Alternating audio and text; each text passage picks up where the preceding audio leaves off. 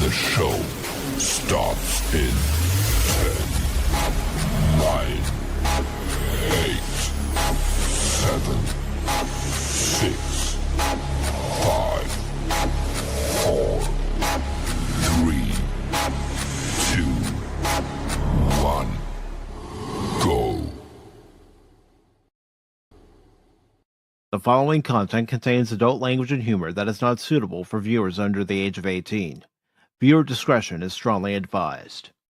The views and opinions expressed during the following video content are those of the individual and may not reflect those of others.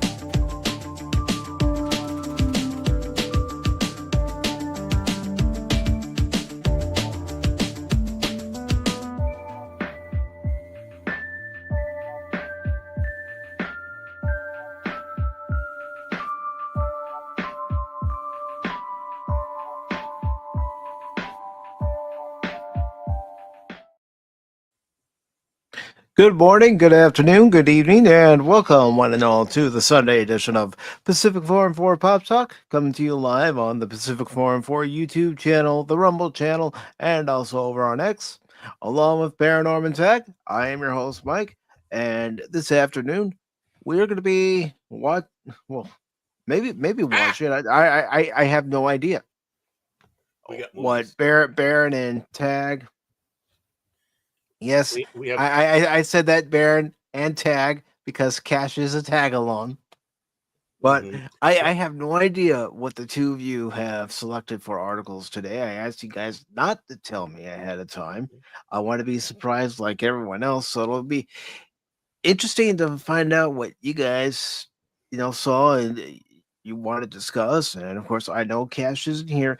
He's helping his father at the gaming convention that he usually goes every Labor Day and also Memorial Day. Yeah, and it's a tabletop gaming convention, so and now he's helping his dad with that. Yep, and him being over there, he's doing this.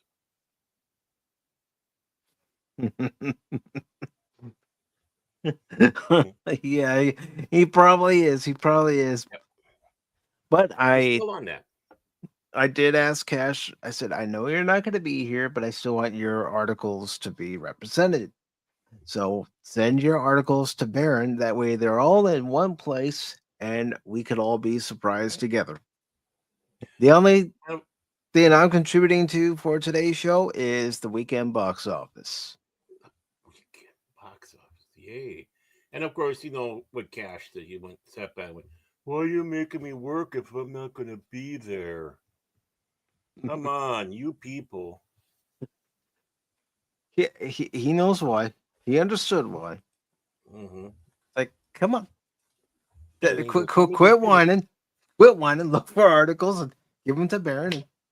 I'm not going to be there, Yes, I know. He did do that once. He did do that once. Yeah, he did. He was whining about it. Like, Cash, you may not be here physically, but I want you to be represented on the show in some way, shape, or form. And then he did this to us. Yeah, he likes to do that a lot because he doesn't understand the power of friendship. Isn't that right, Shane?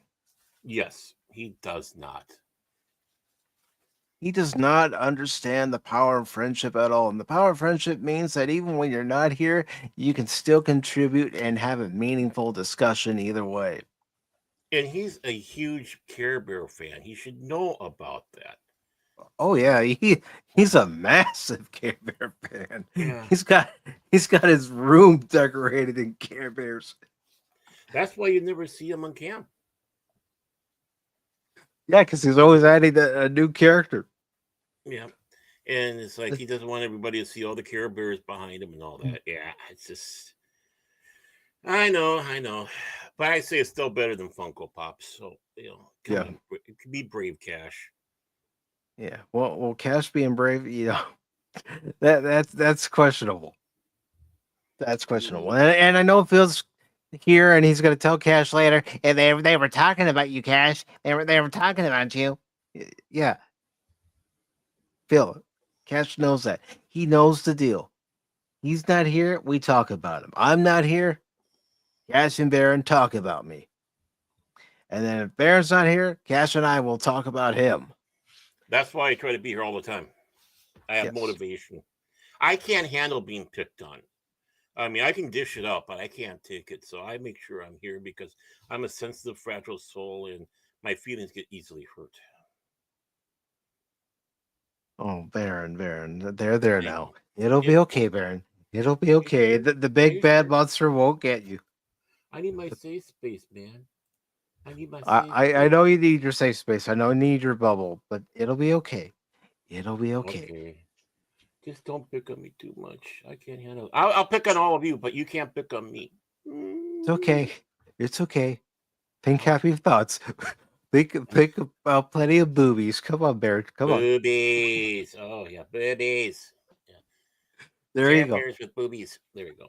Oh God, that's a picture I don't need in my head. And either does Scott Westbrook, who has generously donated a $5 super chat, and that $5 super chat says, "And remember, whenever you get the chance, sacrifice Steven." I wholeheartedly agree with that. Yes, and Steven doesn't agree with that. He hates it when people say, "Okay, we're playing a game. Sacrifice Steven." Because he knows they're serious. Yeah. But Scott, because of your $5 super chat, I want to thank you very much. That was very generous of you, my friend. And I have this for you. All right, put the money in the bag. I'll buy that for $1. I'd like to know who the hell that person was that did that. I mean, I don't know. I really don't feel like that. I mean, you got blood. You got a good point. I don't know. I mean, I found that clip, and it's like, I don't know who this is, but you're going viral, man. Yeah. And Shane says, Care Bears is a share bear. Yeah, that's probably why Cash likes it so much.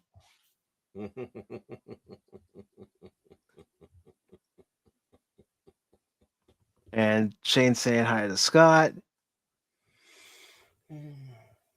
Everybody's. And Wolvie, I'm with you. I don't want to know either. I really don't. Are we sure it's not Wolvie that did that? No, it's not Wolvie, but good morning to you, brother. I hope your weekend's going well, my friend. So, Baron, how's your weekend been? Oh, not too much. Yesterday was an embarrassing day. I slept till noon. I never do that. I think what helped, though, was the fact that Duchess was laying on top of me and suffocated me, and I was passed out, literally. Because she likes to do that. She likes to get in your face, that little dachshund. And when you got a wiener, I mean, those wieners, I tell you, are not that type of wieners, folks. Wiener dog. They can, they're wily things, and she just likes to suffocate people. And I'm her favorite suffocation, a person to suffocate. So it's just amazing. But other than that, yeah, I mean, I can't believe, because, I always talk about the weather because I'm the oldest one here. I'm an old man. I can go and I can get senior discounts in restaurants now. That's how old I am. True. You can. I have to wait a few more years. Yep. So I'm going to run down to Cracker Barrel and get my senior discount and complain about the new logo, which isn't new anymore. everyone was pointing to. I can't remember what it was, what they thought the logo looked like. I think it looked like a yellow Golden Corral logo. It's like they stole from Golden Corral and said, "I know. Let's change it a different color. That way, it doesn't look like we're copying completely." $170 million for that? Yeah, good job. But yeah, I can go that way. But being that I'm an old man, usually this time of year, this is underwear stick to the crack of your ass weather here. I mean, it is hot and it's humid. You walk outside and you drown before you get to your car, type of humidity. But and the reason we why get that of course, here in the East Coast, so I know exactly what you're talking about. oh, I know a lot of people get that. So it's not that I'm going to bemoaning this only us. I'm just doing that because I know a lot of people understand what I'm saying, except for those that live in the desert. Screw you. Just kidding, just kidding. But it's Labor Day weekend. The state fair is going on. Uh, those are the couple of the factors that it always seems like. It's been such beautiful weather. It is 73 degrees and low humidity right now, and it's noon, our time, right? Uh, I wish I was going to the state fair because the entire length, because tomorrow's the last day. The entire time the state fair has been weather like this. I think the highest it got was like 80 degrees. And it's like in the humidity low. It's like this is a dream year. And I'm wasted it. I wasted it. I never even thought about going to fair. It's like, damn, I want to go to the fair now. But that's oh yeah, and the Renaissance Festival is going on. So this is a couple of things. Penn and Teller got their start at the Minnesota Renaissance Festival. They were a warm-up act to a team that was famous for a long time, Puke and Snot, right?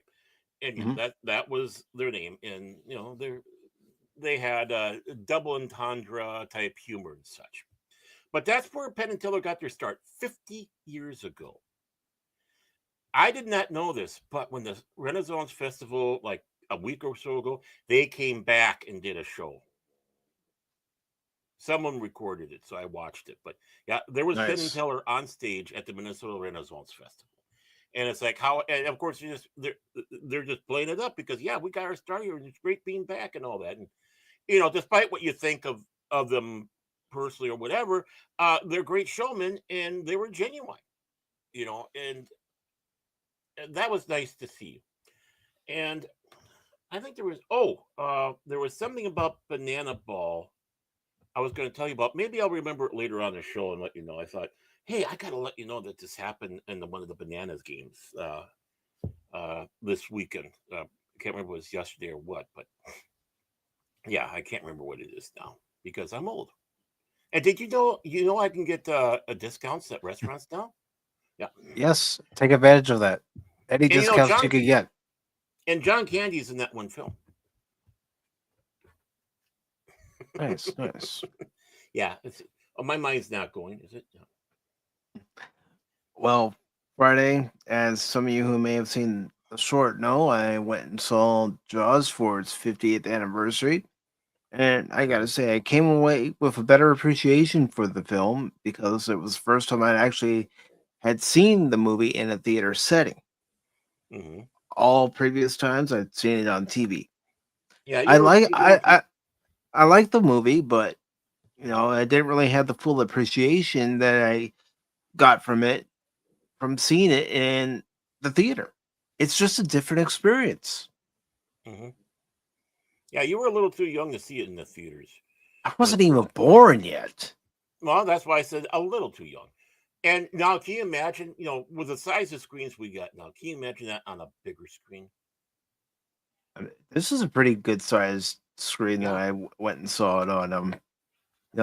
I watched it, of course, a lot of the scenes because you watched it multiple times, but I did forget about one scene. It's when Richard Dreyfuss is in the water and they're looking for the fisherman and they see his boat, but he's not on the boat. So Richard Dreyfuss is in the water. He sees a breach in the hole and then out comes the head. And I did jump. And I looked at my sister. I said, I forgot about that. I hope she laughed at you. She did. She did. But even before the movie, the trailer for the 40th anniversary re-release of Back to the Future. As soon as I heard the first music cue, I just looked at my sister and she said, "You're going, aren't you?" I said, "You damn right." Da, da, da, da, da, da, da. Mhm.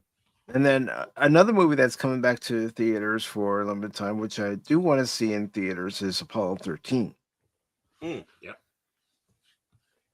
Because on the screen, because our theater over the last couple of years, they've redone everything and they have one auditorium that is able to show 40x movies, 4K quality movies. So Right. seeing the trailer for Back to the Future's re-release and Apollo 13 on that screen, it's like, ooh, that looks good. Yeah, I mean, better than it did when you first see the trailer for the first time for those two movies hmm when they were being advertised. So Yeah, and it's nice that your theater was able to get Bella Ramsey there so they could show the movie on her forehead. That's a pretty big screen. oh gosh, did you hear the latest rumor everybody's running with is that Disney wants Bella Ramsey for either Spider-Man or Star Wars or some Marvel project. Yeah. And it's like, oh, come on. I heard some people say even Rogue. No. No. He's the How last they know? person I could see as Rogue. Maybe she's signed up to do Acolyte too. I mean, that's my sources say. They want her for Acolyte too. No, I mean, in all seriousness, Your sources are cats, Baron. Well, yeah, and cats are pretty good at getting down and getting information. Gotta remember that song. The cat was cool, but he didn't say a mumbling word. Yeah, Cash is in here. He's gotta be at a tabletop gaming convention this weekend, so he's not here. But we're gonna read some of the articles. I mean, do we really want to read some of those articles, Baron? Oh, I think so. But just because you're I late, mean, yeah, these people. yeah, being that you're late, and yes, he was late. I'll play this again. This is Cash this weekend.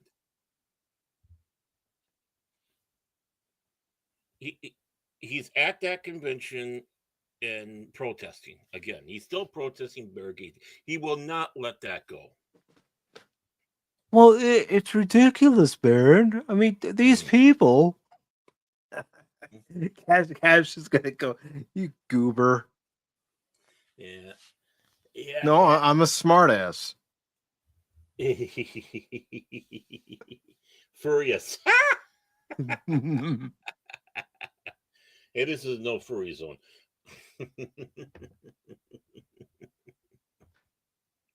They still freak me out. But I do hope everybody who's here in the States has had a great Labor Day weekend.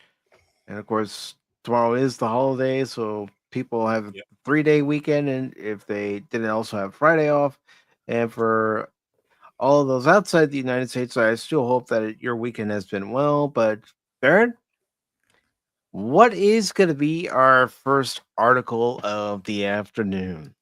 Well, no, I kind of have a double header here, so I'll put. Do you want me to put it in the private chat for you? Yeah, put the link in the private chat, and then I will do what I usually do by putting it into the chat for everybody else. And so this is a double header. So I'm gonna kind of a double header. I found, and I didn't read it necessarily, but I did.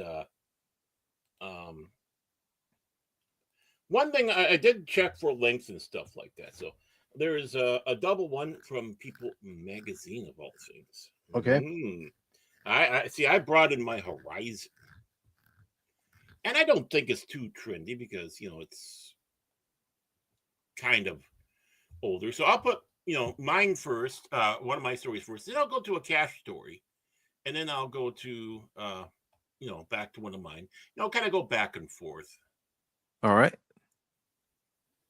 So I'm just copying the link and posting it for me. I'm going to go ahead and copy that other link and get that on standby as well. So Hmm.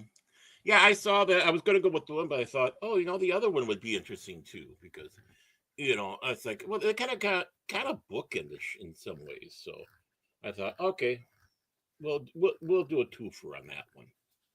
It's not like we haven't done that before. no. We've had stories before where one's connected to the other, and I see with the two stories here, and I'll show everybody else here in just a bit that they decided to go with the same picture in both Hmm. stories. Yep.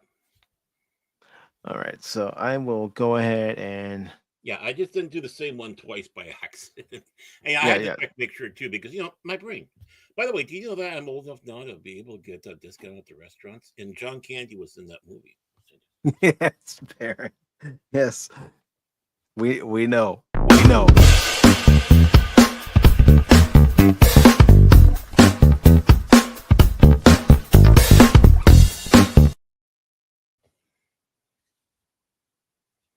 Not signing up, people. Yeah, but I made sure that we didn't have to, do anything else. At least it didn't go Subscribe through. or pay. Right.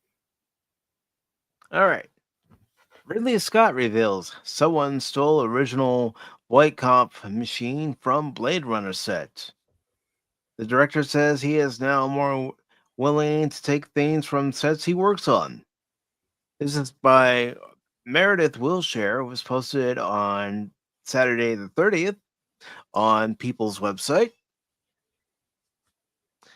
And it goes on to say props go missing from sets all the time. And although he never used to take things, director and filmmaker Ridley Scott says he has since changed his tune after realizing how valuable they could be. In a conversation with The Guardian, Scott, 87, revealed that he's never been able to take the White Comp test from the Blade Runner himself because some bastard stole it from the set. When it appears on the market, I'm going to go after them like a rat up a drain pipe, Scott told the outlet. And he's still feisty at 87. Yeah. The White Cop is a polygraph like machine test used in the movie as a way to distinguish replicants, bioengineered humanoids from humans based on their emotional responses to questions. The fictional tool measures things like heart rate, eye movement, and respiration in response to empathy driven questions. Since Scott missed his window to own the prop, he shared that he's now more willing to take things from sets. I never used to take things. I'd think, I'm done, move on, he said. Now I realize I should, because they go into storerooms and get lost forever. He says, I get permission to take things and put spacesuits from movies in my vineyard in France. I've got a spacesuit from The Martian. I've got an original spacesuit from Alien. Can you imagine what that's worth? Two from Prometheus. He shared that everything he's kept is stored in his barrel room, which is the perfect place for a museum. Mm. Blade Runner was released in 1982 and starred Harrison Ford, Rutger Hauer, Sean Young, Edward James Olmos, and Daryl Hannah. We should do a watch party on Blade Runner. Yeah. Then we have to decide which one. Well, I do have a copy of it. It's a director's cut. You got. Yeah, I got the 5 disc one where they have all the different. It says earlier this year in a retrospective interview for GQ magazine, Scott said he had to convince those funding his film that Ford was a good choice as the leading man. At the time of Blade Runner's casting, Scott said Ford was not yet a star despite portraying Han Solo in 1977 Star Wars and Indiana Jones in Raiders of the Lost Ark in 1981. He had just finished flying the Millennium Falcon in Star Wars. The director told the outlet, I remember my financiers saying, who the F is Harrison Ford? And I said, you're going to find out. So Harry Became My Leading Man. Blade Runner is now available to rent on Amazon Prime Video, or if you're like some of us, you still have the physical disc. Mm-hmm. And I think I even got the VHS somewhere. Yeah. Nothing wrong with that, man. No.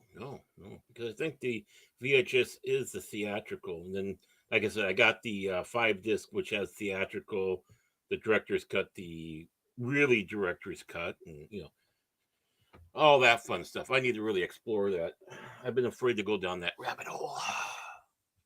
But I have used it and watched the films, but just afraid to go down the rabbit hole. Mhm.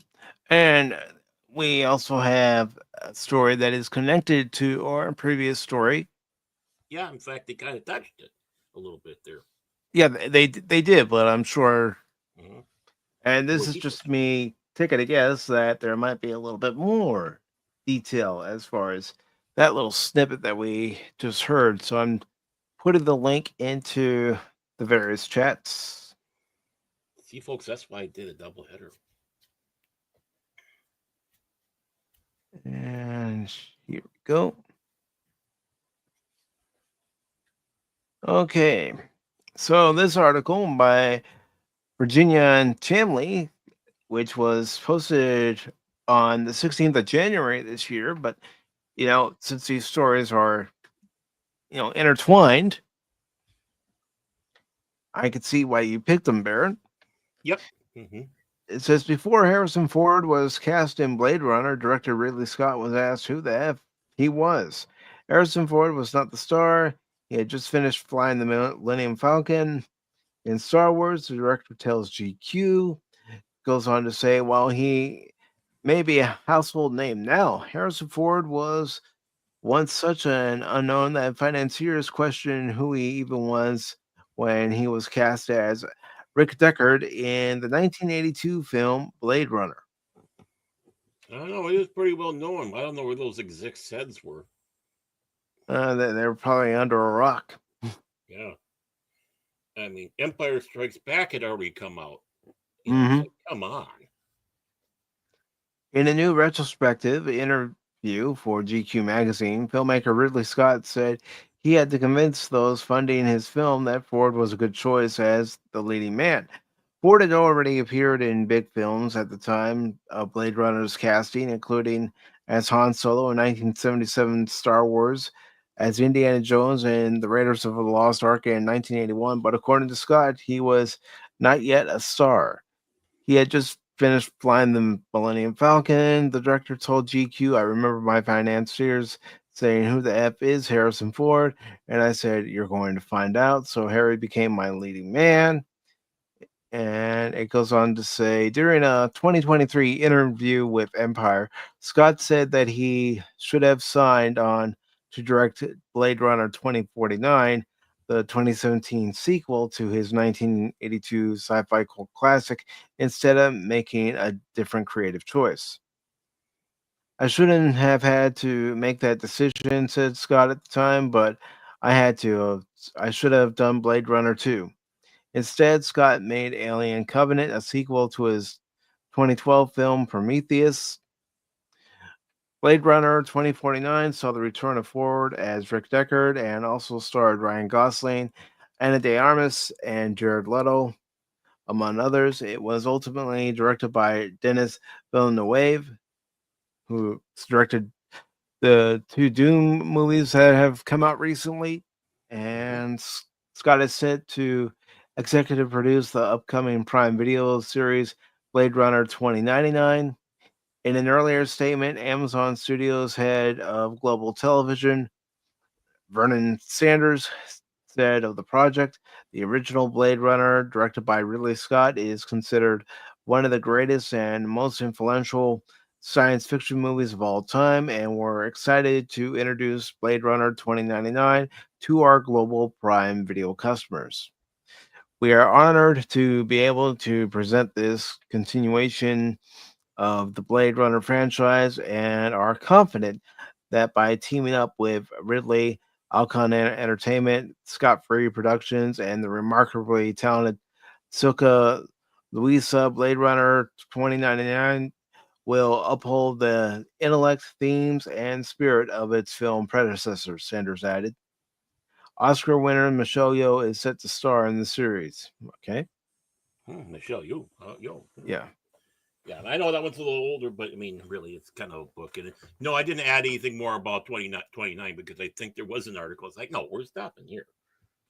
Yeah. We could have made this a Blade Runner episode. Well, we could have, and I would have been fine with it, Baron, because I did ask you and Baron to pick the articles. So You mean Cash? I did say Cash. No, you said Baron. I said Cash and Baron. Oh, I'm referring to you in the third person. Ah, okay. Like the royal we. Okay. Yeah. And I'm also talking to the audience too, just letting everybody know that I asked that you guys select the articles, so I have to be prepared for any article that may come.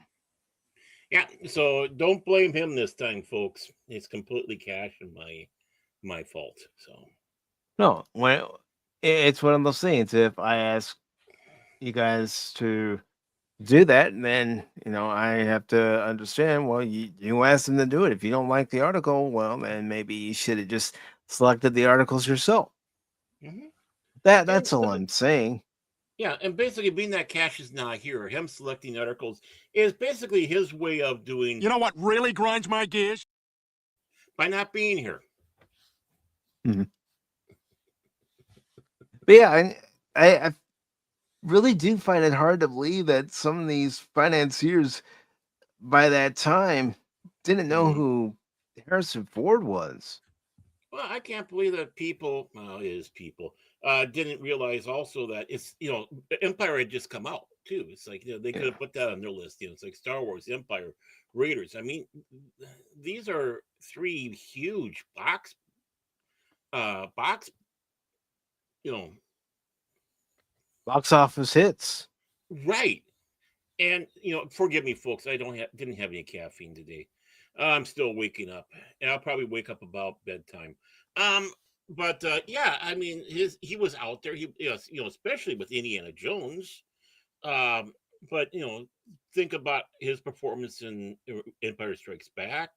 What happened to the character. There's got to be, he was out there. People knew who Harrison Ford was. I think people were taking more of a like to Harrison Ford than Mark Hamill. Oh, sorry, Mark Hammer. I won't see it. I mean, let's face it. Of the three, Carrie Fisher, Mark Hamill, and Harrison Ford became the bigger star. Yeah. Huge.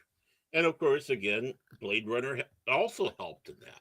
Mm-hmm. So, I mean, his three biggest roles, really, arguably, his three biggest roles, the three roles that people will always remember him by, two he hated and one he loved. He hates Han Solo. He hates Rick Deckard, but he loves Indiana Jones. Yep. He was criticizing the detective work of Rick Deckard, right? It's like, yeah, he just goes in there, does this augmented and blah blah. He's not really doing any work. Yeah, what about your role as an archaeologist? Yeah, that's right on top of there. I don't know. He was doing too much geef. Always does. Always did. It's either that or crashing his plane. Yeah.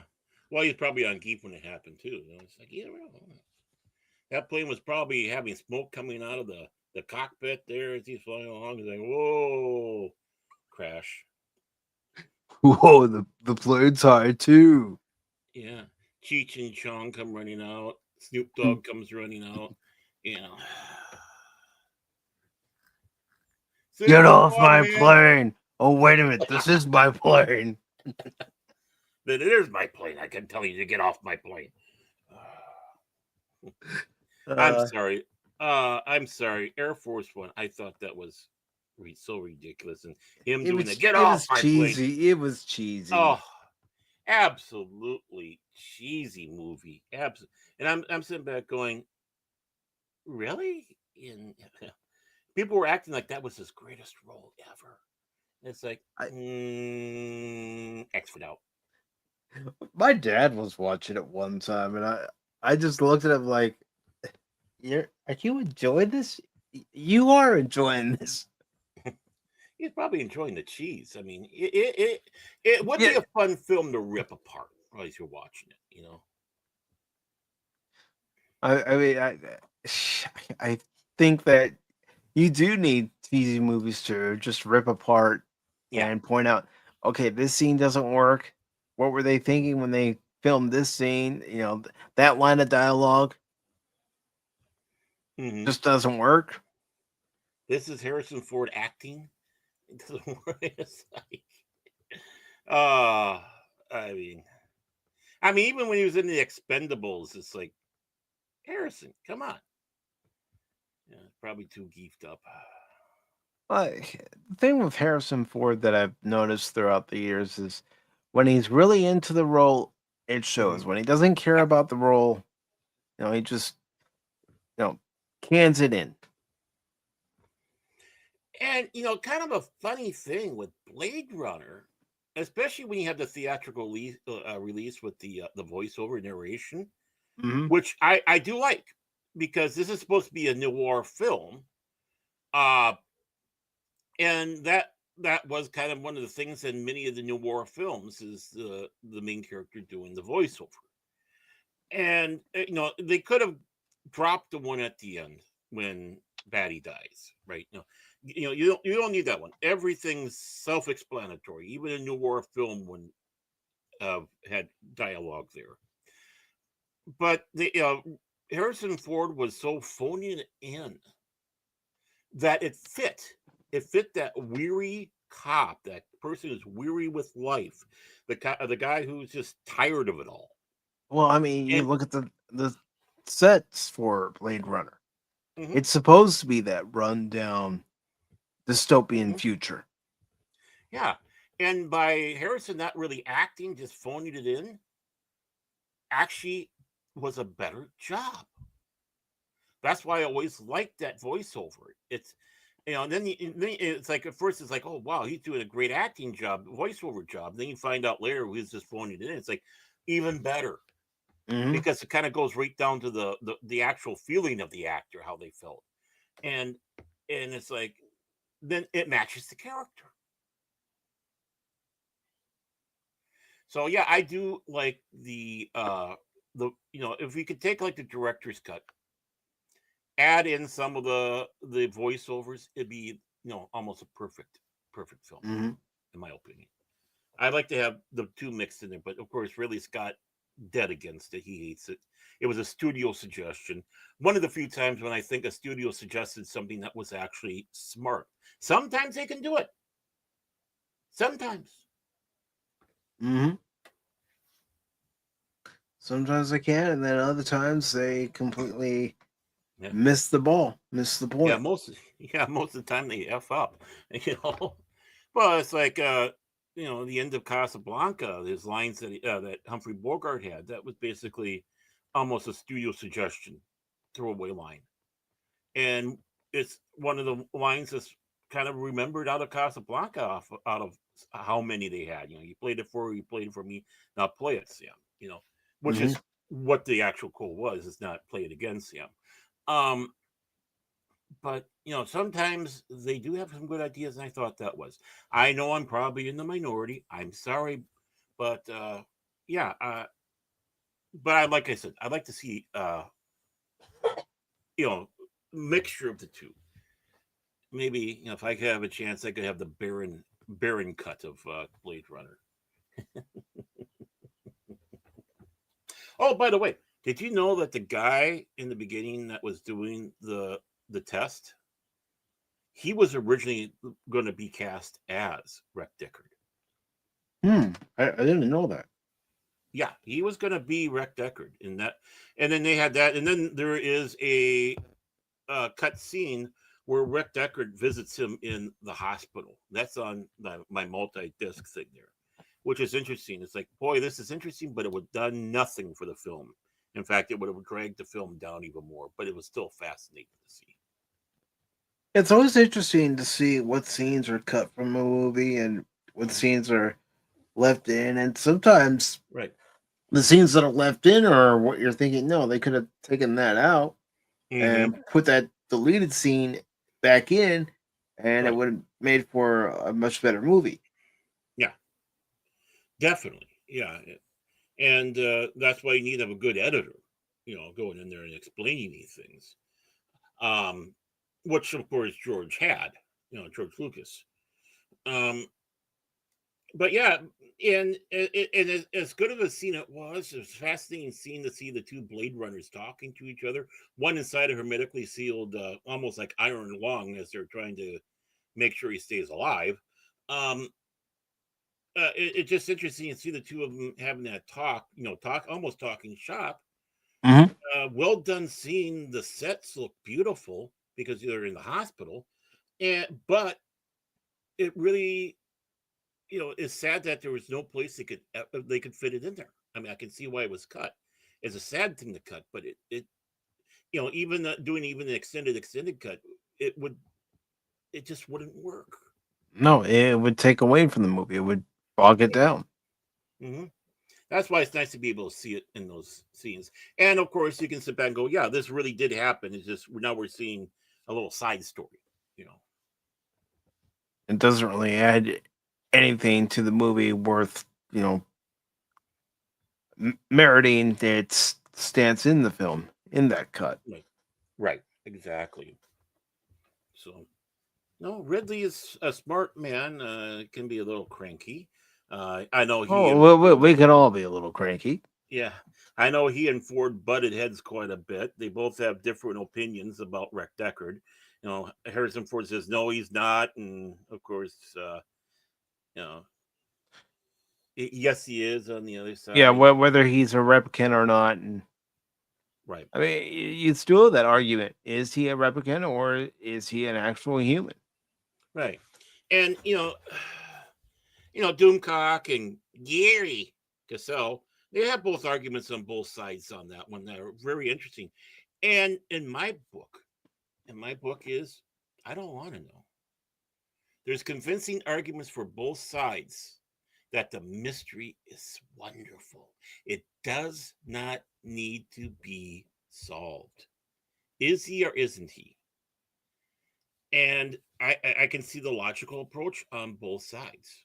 And Mm-hmm. and that's what makes films like this so great. I mean, I know, you know, I know it was deemed yes, he is a replica, even though again Ford saying no, it's not.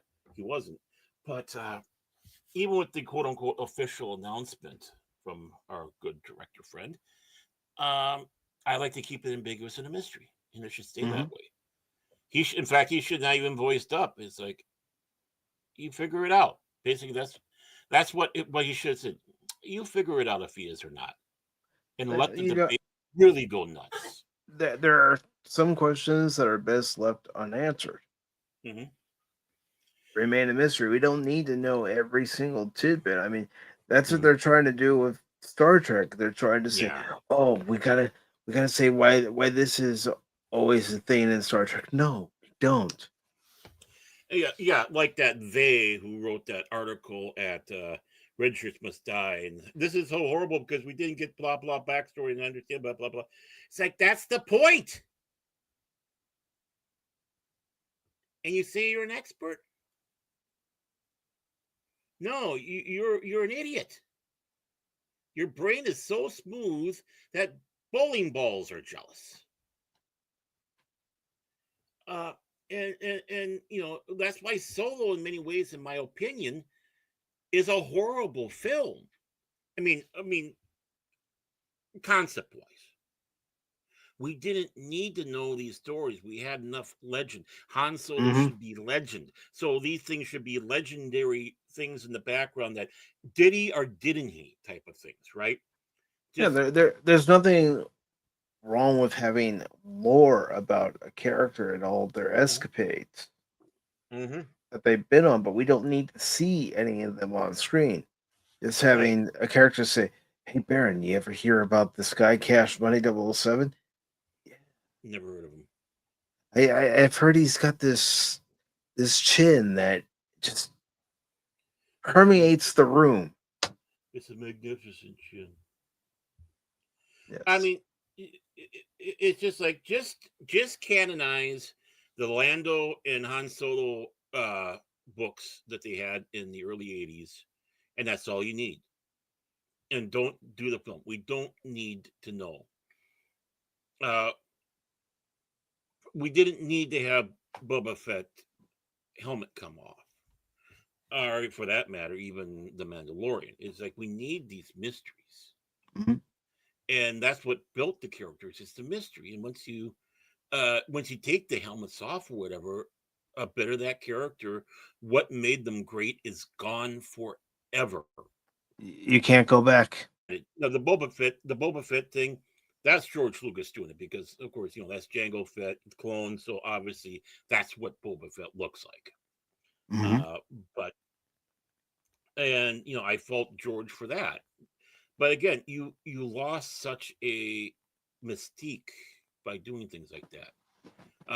When you look at the Good, the Bad, and the Ugly, Blondie, Clint Eastwood's character, we don't even know his real name. No, we don't, and we don't need to. Yeah, we don't know anything about the guy, except that he was involved in scamming people. I mean, with you could even say that about Outlaw Josie Wells. We don't know a lot about him. No, we know what he did. Mm-hmm.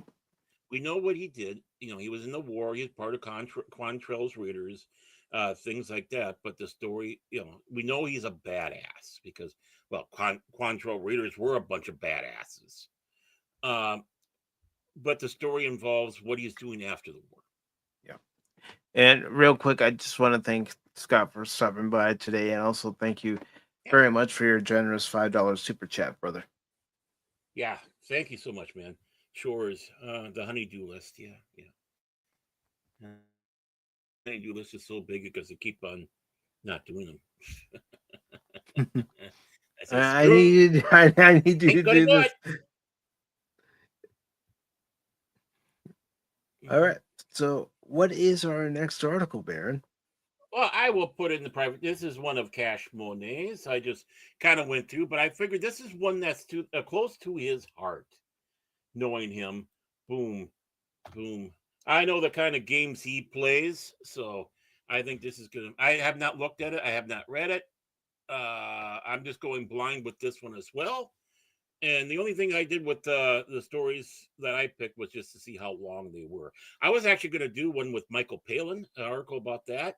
I thought, oh, this looks interesting, but that sucker was so long. It's like, no, I'm only the only reason why I'm not picking you is because it's like reading a novella. I would love to have though. Yeah. Still reading the article, chapter 15. Yeah, just about. I mean, it's about his traveling around 80 days around the world and stuff like that, and some of the stuff that he was involved with doing shows and mishaps, stuff like that. And it's like, oh, this thing about this Monty Python, who is a doctor, by the way, and doing all this stuff at his age, in his 80s. It's like, oh, but yeah, I mean, we could do just one episode on him, on that article, but it's fascinating. Well, I could tell by this headline that this article looks to be quite interesting. Well, yeah, like I said, near and dear to Cash's heart. Probably one of the reasons why he goes down to Fullerton, California all the time. So, just saying. Let's see what Cash had lined up for us.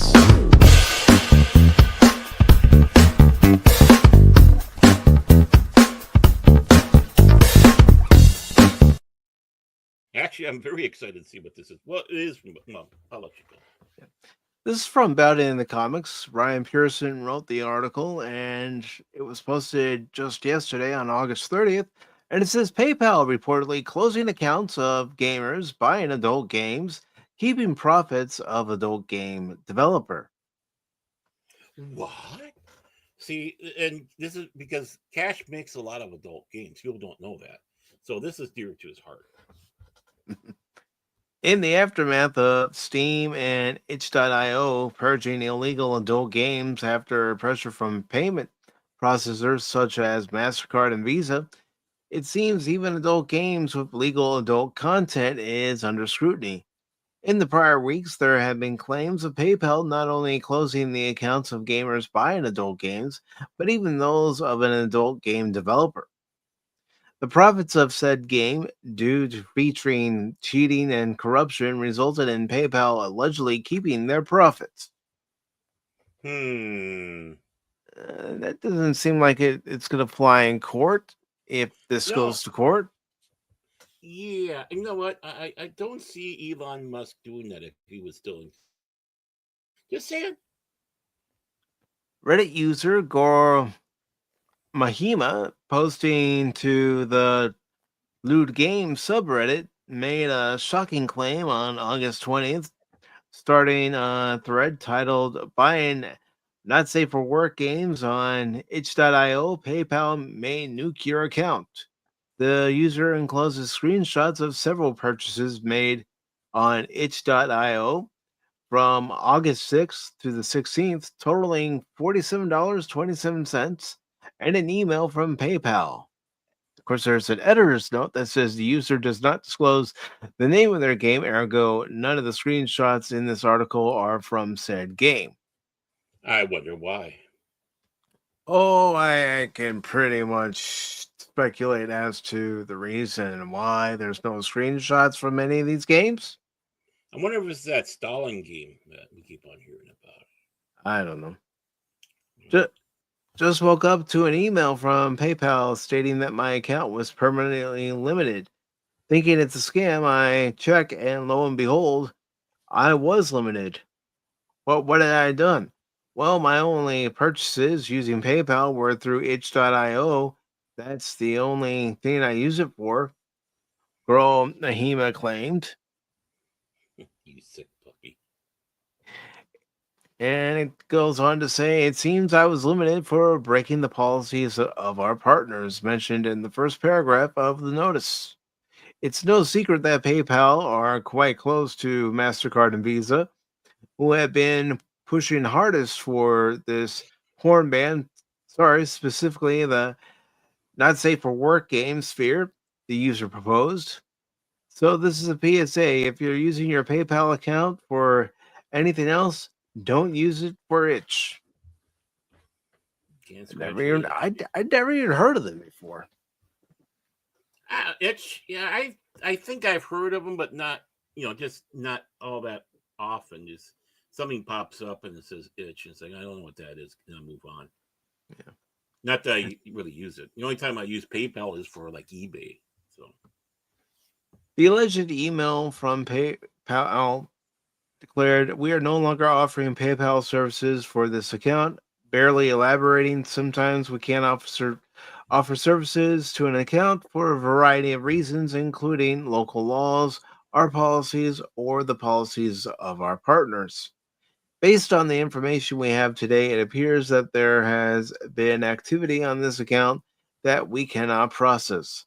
The email emphasized Goro Mahima could withdraw any funds remaining.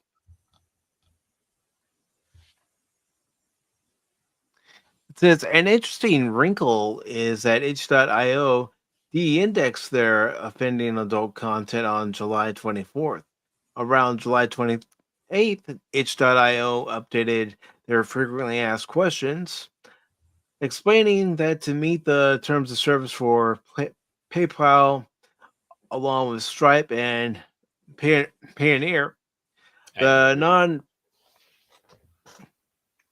non-exhaustive list of forbidden content. This included the likes of sexual content featuring a lack of consent, underage characters, and the like. Several possibilities arise over the adult games Goro Mahima bought. In August, one or more were against itch.io's terms of service, somehow avoiding bans even if their content wasn't on their non-exhaustive list. PayPal refused service due to an older purchase that featured forbidden content, or PayPal refused service for buying games, even within their terms of service. Okay, what game is he trying to get if those Yeah, three things are on the list? yeah, that's what it piques my curiosity. Well, dude, what exactly were you buying? And you know, Mhm. if it's that bad, where you have these three services say absolutely not, that But yeah, but then again, they could be just going draconian. It's like anything that's got, whatever, forget about it. It's like, yeah, okay, we no don't exception. want to mess around with it. Yeah. Mid-August saw some gamers unable to buy games on Steam via PayPal. Reddit user G123 shared a message that appeared when attempting to add funds to their Steam account, noting PayPal use on Steam is currently unavailable in my currency. Why? In early July 2025, PayPal notified Valve that they're acquiring bank for payment transactions in certain currencies, was immediately terminating processing of any transactions related to Steam. This affects Steam purchases using PayPal in currencies other than the Euro, Canadian, German, Japan, I think Australia, and of course US dollars. I think that's the Great British Pound. What G, GB, GBP. I think that's Great Britain I Pound. I I, I, I think it is, but because I wasn't sure, I didn't want to. Yeah. Not the Valve, Deutsche. yeah, Valve insisted they hope they could offer PayPal in those currencies in the future, but the timeline is uncertain. They stated they were also evaluating additional payment methods for those affected. Valve confirmed with rock, paper, shotgun. Oh, that's a way to win a match of rock, paper, scissors. Wow. Rock, paper. I got a shotgun. Okay, you win. Yeah, that's kind of draconian. Yeah. That one of PayPal's acquiring banks pulling support is regarding content on Steam related to what we've previously commented on surrounding MasterCard. This may explain that one adult game developer happened to them despite being based in the UK. It just makes you wonder what content is exactly in these games that these companies are going, oh no, no way, no way, no how.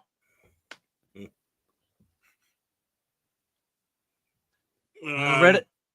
Uh, Beargate stuff. Uh, Yeah, but Loli, Baron, that Loli. they allowed Baldur's Gate 3 to be purchased by people. Yeah, but these games, yeah, I know, but these games that we have there, they have that type of stuff as well as Lolitas, as well as family love. I really love you, Mom. Well, of course, like you were saying, forced love, sleep love. I mean, I suppose a lot of that stuff is the stuff that strikes the nerve. Um, Honestly, so and why shouldn't it be? Especially when it comes around to the Bear Gate, the Lolita, and the force/sleep. Because either way, that is taken advantage of in one fashion or another, unless you have consensual, like Mm-hmm. husband and wife type stuff with the sleep stuff. Um, so yeah, I can see why they wouldn't want to have their money used in that. But again, you brought up that excellent question. Then why is Baldur's Gate out there? Mm-hmm. I mean And that don't that tell me game as it's specifically not has an option where you could make love to somebody who's turned into a bear. right. And that's probably what they say. Well, it's really a person that changed into, but it's still a bear. Yeah, Okay. And I don't know why it's still anybody, bestiality. yeah, I don't understand why anybody, except for the women that say they'd rather be in the woods with a bear than with a man. Okay, I can see them being excited about it, but why? So, And in these regards, it should not be. Mhm. Barricade should be not available. They should ban that game too if they're going this Yeah. extreme with these other games. Right. Ban it, and unless they take until they take the entire thing out. It's not even an option. Sure, let someone make a mod for it later on. That's on them. But get it out of the game. It should never have Mhm. been there. It destroyed, basically, in my opinion, it destroyed what is a good game. I would actually think about playing this game if it wasn't for the fact that that is an option there. There's a time when you got to draw a line in the sand. I'm not going after people who do play Baldur's Gate 3. Don't get me wrong. Only if you're doing it because you want that, the bear stuff. But it is a good game. People play it for the game and stay out of that. They don't want it. We're told constantly, oh, it's an option. Okay, good. Well, please don't choose that option. But I myself, because you have the option, not going to do it. It's like, well, there's this part here where the main character makes themselves really younger. You can have Lolita stuff, but it's still an adult character, so therefore it's okay, right? It's like, hell no. No Same thing. exceptions. I guess I'm more pragmatic that way. I don't know. In this article, it says Reddit user Fit Commercial 5681 turned to Legal Advice UK for help on August 25th.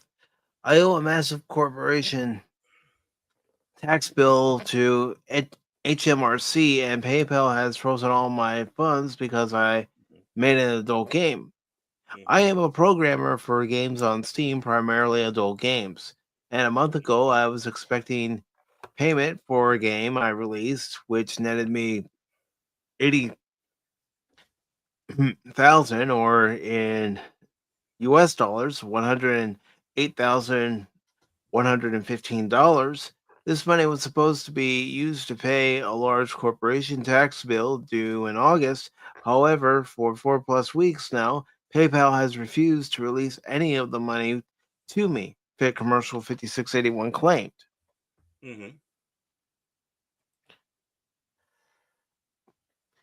As the developer continued, they interviewed me and asked where it came from. I said it came from programming work I did for video games. They asked me where the games were sold. I said Steam. Then they asked me what specific game it was and demanded I link the store page. I linked the store page, and when they realized it was an adult game, they refused to release my money. They have also not refunded it to the lead developer either. I've raised complaints that have gone nowhere. I've been told that I violated PayPal's terms of service. Goes on to say, bear in mind, PayPal is very far removed from the actual sales of the game. The commercial 5681 justified. Steam pays lead developer takes money into his corporation sends its share of the profits to my corporation's PayPal. I withdraw from PayPal and into my business bank account. The user then insisted the game we developed is perfectly legal. It doesn't contain any genres that violate UK laws. It's about cheating in relationships. Basically, is it legal for PayPal to interfere and restrict legal business activity this way? I wonder if there's an answer. I hope so. Speaking to other users, Fit Commercial 5681 revealed to have already been debanked along with the lead developer by 3 high street banks and other banking apps before turning to PayPal. In addition, PayPal had allegedly refused to pay the lead developer, with the latter also revealed to not having the money for a lawyer. Interesting. In reply to another user asking what terms PayPal said he broke, the commercial 5681 quoted, "You may not use the PayPal service for activities that relate to transactions involving certain sexually oriented materials or services." Okay. All right. The developer also elaborated. PayPal are arguing that the genre we created, cheating and corruption, are against their acceptable use policy.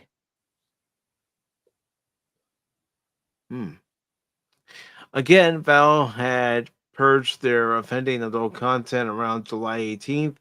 If the developer's content was illegal under UK law, like the content purged by Valve, then PayPal would likely have notified the authorities. There have been prior unconfirmed claims of PayPal keeping money when closing accounts for violating policies, and PayPal previously established terms stipulating that spreading misinformation could get you a $2,500 fine for damages. To give credit, there is a chance that the corruption kink, denigration of sexual morals, was implemented in a way that violated PayPal's terms, or even the cheating element. Nonetheless, it's hard to imagine what content could be legal in the UK yet against PayPal's terms. See, that's the thing we don't know. Right. And what about Japan? Mm-hmm. Goes on to say, true to fit commercial 5681's word, PayPal's UK acceptable use policy prohibited activities include certain sexually oriented materials or services, while mature audience content requires approval. The U.S. acceptable use policy, as Valve is a U.S. company, is identical in this regard. Okay. Yet, under the U.S. Help Center, what is PayPal's policy on transactions that involve sexually oriented goods and services category, not present in its UK counterpart? PayPal lays down further stipulations for account holders. The payment platform specifies that account holders are neither allowed to or nor sell sexually oriented digital goods or content delivered through a digital medium. Examples of digital goods include downloadable pictures or videos and website subscriptions, sexually oriented goods or services that involve or appear to involve minors, and services whose purpose is to facilitate meetings for sexually oriented activities. So I mean, in a way, Barrett, and I could be wrong on this, but in a way, they're trying to, look out for those who might be child predators. Mm-hmm. You would hope, yeah. Unlike Roblox. Mm-hmm. But it seems kind of a little bit too wide. Again, a bit draconian. Mm-hmm. I mean, now I fired up Steam here while we were all talking about it, and I looked up a game that I know of because when a certain troll was talking about, the Stalin and the other person game, I went searching. It's like I didn't believe that those games were on Steam. Huh? Lo and behold, they were. Several of them, types of them, and there's a game. I'm not going to say any names of any games, but going around, it's like, okay, what are some of these? Of course, they have their little dime bag ones, right? The ones where you get FREE with the hopes of you paying to keep going with it, and such like that. And there's one on there. Basically, the whole thing is family love, right? Mm-hmm. I mean, that's not the main theme. The theme is something else, but basically, it's family love. It's like I love you, mom. I love you, grandma. I love you, sister. Stuff like that, or half sister. It doesn't matter. No steps involved, and it's still there. I see it on. I still see it on the Steam there. Why is that still there? If that's the case. Mm-hmm. I mean, if you're gonna stop the sale of other adult games, why don't you go after these other ones that you still have listed? Mm-hmm. Right. They're there. So. But DJ brings up a good point. Hmm. Broad terminology so they can move the goalpost. Oh, he's absolutely right. But it's hard to play the game then. Mm-hmm. Why should we play the game? And I can see why Cash is upset because it's interfering with his game making process. So, you know, harem games. You know, people love the harem games. It looks like. There's a pirate site out there that has these games on there, and you look through the descriptions on them, and it's furries. You do have it where they sit back and say you love your dog or you love your horse. Oh god. Yeah, I know. It's like you got to be effing kidding me. Of course, the Lolita ones.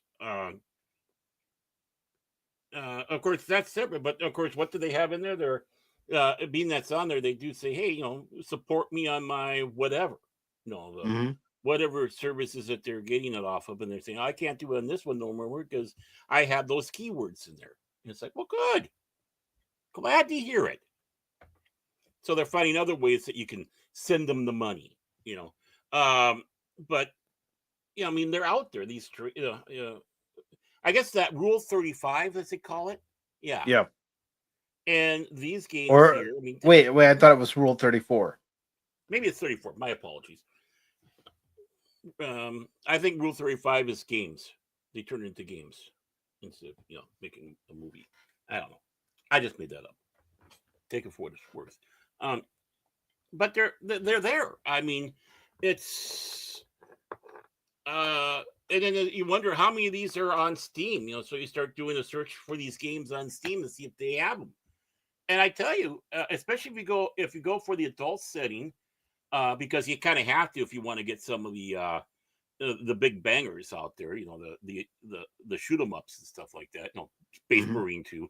Are you over the age of 21? Yeah, I like to see blood and gore. Yeah, every time a game that's rated M comes out, like the remaster of Metal Gear Solid, for example, you have to put in your age verification. Right. They're old enough to see the content, even though there's not much to show. It's because the game's rated M. They automatically put it behind a wall. So yeah, so go into the free games section, our visual novel section, making sure that you have that click that you can see, and you'll see them all. I'm not going to say any names of any of the games, but if you wish to do the rabbit hole test, go ahead, do the rabbit hole test. I'm not telling you should, but I'm just saying if you're curious. I was curious. And lo and behold, what did we find? Whoo, boy. I mean, there's some of the silliest stuff out there. Thank God they have like mixed ratings. I'm just scrolling over. It's like, yep, mixed. So at least they're not getting these big fans. I was gonna say, at least we know that those games suck too. Yeah, exactly.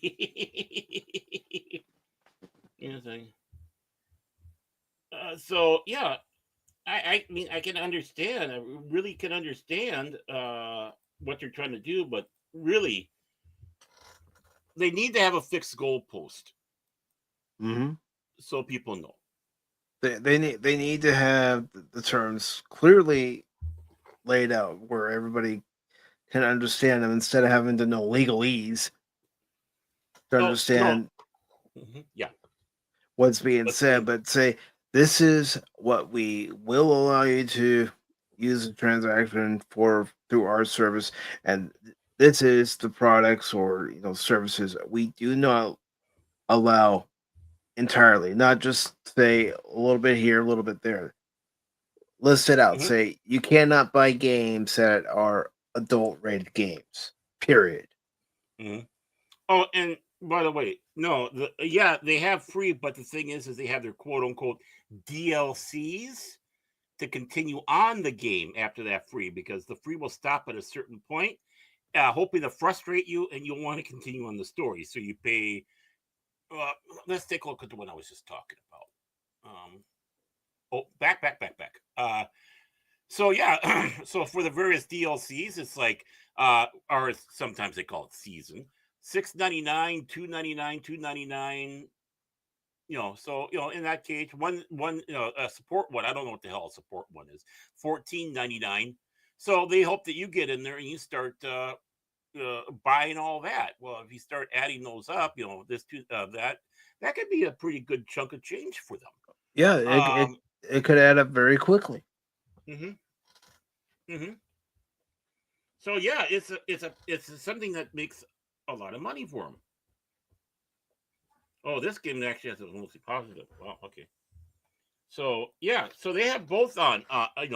It starts with the free with a lot of them, and it goes right that, or you have to pay right off the bat. It all depends on how they want to approach it. But yeah, and this is Steam. Mm-hmm. This is Steam. So I don't know if they got animal loving stuff on there, but don't look. I'm not. That's why I don't know. I don't care to know. I don't need to know, to be honest with you. Part of me wants to know because I want to know how much they're being duplicitous in this. That's all. But I'm not going to look.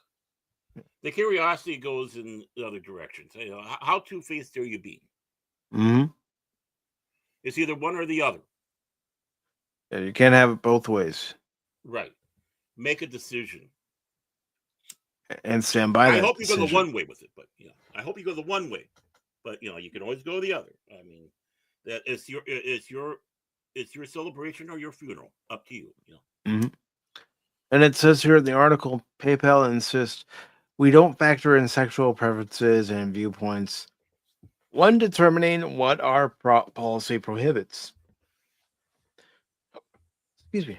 Regulations or restrictions placed on the purchase or sale of a product, the product's classification by a recognized ratings board, whether the product describes or depicts sexual content in a patently offensive way, the dominant theme of the product material or website, the literary, artistic, political, or scientific value of the product, potential medicinal or educational uses for the product's impact on the safety of our customers, are consideration PayPal takes when deciding the sort of sexually oriented goods and services they allow.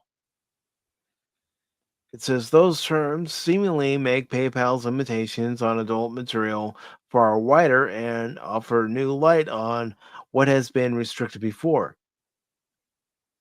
Patently offensive content can differ between cultures, but literally, artistic, political, or scientific value is hard to argue. Many games on digital stores have no ratings, especially in the case of indies. Though by bypassing that costly process, said games would still need to meet the terms of Steam and the like, along with being honest about their content. This may also explain why VTuber Milky Ways had their PayPal closed, shared on X on August 27th due to their 18 plus Patreon. I mean, if it has sexual content that shouldn't be on there, then these companies aren't going to support it. Right. They're going to say, no, you're on your own. Find another way. Well, and the thing is, you're wrong. These unelected money processors are private corporations. If they do not want to have these on their, on that, be part of that, They have every right to it, whether you agree or not agree with it. No, that's one of the blessings and curses of living in a society like we have. Last thing they want to do is have a gun put to their head, figuratively YouTube, and told, yes, you have to make sure that this stuff goes to this elite animal love stuff. Mm-hmm. You have to do this to forced love stuff. And especially if it's in violation of laws, right? So, yeah, when you have a private corporation, that's where you can start getting into a murky area, except for one thing. They have that right as well. No, I don't think it's a fascist reach around. How would you like to be forced to have to pay for something like that yourself, right? You as a private individual. This isn't a government entity, so how can it be fascist? True. I mean, you go into a restaurant that's privately owned or a privately owned business, they can refuse service if they so choose. Right. Exactly. No, I do not agree with the fascism of canceling things you don't like without the consequences. The thing is there is consequences that happen to it. Right? People start going to other places and finding things, or new stuff start coming up. I am not agreeing with canceling things. But I also don't agree that somebody has to be forced to have that. And there are laws to protect from discrimination, but do you honestly, one of the things is not animal love. That's illegal. Mm-hmm. Lolita, Bestiality is illegal. right? Incest, in the most part, is illegal. That's why all the porn hubs and all they have step mother, step daughter, step sister, because they can't go with the other. Because why? Laws, real laws. And there's always going to be a companies, a business can limit to who they serve to. They can. And you know what? They can suffer for it too. Mm-hmm. People can opt not to go there no more, which they have. It's not the matter of supporting that. That is not fascism. Fascism is when you sit back and let the government come in and do it. They're the ones that are saying, okay, you're going to jail because, bah. Especially if it's outside of what the law is, the existing law.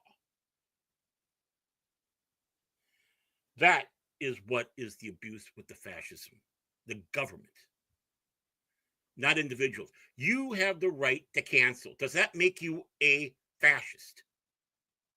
You have the right not to do that. Does that make you a fascist? You have the right not to have this in your home. Does that make you a fascist? No. And a company should not be forced to sell something that is repugnant to them. Like the shirts that I saw in Las Vegas that they have for kids, that say it ain't gonna lick itself. If I had a store, I wouldn't want that. No. But am I a fascist now? No. A business can. When you have for discrimination, when you talk about the discrimination law, you're not discriminating against blacks, Asians, people of religious affiliations, things like that. It's like the sitting in the cafeteria, in the dining counter, where the blacks had down in the South, saying that you cannot keep me as a black man coming in here because I am a human being. That is what we look at.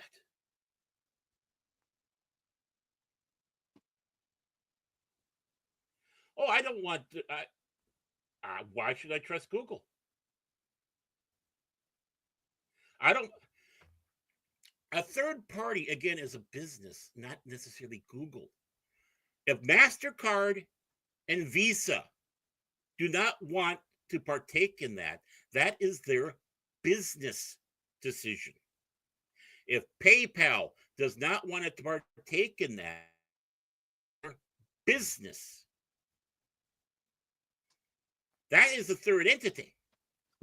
Because you got to look at it from a business standpoint. They don't want it to reflect badly upon them. But there's Or still allowance. other ways that you can buy it. That's getting into a different area. No, it's not fascism. It's a monopoly. And a monopoly needs to be broke because they have too much power in the business area. And it's not proper capitalism. But it's not fascism. Again, fascism is government. Fascist was the Italian Socialist Party. Just like you had the National Socialist German Workers' Party in Germany. I mean, well, let me ask you all this, because you have to have a membership for Costco in order to shop there. You have to have a membership for Sam's Club in order to shop there. Is that fascist?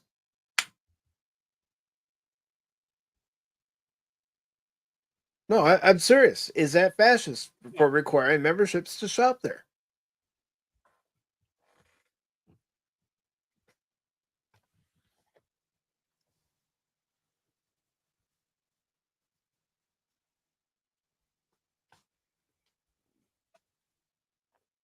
Just got an Amber Alert. That's why the buzzing there. Some 6-year-old got kidnapped here.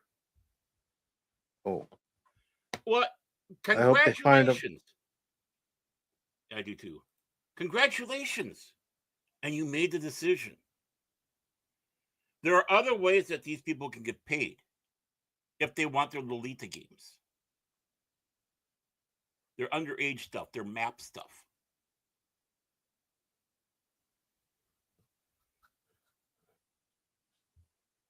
How is it completely out of context, Shane? Yeah. Those businesses can decide who can and who can't. In this case, Costco become a member. Mm-hmm.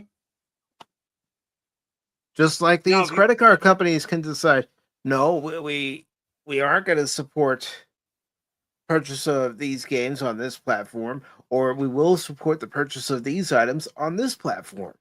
Right. Fascist is a word that gets thrown around way too fucking much. It really is. And it needs to be brought back to exactly what fascist means. It's a government entity that's socialist that wants control. Government. It's like that guy running for New York mayor. Because of what you hear him sit back and say that he wants to force through as the mayor, that's fascism. Why? Because it's government. He's going in and forcing by the gun to people's heads. And that's another difference to it. These companies are not putting a gun to your head saying this. No. And you have other options to do it. But the government has a gun they can put to your head. That's not a reach around. The government can throw you in a jail, in prison. Mm-hmm.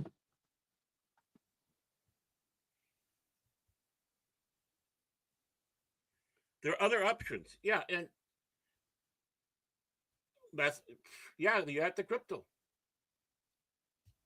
I'm not ignorant.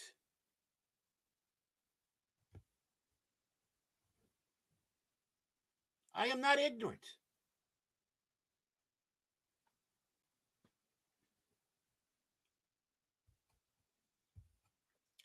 There's a lot of problems within the credit card companies. I admit that.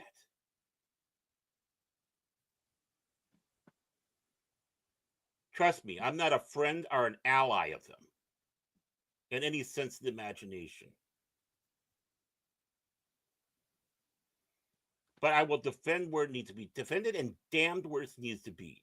And there's a lot of damning you can do with the credit card companies. There's a lot of damning you can do with PayPal. There's a lot of damning you can do with all these others. And they are. There's a lot of damning you can do with any banking financial facility. And there's a lot of damning I can do with Steam because, like I said, if that's the case, what I'm looking at the screen right now, why do you have this game?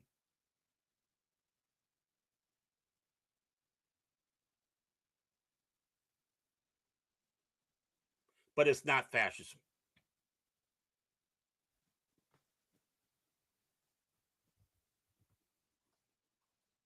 I'm not crying. I'm making a point. There's nothing about a cry about it. And it doesn't necessarily mean I like it or agree with it. You don't have to Not like crying. it or agree with it. You do have to understand what these companies will and will not support. Right. The thing is we have to be careful on this. It can turn into a slippery slope. We don't want that. And yes, we have seen that.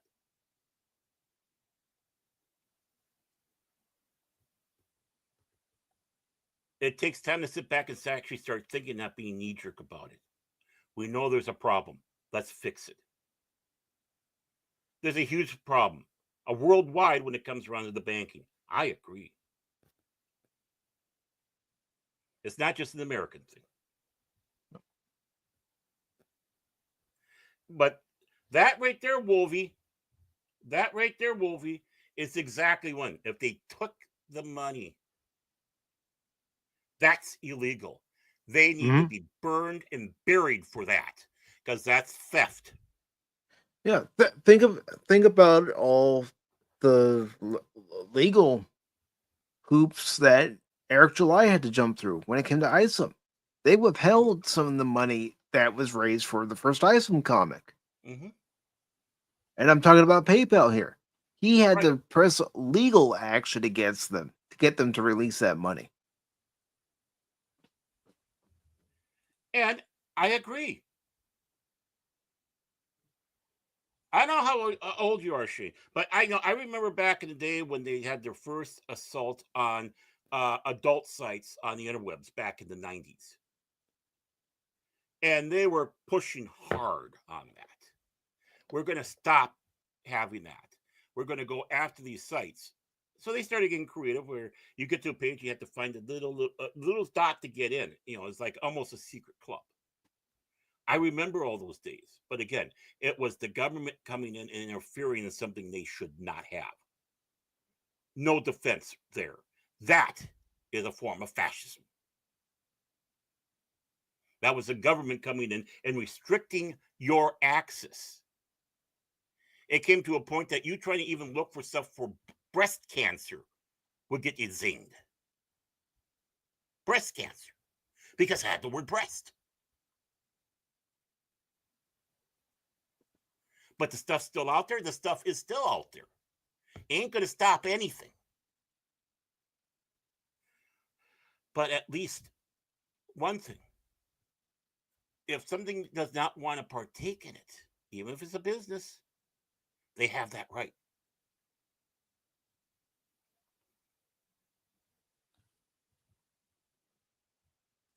What false equivalence? What's so false about that? Pointing out what a true fascist act it was against adult stuff. I gave a completely perfectly example of how it was attempted before. We need to know our history.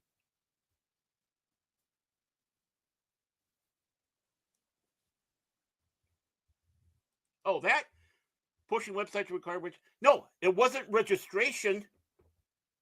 You're wrong. It had nothing to do with registration. They were trying to stamp it out completely. No registration. You're talking about the early days of the internet when things were wild. And they were trying to get in there. They weren't trying to have the registration stuff. They were trying to annihilate it. So no, that right there, it does not settle that. This was the government trying to tear them down. And they were coming close to wanting to do basically arrests for it. I lived it.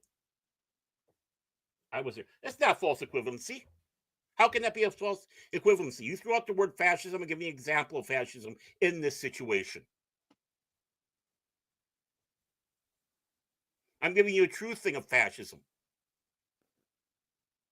And it is equivalent to it because it's in the same field. It's in the same thing. This is all part of it. It's about adult stuff. We're talking about sex, nudes, stuff like that. Whether it's a game, an image, a movie.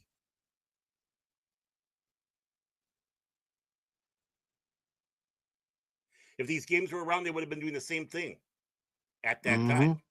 We didn't have that technology at that time to have these games. The internet was still young. But it was the government coming in, hammer and tong, not a company, not a business, not an individual. It is not false equivalency. It's just looking at what has been done and remembering it. We now know what the situation is. Fight it. And we have throughout the time. And maybe it means that we can start learning not to be beholden and slavish to what we have out there. This is where creativity comes out of. People have always had to work around it. There, it's just like you can't go out in public and start reading a full-fledged sex magazine in a subway without getting hit with lewd charges. Try it. Well, maybe now it's different, but you couldn't do that. You had to go to the back rooms and get your magazines and make sure everything was hidden, even inside the store. That's how Schindler's did stuff. Then it was put in the bag right away. And you didn't take it out until you got to your favorite whacking place in the house. No, I am not begging them to regulate the internet. Where the hell did you get that? You, sir, are not listening. A company can regulate their site. I just damned the regulation of the internet with my statements. Are you not listening? I called it fascism. This has nothing to be begging them to go out there and regulate the fucking internet. If that was the case, I'd be risking all of us because they'd find stuff about us and get rid of us because they don't like us because we don't go slavishly with them. We think. But think about this. I have nowhere said about the regulation. On the contrary, I've said everything opposite of that.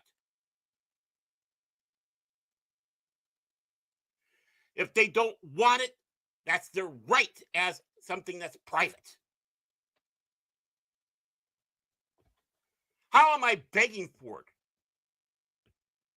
Hardly the case. So you are not listening, sir. Let me just ask this question. A financial institution denies you a loan. Is that fascism? Banks have done that. They've denied people loans to open their own business, to buy a car, to buy a house. Is that fascism? Business? Oh, we don't like your business plan. So we're not going to give that. Is that fascism? Oh, you're doing stuff that we don't feel comfortable with doing and giving you a loan for. Is that fascism?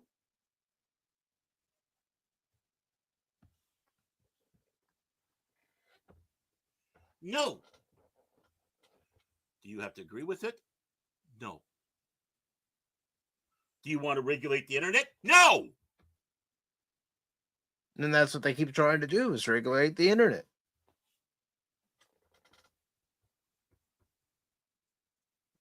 It's not a false equivalent.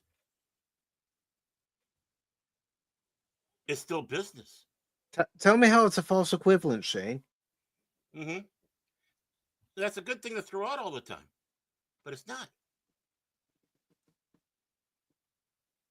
This is all part of that worm Ouroboros eating itself.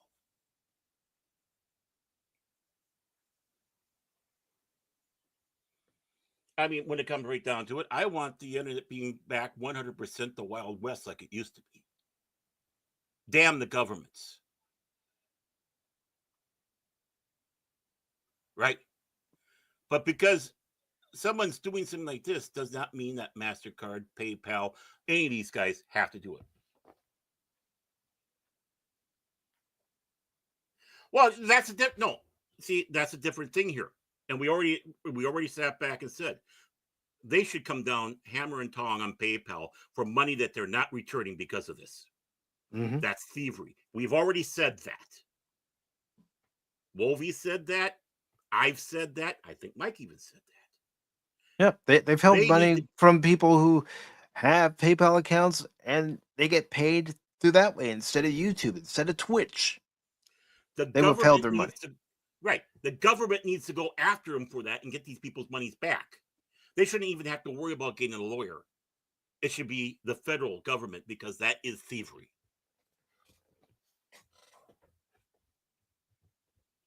That is not protected. Them not wanting it to go to these things is. Them keeping stuff isn't. Because in a sense, aren't they still profiting off of that? While saying you can't have it?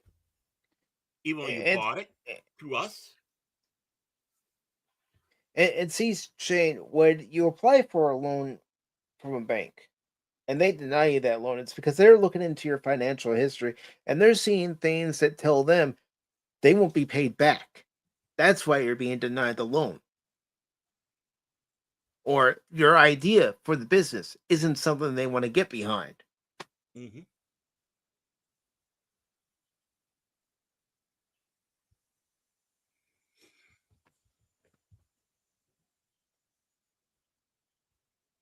Well, again,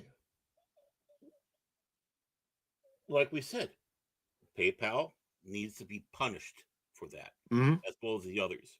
I am 100% for that. 100% for that. And it's not false equivalency. That is a true crime.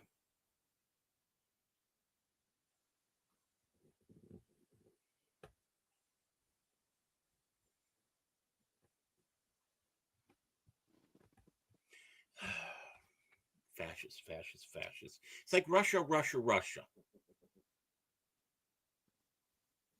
That word is thrown around so much, it doesn't even have meaning to me.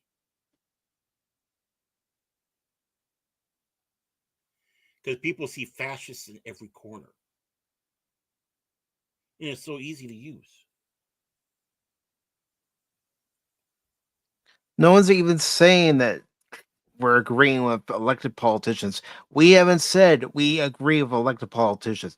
What we're talking about here, Shane, is what PayPal is doing, what these credit card companies are doing to prevent people from purchasing games that they don't want to be associated with. Right. And let's be truthful here. And I've said it before many times. I don't trust the government. I do not trust elected officials, even the ones that I voted for. They should never be trusted. Their feet should always be at the fire. And no, you shouldn't slavishly follow along and, oh, well, they're doing the right thing no matter what. It's the other ones that are doing things wrong. No.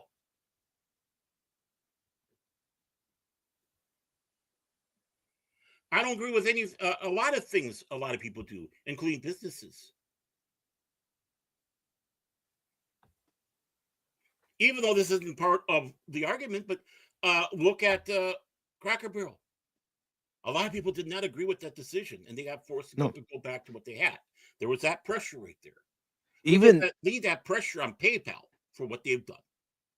Even the co-founder of Cracker Barrel, 93 years old, said, "What does someone who worked for Taco Bell know about Cracker Barrel?" And when he was shown their redesigned logo, he said it looks bland and boring, uninspired. Right. But they got pushback by the people. It was the government, the company's choice to go that way. Well, they effed around. They found out. Every company should have that. And this is something that PayPal is effing around with when it comes around to keeping people's money. But They have every shouldn't be right allowed sometimes to keep people's money that they've earned. They should still pay that money out to that person, and then after that, close the account. Mhm. But they also have the right not to give money to games that involve bestiality, incest, and underage. They have that right. But the one problem, like we sat back and said at the early part, I think it wasn't DJ that said this statement. They keep With the moving the goalpost, goalposts because yeah, of their broad wording. they need to plant the goalposts in the one spot so everybody knows what the hell is going on. Again, another problem that they're doing. They need to have their feet put to the fire. Mm-hmm. Put it there. Let us know. And now we can debate fully back and forth because now we have a basis to go off of. Not one of these where, oh, I had this game I bought long before you guys even came to this decision, and now I'm being punished for it.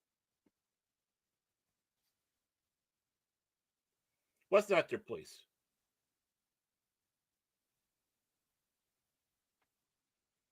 It's not their place to say where the money goes. Is that what you're saying, Shane? Yeah, it is. Do you want it to go to sex trafficking? Someone sets up an account to help fund for sex trafficking.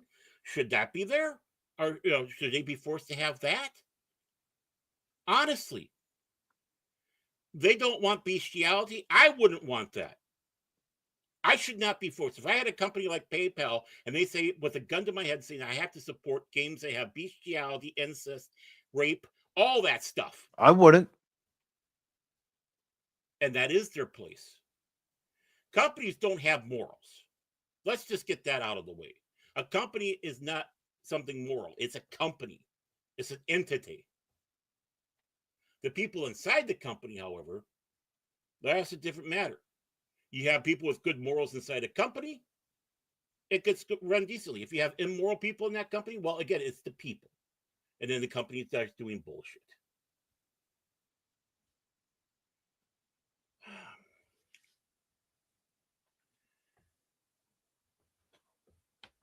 How will that end?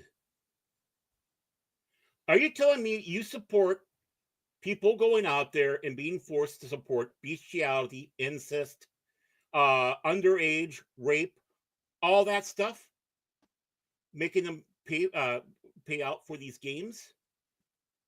Are you really telling me that you think that's a good thing?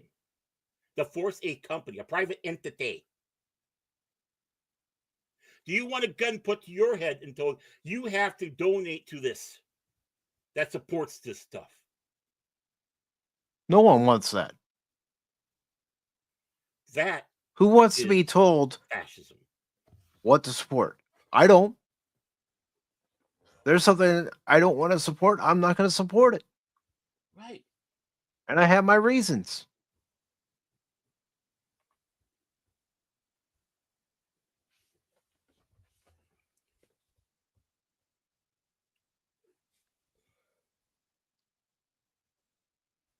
Everything's abused.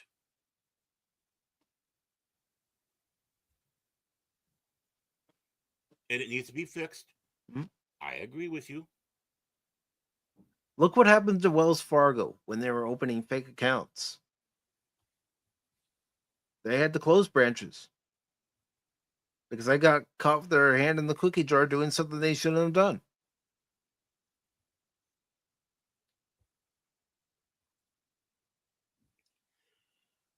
And and then there's the other side to that one. This is PayPal probably afraid of a backlash that they don't want to get put into. And not Like I said earlier, there's always more things to look at. Yes, it could be them trying to control the market, or just it might be the fact that they want to cover their ass. that, like I said earlier, they don't want to be associated with content like that. Just like Visa doesn't want to be associated with content like that. MasterCard, any company. I'm not siding with any of those companies, but I also look at it from the point, if you want to associate with someone who's, out there off the wall, then you have the choice not to associate with them. Then avoid PayPal. Yeah, There are don't other use them. things out there. Don't use them. It's that simple, Shane. Don't use them. Right. Funny, books still get published. It's like a book publisher. They do the same thing. No, we don't want this type of book.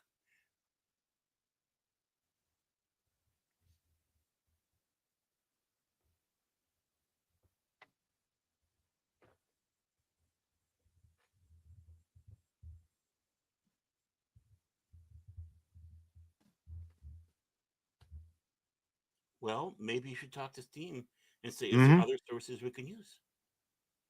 Maybe a bunch of us should do that. Again, this Wiki Real. It's still not fascism, Shane. It's not the government reaching in and telling you you have to buy this content or else. It's privately owned businesses. You want to know what it really is in the word that will really actually apply to this? Not fascism, because again, that's government. This is feudalism. This is corporate feudalism. And we're the serfs.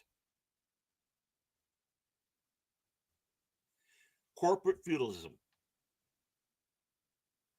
And this is something we can thank the Japanese for, by the way, because they took their, basically the feudalistic system that they had, applying it to the businesses over there. Everything was working just fine. Of course, people were being worked to death, literally. People wouldn't go and see their children get born, hardly see home, sleep in the office because their loyalty to the shogun, who is the boss of the company. We thought that was a great system to have. So they started doing the corporate feudalism here, the same type of structure and thing. That needs to be destroyed. Of course, what happens with feudalism? You get monopolies, kingdoms taking over kingdoms. It's a different situation, and it needs to be stopped, and it needs to be destroyed. Save fascism for government. When it comes around the business, is corporate feudalism. And yes, sometimes the two snakes do lie together in the same bed. Look at the automotive buyouts that we had. GM is owned by the government. Look at all the banks that were, helped out of their problems. It shouldn't happen. Look at all the stadiums that are bought with government money that shouldn't be, and arenas. Yeah, think about it. Think about all your taxpayer dollars that have to go to either expanding an existing stadium or arena or building an entirely new one. That is the cruel working together of the feudalistic corporates and what you would also say the fascists or the government. But on the long run, it's corporate feudalism. It needs to be battled. You got to quit thinking fascism on that one, because it's a different battle you need to attack them on. Just like fascism is a different battle you have to attack them on. To call it all fascism is one of the things that will get everybody confused. And then, of course, like I said, the word means nothing anymore. And in many ways, with all the pinheads out there, it has. It's well overused. Let's use the appropriate phrasing where it needs to go. Then we know what the dragon is, and now we can formulate a plan on how to slay it. This is an age-old thing that goes back thousands of years. You want to know why the Jews have been reviled for so many generations? Here's the simple fact. Back in the day, especially the Middle Ages, you could not have give a loan from a Christian to a Christian, and you could not have interest. So they found the loophole. How appropriate. Jews aren't Christians, right? Yeah. So they can give loans and they can get interest. And that started going on. And guess what happened? People started not liking the Jews because they thought that they were stealing money from them. And for generations, that has happened. That's why 109 countries they got kicked out, because of that irrational hatred. of something that they're basically put into because a bunch of people want to have a loophole to get away with something. It needs to be stopped. It goes back to that time. And then we start hating. And then we forget where the true anger should go to. Corporate feudalism is the important thing to call this. Imagine yourself a serf and you're under their thumb, which is completely different from fascism.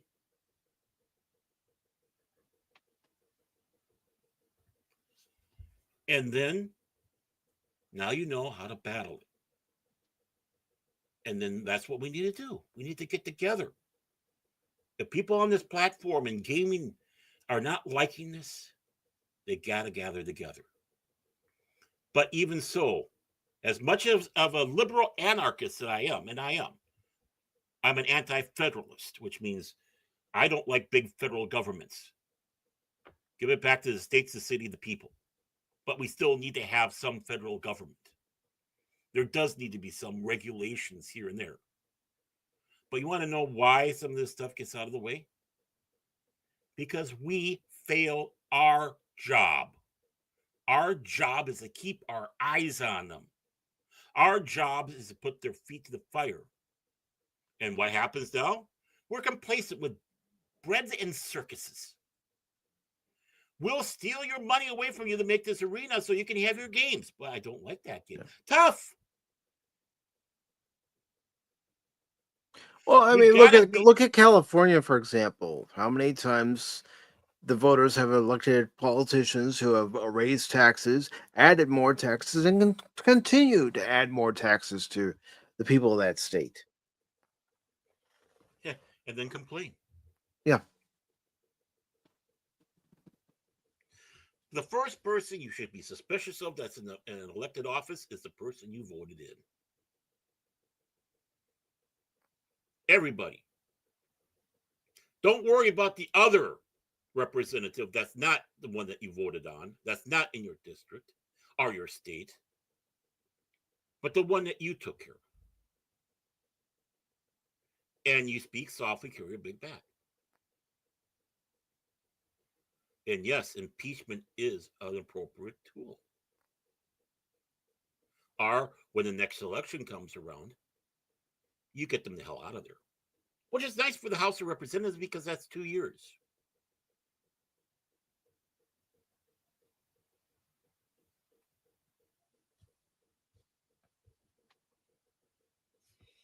Tree Rock was watching this cheesy and surrender monkey film. We get the battle lines proper, we attack. I don't want anybody to have control of the internet, for one. It's a worldwide thing. It's a monster, and the government's afraid of it. I want the government afraid of it. How can you go after a website when it's not in your country? You can't apply your laws onto that country on that site that's in another country. You can try to do like China or whatever and try to ban limit times of access. Yeah, but there's a little thing called VPN and other stuff. There's tools to get around that. It needs to be a wild west. And you enter the internet, you enter it with caution. And then it's amazing what you start finding out, what other people are saying. They're not held back and shouldn't be held back. Like in England, that's fascism. I don't believe in transsexuals. Oh, you're going to jail. Meanwhile, that guy that just stabbed someone, no problem. They're on the street. Yep. That's fascism. Yeah. That's what about that girl that was trying to defend her sister by pulling out the knife and the hatchet? And she's the one that is thrown into jail, not the migrant that was over there and kicking her sister. And Treebach, you want to know how you get control of the government? And this is easy. We are brainwashed to think about going for the top. Oh, we got to get the president. If we get our president in, everything's good. Oh, we got to get our representative or senator in, right? We're thinking on the national level, which is a swamp. You want to know how we start taking this government back? The local level. You start with your mayors. You start with your state representatives. You start with your if you have vote for county commissioners. You going in with the local. If you have a unicameral, which I can't remember which state has a unicameral, but most states have, of course, the representatives and senates of your own state. You start working there. You start getting those people in, and you do it by the ground. That's how anything starts. Quit thinking to the top. Quit thinking of the pie in the sky. Is it easy? No. Does it always work? No. But not doing anything? Not doing anything at all? Because it's all, we can't change anything. Yes, we can. Sorry, I refuse to just sit down and let things happen. Sorry. Right. Not going to do it. Not going to just roll over and play dead. Right. When the only elections people come out for are the national ones, and they don't know anything about their local, or when you have an off-year local election, they don't go out. Well, you get what you deserve. Those should be made even more important than the national, the federal.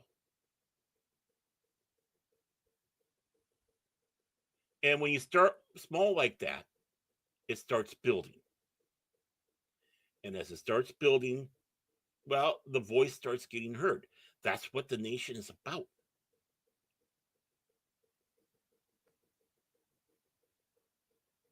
And if we're not willing to do that, then none of us can bitch. Mm-hmm.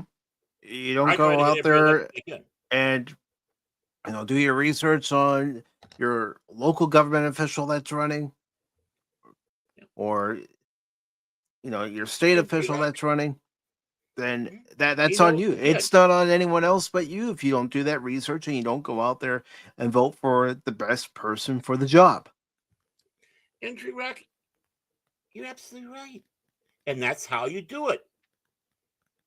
New parties come from the grassroots. You start on the bottom and you work your way up. The Reform Party failed because they were focused too much on the big game.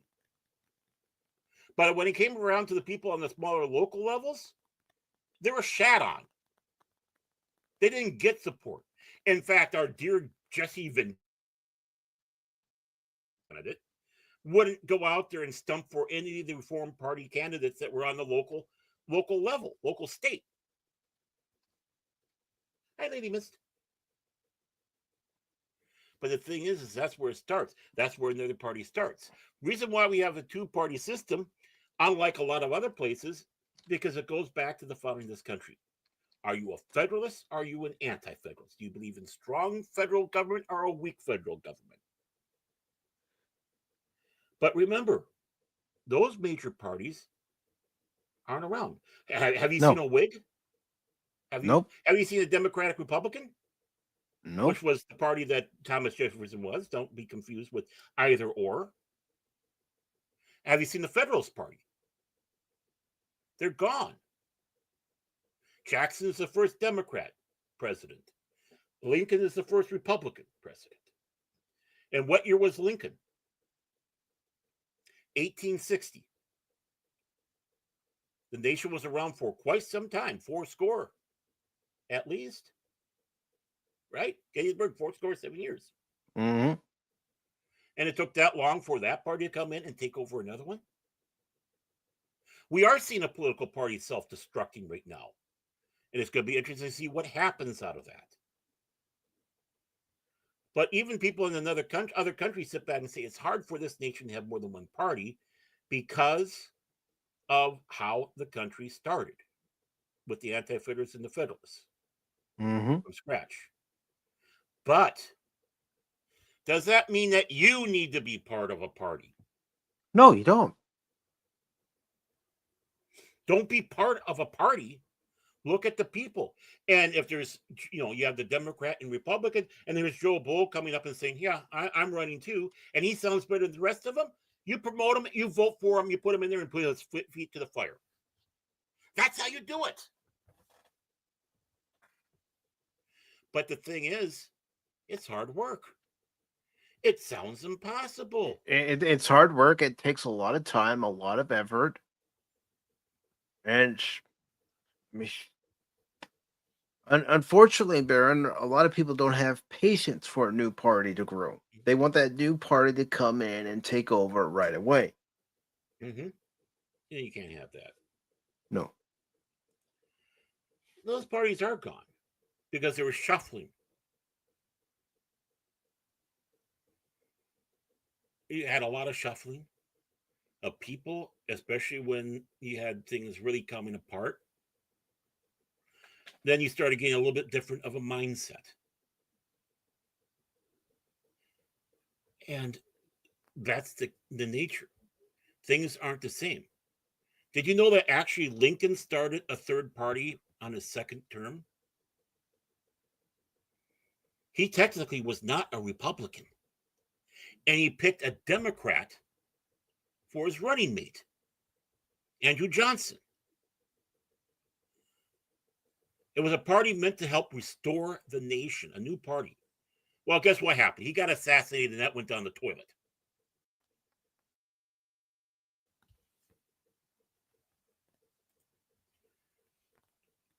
The thing is it comes again. You have the Federalist and the anti-Federalist mindset. And within those, you have the different facets. And now you start finding out that, okay, these are kind of breaking off, but they're still within the party, but they're different mindsets. The quote-unquote tent. Just like in some of these other countries. You start seeing these parties merging together for elections to work together. But yet you have 4 or 5 parties, but now 2 parties kind of banded together.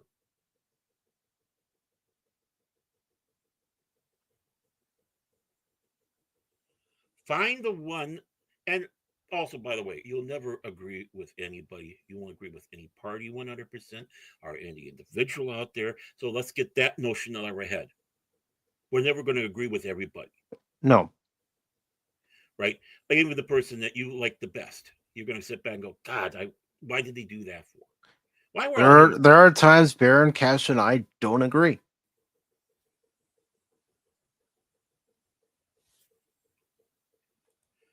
Right. You're absolutely right, Tree Rock Creation. And that's exactly what I'm seeing. But on the salvation I'm sitting back seeing here, I'm talking about that, can literally change the country completely. But it takes us to work. If we do nothing, then we don't have anything to complain about. If we use an excuse that an excuse isn't too impossible, then we don't have anything to complain about. We got to be like Don Quixote, to dream the impossible dream. Stranger things have happened. Yes, the America that we know is coming to an end. The third act of this country, thank God, is coming to an end. We need to get back to the core tenets of what this country was about. We need to push that. Good to see you, Fodub. Hope you're doing well. I understand the anger that's out there. Trust me, if you heard some of my rants before, and I know some of you guys agreed with it, you know I have those. Had one just last Sunday. Amen. But again, it comes back to us. And if we don't do anything, then we should just shut up. if we go going out there and actually trying something, even if it does not seem possible, then we can holler on the highest hilltops. And the squeaky wheel, we got to be, especially look within our own community. Everyone is bowing to the squeaky wheel minority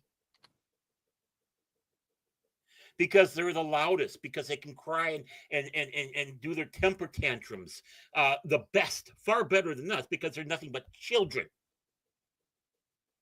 But yet they're listened because they're loud. It's time for us to be loud, not temper tantrums, not like a child. No, not yelling and screaming, but actually go up there and have a rational thought behind it. You know, I don't know, critical thinking type of thought behind it, and say, this is what you guys are doing. This is what we want you to do. And G-Rock, you're absolutely right when it comes around to, as I look at it from the faith end of it, and you know I'm very faithful. Actually, I've been trying to keep religion out of this one. I really have. But you're absolutely right. England has abandoned God. So what are they getting? They're getting an Islamic invasion. That's not to be cruel to those who are Islamic. There's many fine people who follow Islam. I'm talking about the radicals. A lot of these places they have abandoned. Yes, you're right.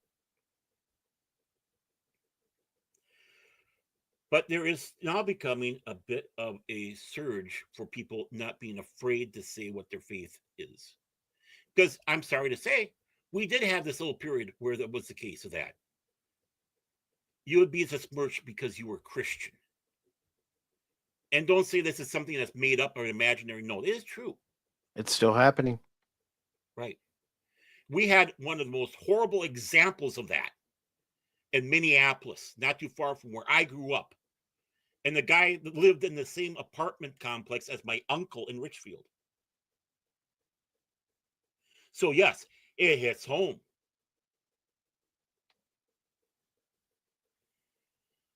Churches being, whether they're black churches, Catholic churches, they did not want to report on all the churches that had been getting attacked because they didn't want that to become the narrative. But it was happening. As an elder of my church, we had to go through the whole thing because we were getting a list of all the churches that were being attacked, and we're trying to figure out a way to, for lack of a better word, fortify the church, which we shouldn't have to do. The door should be open. The door should be wide open. Anybody can walk in and seek solace there, or ask questions, or to worship.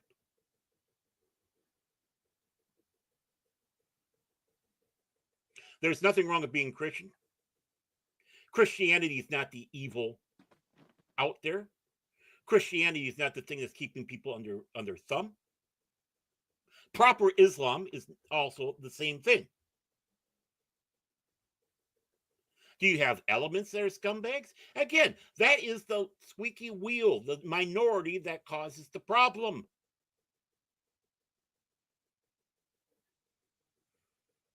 It takes the ones that aren't to be able to start raising their voices without fear. Or if you're an atheist, go ahead. You shouldn't be afraid to espouse. And yeah, I do call it faith. You have to have faith to be an atheist, just like you have to have faith to be a Christian, or someone that's Islam, or a Buddhist. You have to have faith. There are atheists that question their faith sometimes. Is that the case? Is there really a God maybe out there? There are Christians who question their faith. Is this truly the right path? Is there really a God? There's nothing wrong with that, right? Questions should be asked. Nobody should be afraid to espouse their faith. Look how people who are Christians in Hollywood are treated. They have to keep things quiet. Mm-hmm. They can't even say that they're Christian because of the way Hollywood reacts to it. No one should be afraid. It's because someone professed that they're a Christian should not instantly make them an object of derision, mockery, or discounted. Oh, you can't be part of this because you believe in an imaginary sky friend.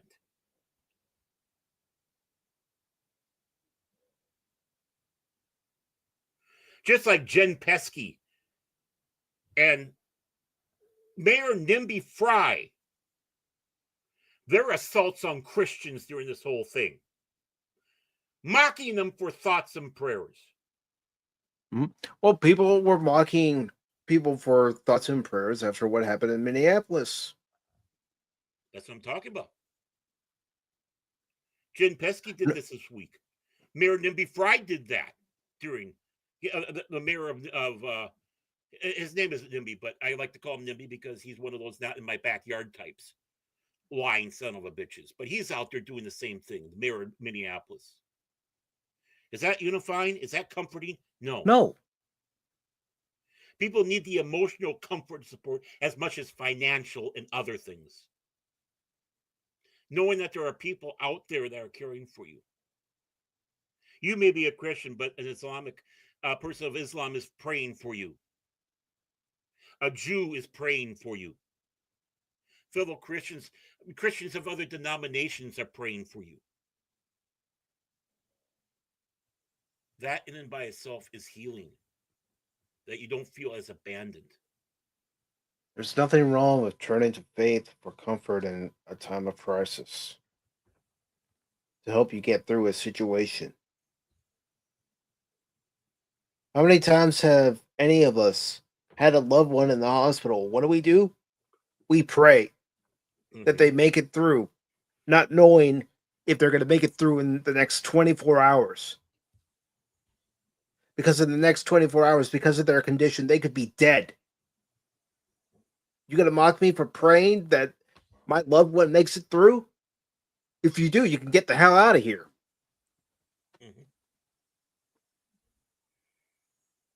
Nimby Fry can.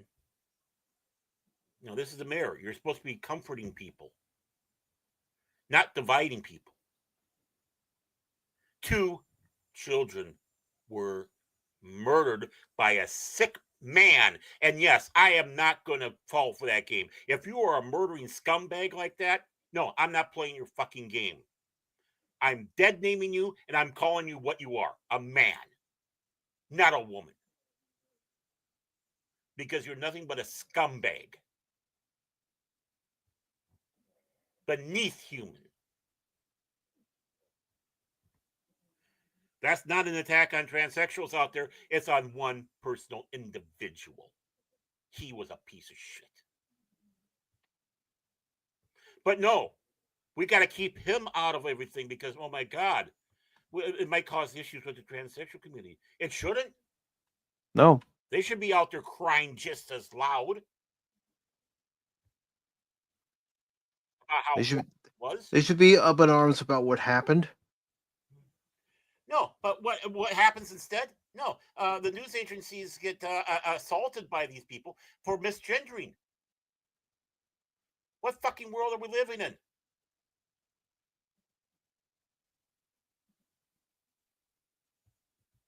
We have problems with government. We have problems with businesses and the banks. Always have. You want to know one of the things that helped start World War II and put a little corporal with a funny mustache into power? Banks. You had Rothschilds, a Jew, financing him during the war.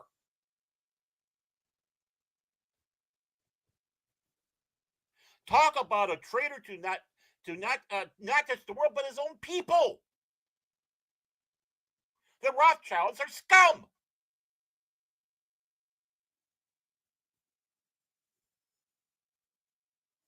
I don't want to be forced to defend people in certain areas. But you know my motto. Defend where necessary, damn where this is deserved. And yes, the banks deserve a lot of damnation. PayPal deserves a lot of damnation. Mm-hmm. But to use this thing that they're not wanting to support games that have bestiality, incest, underaged, rape, all that stuff. Well, welcome to the smoke screen. That's not the problem. Just like you were saying out there, Shane, the hearings. That's the problem. Take a step back from what this article is about, all this silliness, and attack where the heart is. Don't go for the tail. Lizards can grow tails back. When you chop off the head. When you chop off the head of a snake, even that head can still bite down on you and release its venom. Right. You have to be careful. But there's one thing though. At least it's not going to grow back. No, but you never know what kind of damage that venom could have done when it bit down. See, we're in a little bit of a precarious things. If we go really harp hard on these problems, guess what? You're called a Nazi. Why? Those are the same arguments that were used by the little Austrian corporal. It was used by many others. Russia. It doesn't matter. Now we have state control. They have state-controlled banks.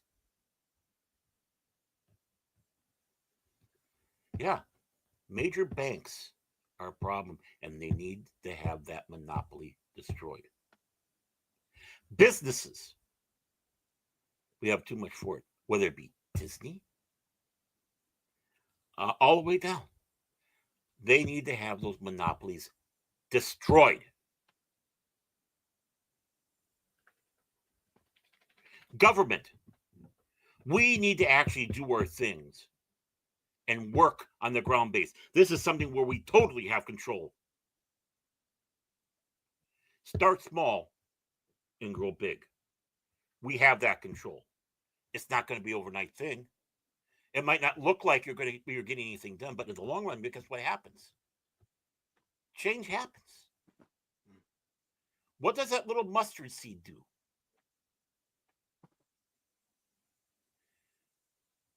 And you have faithful people. This is for you, Tree Rock.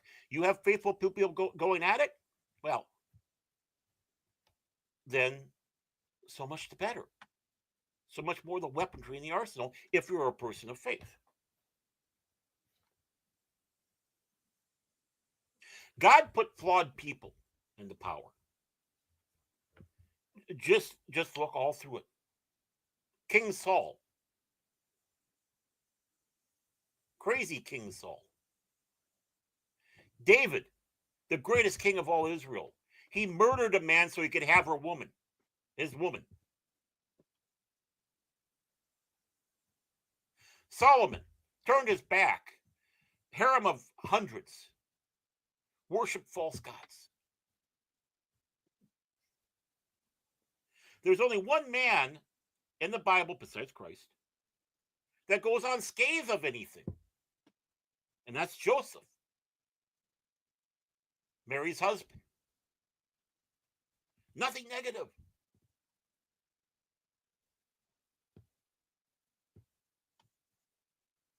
It's filled with flawed people and make us understand that we're flawed too. Whether you believe in the Bible or not, we should take that to heart because, well, even in Christianity, they're not perfect. It's filled with imperfect people doing bad things. There's your sign. At least those moral lessons, just like the moral lessons that are in other religions too, should be heeded. Natural law makes sense, doesn't it? Yeah.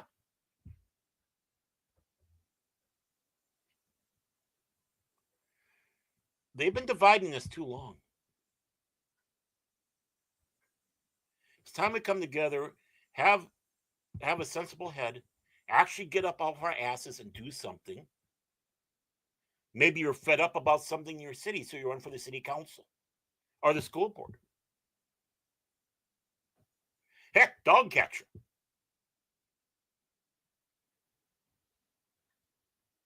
That's how they did it to us.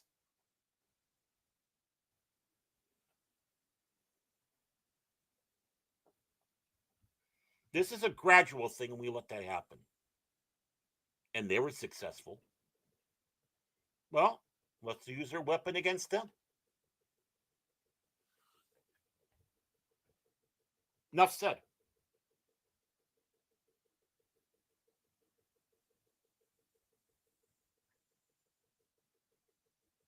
Just like we're fighting to bring back our cultural identity in the geekdom world. They have good TV. They have good stories. They have good movies.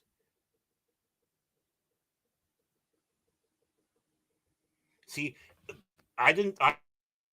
outside government forces should force Disney to make films a certain way. No. But look what they're getting. No one's going to. Why? We the people.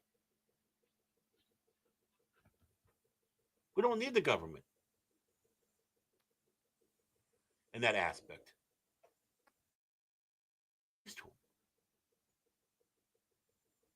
Not go see their stuff or watch their stuff if you don't like it. In the long run, we are ones putting the gun to their head. And our gun is our money. And we're not wanting to put them in a jail, but we sure want them to get fired.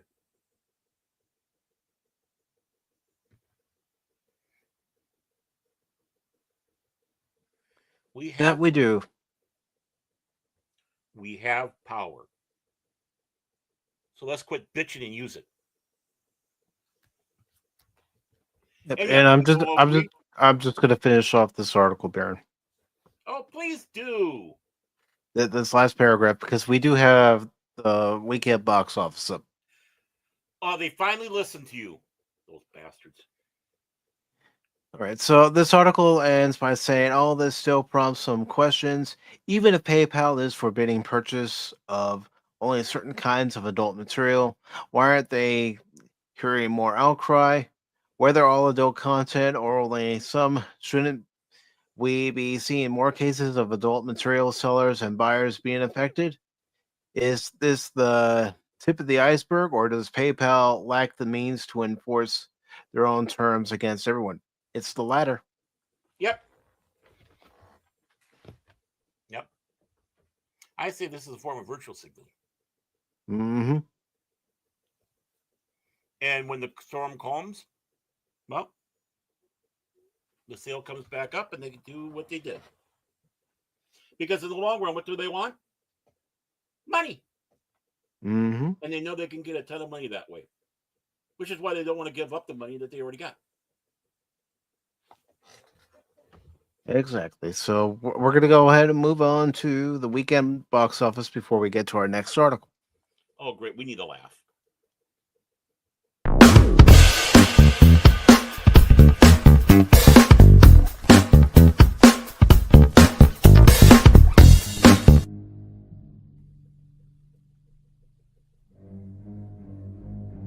Aaron, you hear that? Yeah, I was wondering. I was hoping. He said there was only one way you're going to play that. Only one way? Look at that, Baron. Holy snarkies. Not number one, but for the weekend. And it's out until Wednesday. For the weekend, it made $8.1 million on its 50th anniversary release. Wow. That's when you thought it was safe to go back to the theaters.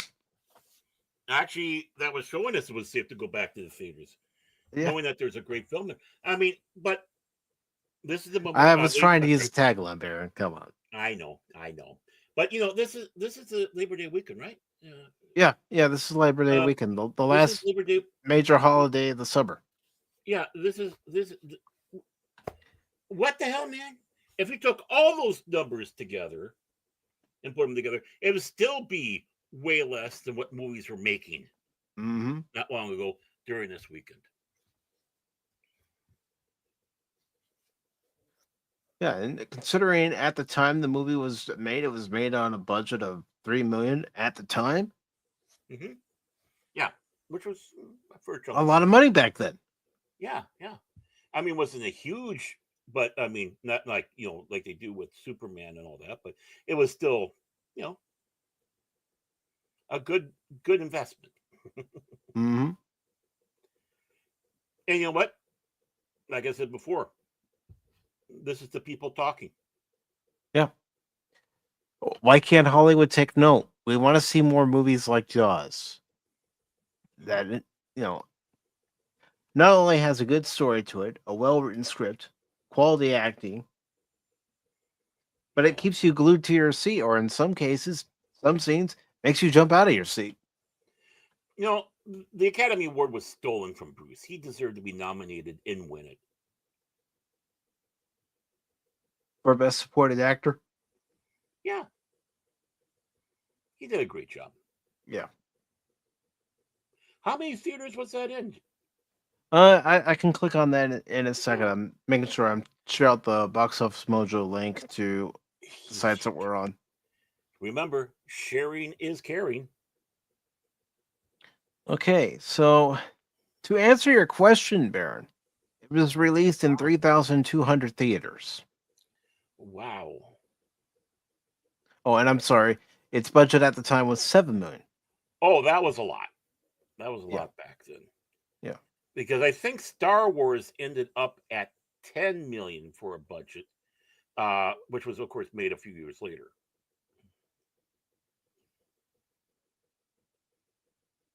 But yeah, I mean, look at this. 9.8 million just domestically for its 50th anniversary release. Mm-hmm. That tells you a lot. It really does. Mm-hmm. I would like to have seen it higher, to be honest with you, because Oh, that's a me lot of too. people. Don't get me wrong. Me too. I would have liked to have seen it at maybe 15 million. Right. And number one there, it's been in the box office for a while. I think it's been number one for a little while, but a Yeah, it measly has. 10.2 Uh, Yeah, million. 10.2 million. And then you have Caught Stealing, which is the new Austin Butler movie. That's 7.8 million. Oh, caught stealing. Okay, yeah. Yeah, Freaky they Friday's still holding out, I suppose, with that. 6.5. I mean, well, let's look at a worldwide total. I mean, I don't think it's that much. No, it's not that much. Actually, I'm surprised it's that high, to be honest with you. I was expecting with the way some people went bananas about the first one that the second one would have done, you know, better than the first, but it's also what 20 years later. So it goes to show that you can't always bank on a sequel having any kind of success 20 years out. Mm-hmm. Right, exactly. Yeah. Because it was a flash in the pan film. Let's be honest about it. It was fun for Hmm. the moment, and then you just kind of move on. It's like, Yeah. and it probably didn't have anything worth really fully remembering. So 20 years later, it's like, huh? Plus, I never saw any advertising for it, to be honest, except No, for I, about, I I didn't see it until after it was already out. yeah, I saw it just before it came out. Some stuff starting to pop up. That doesn't help matters either. No, and Fantastic Four, that Yeah, movie, it's a flop. yeah. But they did make the 500 mark. They did, but you would think this movie would at least make 600, 700 million, if not more. Yeah, I would have said that if it was really worth its salt, 8, right? It'd Right. be threatening to hit that billion mark, but no. And of course, the bad guys too. They don't want their movie used for AI. Well, Yeah. here's its total right now, worldwide total of 178 million.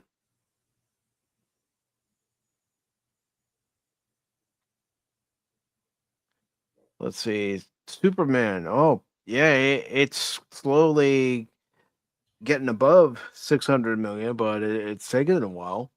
And it is stalling. It's stalled Yeah, now. yeah. And People it's who not wanted to see it saw it, and yeah, but it's not getting the returns that they were wanting. Let's just be honest. No. For them, really, even though the numbers look fantastic, Fantastic Four and Superman, in the eyes of the studios, is a flop. and Nobody Too. That's also a movie that's not doing well, No, considering its budget was in upwards of 40 million. that's not bad. A $40 million film, but yeah, I mean, it's hasn't I mean, knocked. it's not even at my local theater anymore. I'm glad I went and saw it when I did. Mm.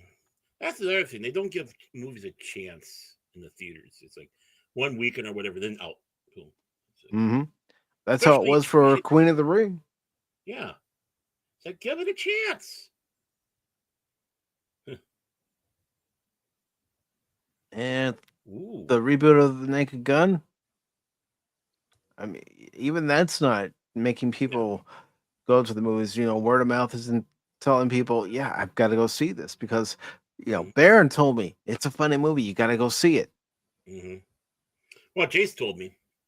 Still not going to see it. But, actually, I'm surprised that it's that high. I mean, it's almost knocking at 100. It won't. I don't think I'll make it, but it's just, I'm surprised it made it that high. Mm-hmm. And Ah, The Toxic Avenger.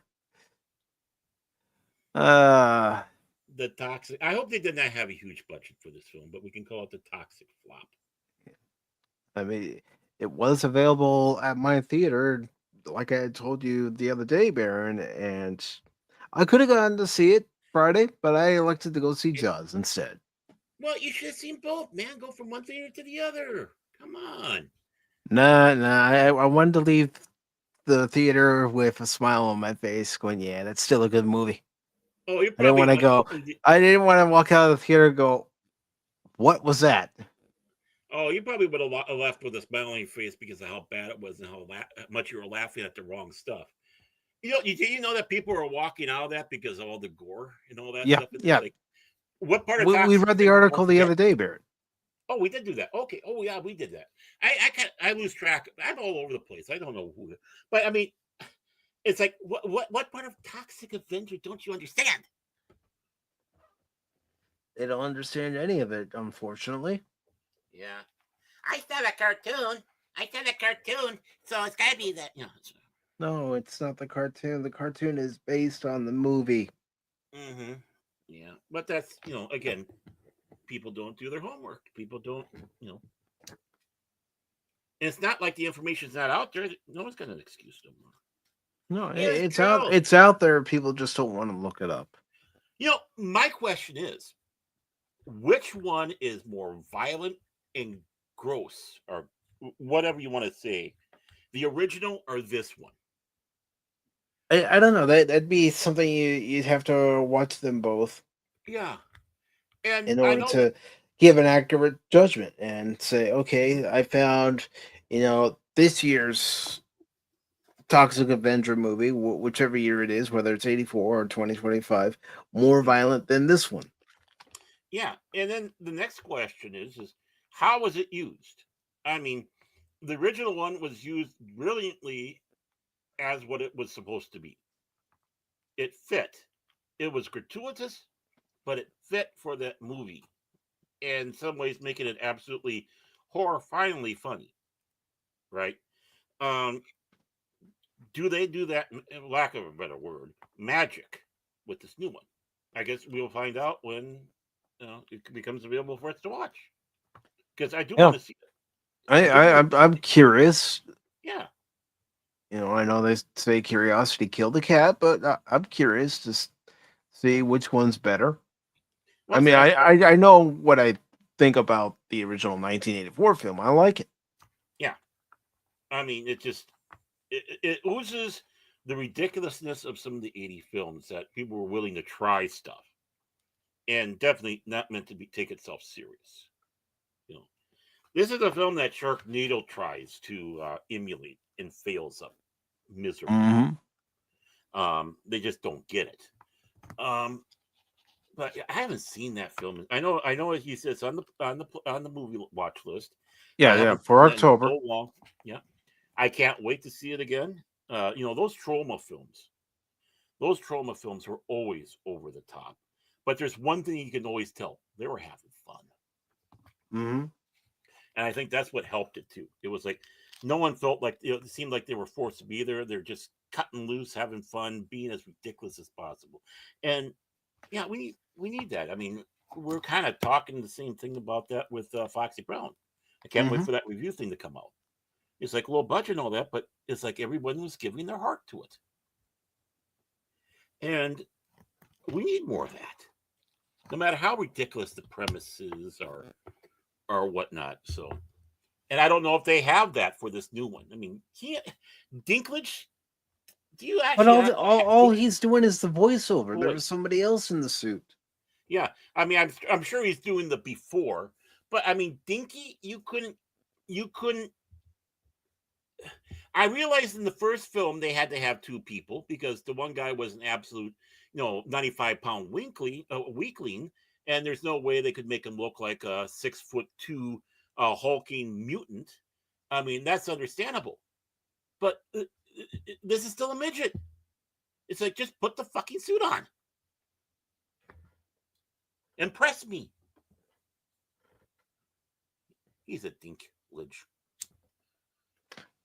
Yep. Ding, ding.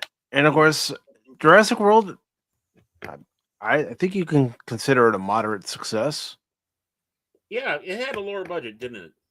Yeah, it did. It was like in 170. So I'll look it up again real quick. Yeah, I thought it was surprising how lower of a quote unquote blockbuster budget they had for it. And if that's the case, they more than made their money. Studio wise, it's a success. Which means okay, the production budget was 180 million. Okay, that was off by.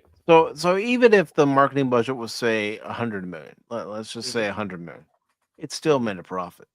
Yeah, which means there's going to be a sequel. Mm-hmm. Which means the dinosaurs are going to keep coming. Yeah, if you like this stuff, well, don't worry. We got more. Mm-hmm. I'm tired of dinosaurs, and I didn't get my dinosaurs in Star Wars. Of course, one movie I do want to watch for a watch party is F1. Yeah, I want to see it too. Hey, it's over the 6 mark. That's good. Mm-hmm. I mean, it's very close to the total of Superman. It's at 613 million, and Superman is at 611 million. So it's done better. Yeah, and of course, no surprise, far better internationally than local. Yes, and yes, Baron, I'm looking. Yeah. Well, first, let me go back to the total that it had for this weekend: $31,683 for this weekend, and it has broken the 1 million worldwide total. Yeah. Oops! Oh, knocked my headphone off. Mouse is doing a happy dance. Well, I didn't think that cat was ever happy. Yeah. Well, he is now. You saw that. Who would have thunk? I mean, we can see this on YouTube, I'm sure. But people are going to a freaking theater to see it. It's great. Yeah. Well, if it becomes available to watch, to rent, we'll do a watch party on it, okay? Yeah, we should. Too bad they don't have one for Dragons for Lady Mist. No. Dragon Video Fest 2025. Dragon Fest 2025. I know there's Dragon Con that's going on right now. Well, that's why you go the Video Fest, Cat Video Fest. So. Yeah. Oh, that's right, Dragon. Yeah, it's going on. Okay. Yeah. All right, Baron. Lay it on me. What's the next article? Oh, I forgot about that. Let me bring up my cheat list here, and I'll do an article by me. Which one do I want? Oh, here we go. I thought this looked interesting. Okay. And I tried to go away from some of our usual sources, but this did go back to our usual sources. There's I was nothing wrong trying with to, that. well, I was I trying to know show you. you were trying to go outside of the box. I was trying Nothing to wrong show with you that. that I'm not a one-trick pony. I wanted to show you that I was actually working on this, not just being like Cash and just sitting there. Oh, found it in the comics. Found it in the comics. Found it in the comics. All right, so I will bring this up. I get to go star Cash, even though his is the one that caused the most problems. Thank you, Cash, bastard. I wouldn't say that. Everybody just has their own viewpoints. Yeah, but as always, Cash incited it. Cash is an inciter. Like I said in the beginning, I asked you guys to look up the articles. I have to be prepared for whatever article it is. See, just like that, he's an insider. That man is just he drops and runs. He's probably laughing right now, laughing his chin off. Ha ha ha ha ha ha. Mm-hmm. That's how he laughs. Mm-hmm. Okay, I know that's not how he laughs. We've all heard how he laughs. This is how he should laugh. Now comes the part where we throw our heads back and laugh. But let's get on to this. Let's get on to this article from CBR.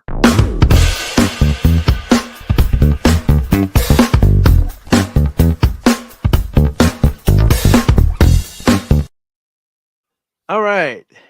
This is by Ashley Land. It was posted on July 6th, and it says, I love Alfred Hitchcock, but Quentin Tarantino's criticism of his movies is 100% accurate, and it's time fans admit it.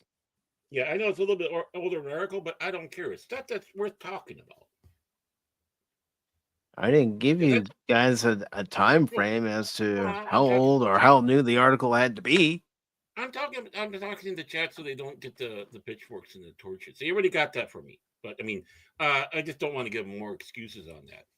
And I never heard anybody talk about this. So I thought, hey, this looks interesting. It's not that old.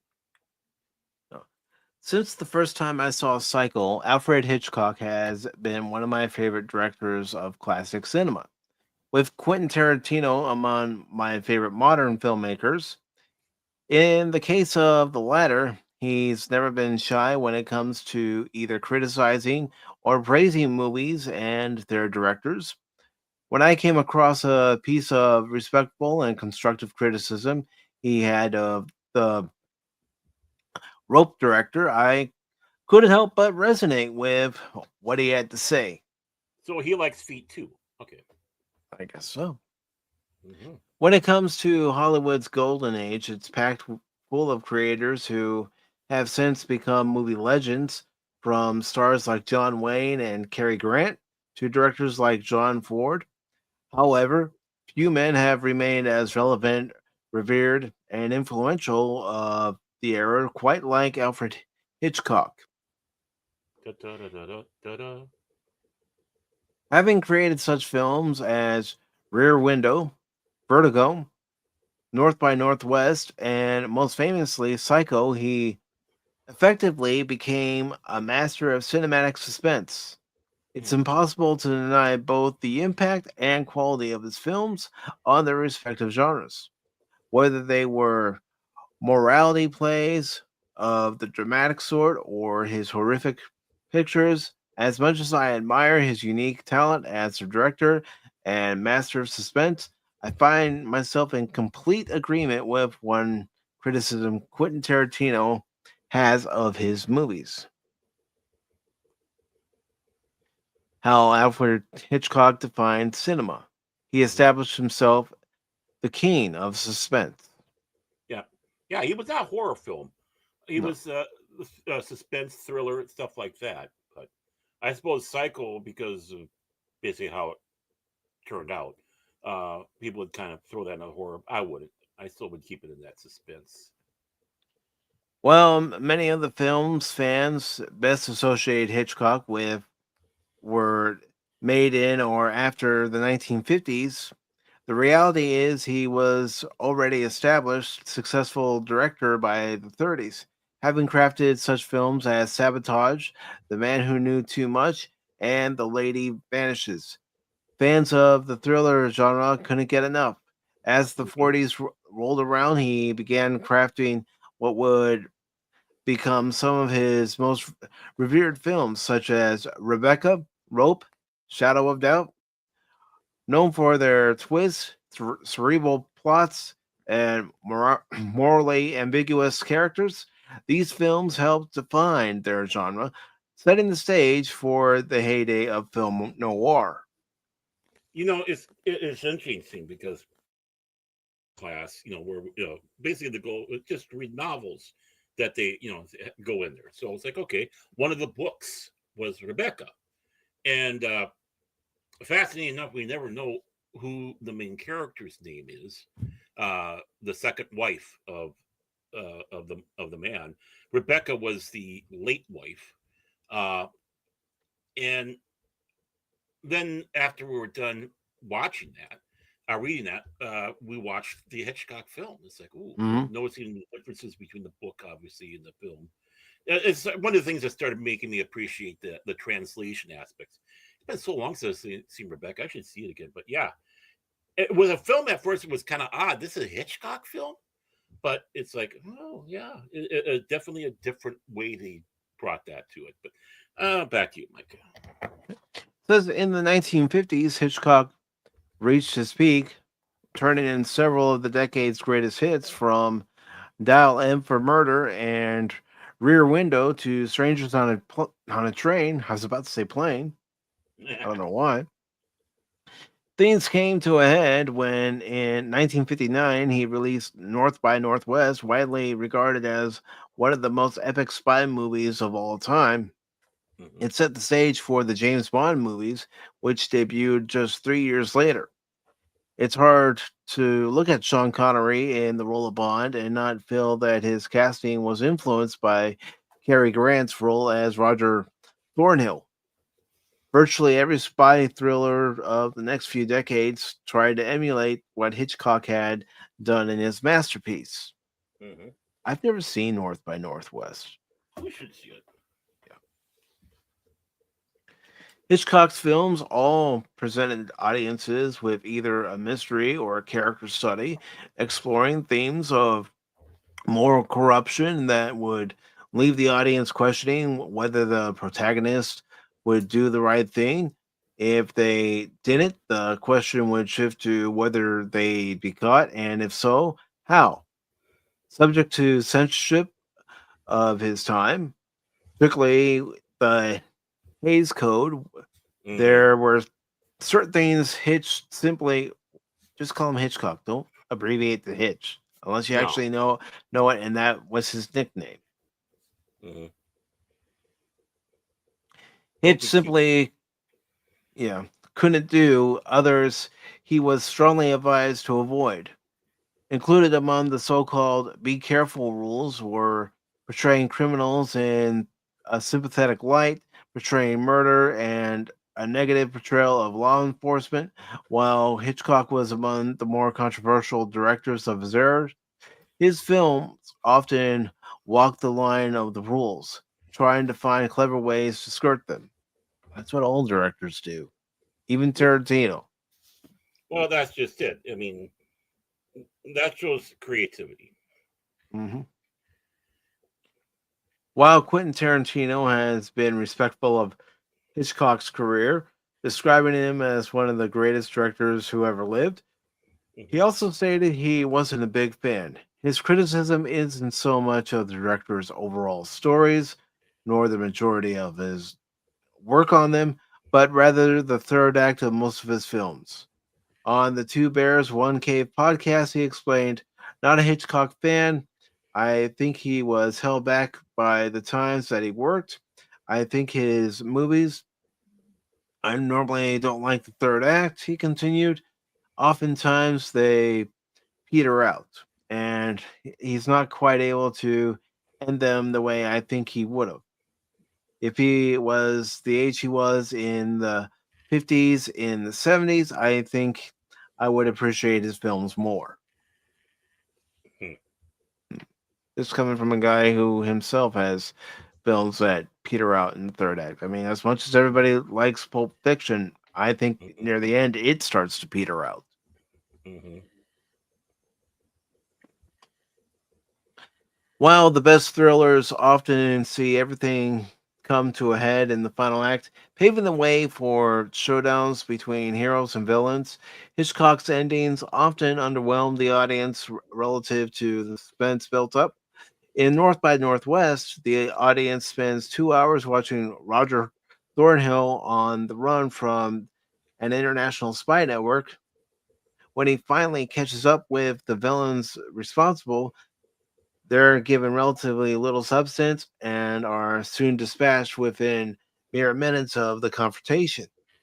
In a single minute, the audience goes from seeing Eve Kendall clinging to Roger on the side of Mount Rushmore to the pair living happily ever after. It's how movies were done back then, though. Mhm. Yeah. I'm not trying to make an excuse for it. I'm trying to state a fact. That's how movies were done. Mhm. It isn't that the ending is entirely bad, but it's one of several Hitchcock finales that almost feels like an abrupt last minute rewrite to satire mainstream audiences. State, I'm sorry. Despite his criticisms, Tarantino isn't without praise for some of Hitchcock's third acts, citing Strangers on a Train as having a brilliant one. Their audiences are treated to a story of a tennis player who, while aboard a train, meets a disturbed man who makes a bizarre proposal. He would murder the athlete's cheating wife if he, in turn, would kill his father. Mhm. As he We saw sees, that.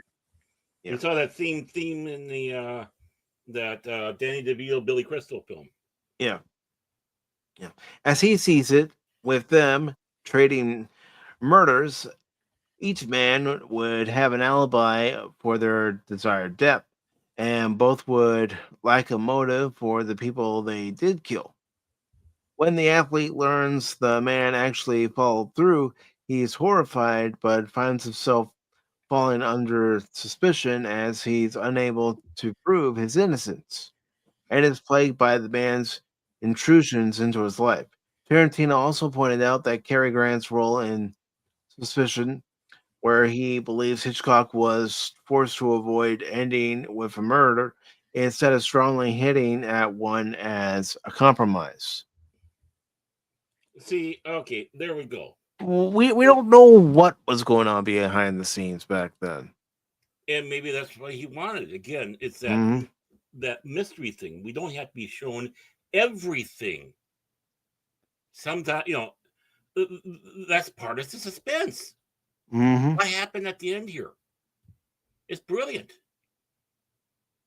We don't have to see everything. Uh, and that's the Uh, difference between Tarantino and Hitchcock. Tarantino's one of those that wants to show everything, yeah, including the beat.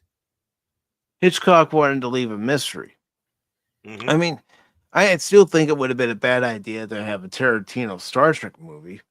Oh hell yeah! No way, no how. Our TV series, for that matter. Yeah. How Hitchcock ends his films is ultimately a question of taste, depending on the viewer. For example, while some love the subversive ending of Vertigo, which sees Jimmy Stewart's heroic Scotty consumed by obsession, sorry, others find the twist contrived, believing the hero's change isn't developed strongly enough as his excuse me, at his best, the director's stories are character journeys, ones that were crafted in the most repressive period of Hollywood history. Many of the themes his films explore wouldn't have been able to reach their fullest potential at a time when censors were still squeamish about an on-screen kisses and flushing toilets. Even some of Hitchcock's best films, like Psycho, despite being near flawless works of cinema, trade a thrilling ending for exposition. Mm-hmm. When the famous Miss Bates twist comes, it's less than a minute between Lila making the discovery and Sam subduing Norman, Mm-hmm. leading immediately into the next scene. The audience isn't given time to reel between the twist and the exposition and the ending. True to Tarantino's critique, feels like a chunk was taken out to appease censors of the 1960s. Also, back then, they didn't waste time. Right. Like, okay, we're getting near the end of the movie, so boom, boom, boom, pay attention. Yeah. Time is money. Mm-hmm.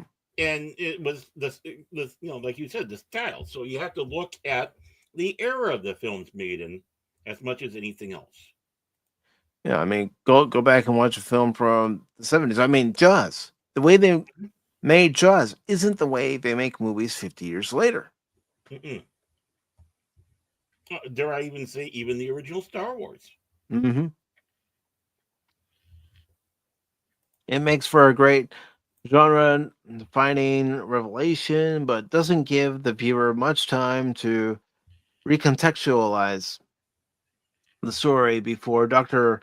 Rickman does all the work for them.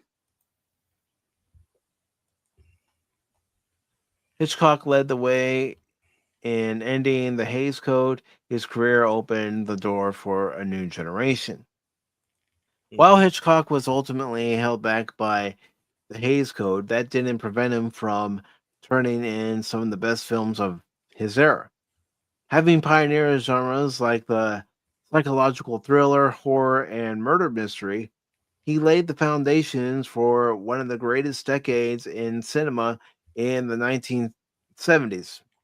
Unfortunately, with most of his best stories behind him, the director wasn't fully able to take advantage of the newly liberated landscape, only making a handful of films at the time. By now, his style was starting to become antiquated when compared to newcomers like Steven Spielberg, William Friedkin, George Lucas, Martin Scorsese, and John Carpenter. Alfred Hitchcock's legacy remains one of the most impressive in cinematic history, and virtually all modern horror and thriller movies owe something to him. However, with any filmmaker, his career wasn't perfect, and there are plenty of valid criticisms. Quentin Tarantino's assertion that Hitchcock's third acts, and in particular endings, lack the same gusto and suspense as everything before holds true, even if movies like Psycho are undeniable masterpieces. Again, a different style of filmmaking. You have Mm-hmm. studio heads who are looking at a cut of the film and saying, okay, you need to speed this up. Mm-hmm. And So more importantly, what can you add that doesn't take away from the story? a government that was getting their nose in there and issuing punishments Mm-hmm. when they should not have been. Again, Yep. the intrusion. That's an intrusion. Yep. Some people praise the Hayes Act because it forced them to do better movies. But even before the Hayes Act, you had some great movies. I mean, think about the McCartney trials that were happening back in the 50s. Yeah. You know, everybody was being accused of being a communist. Mm-hmm.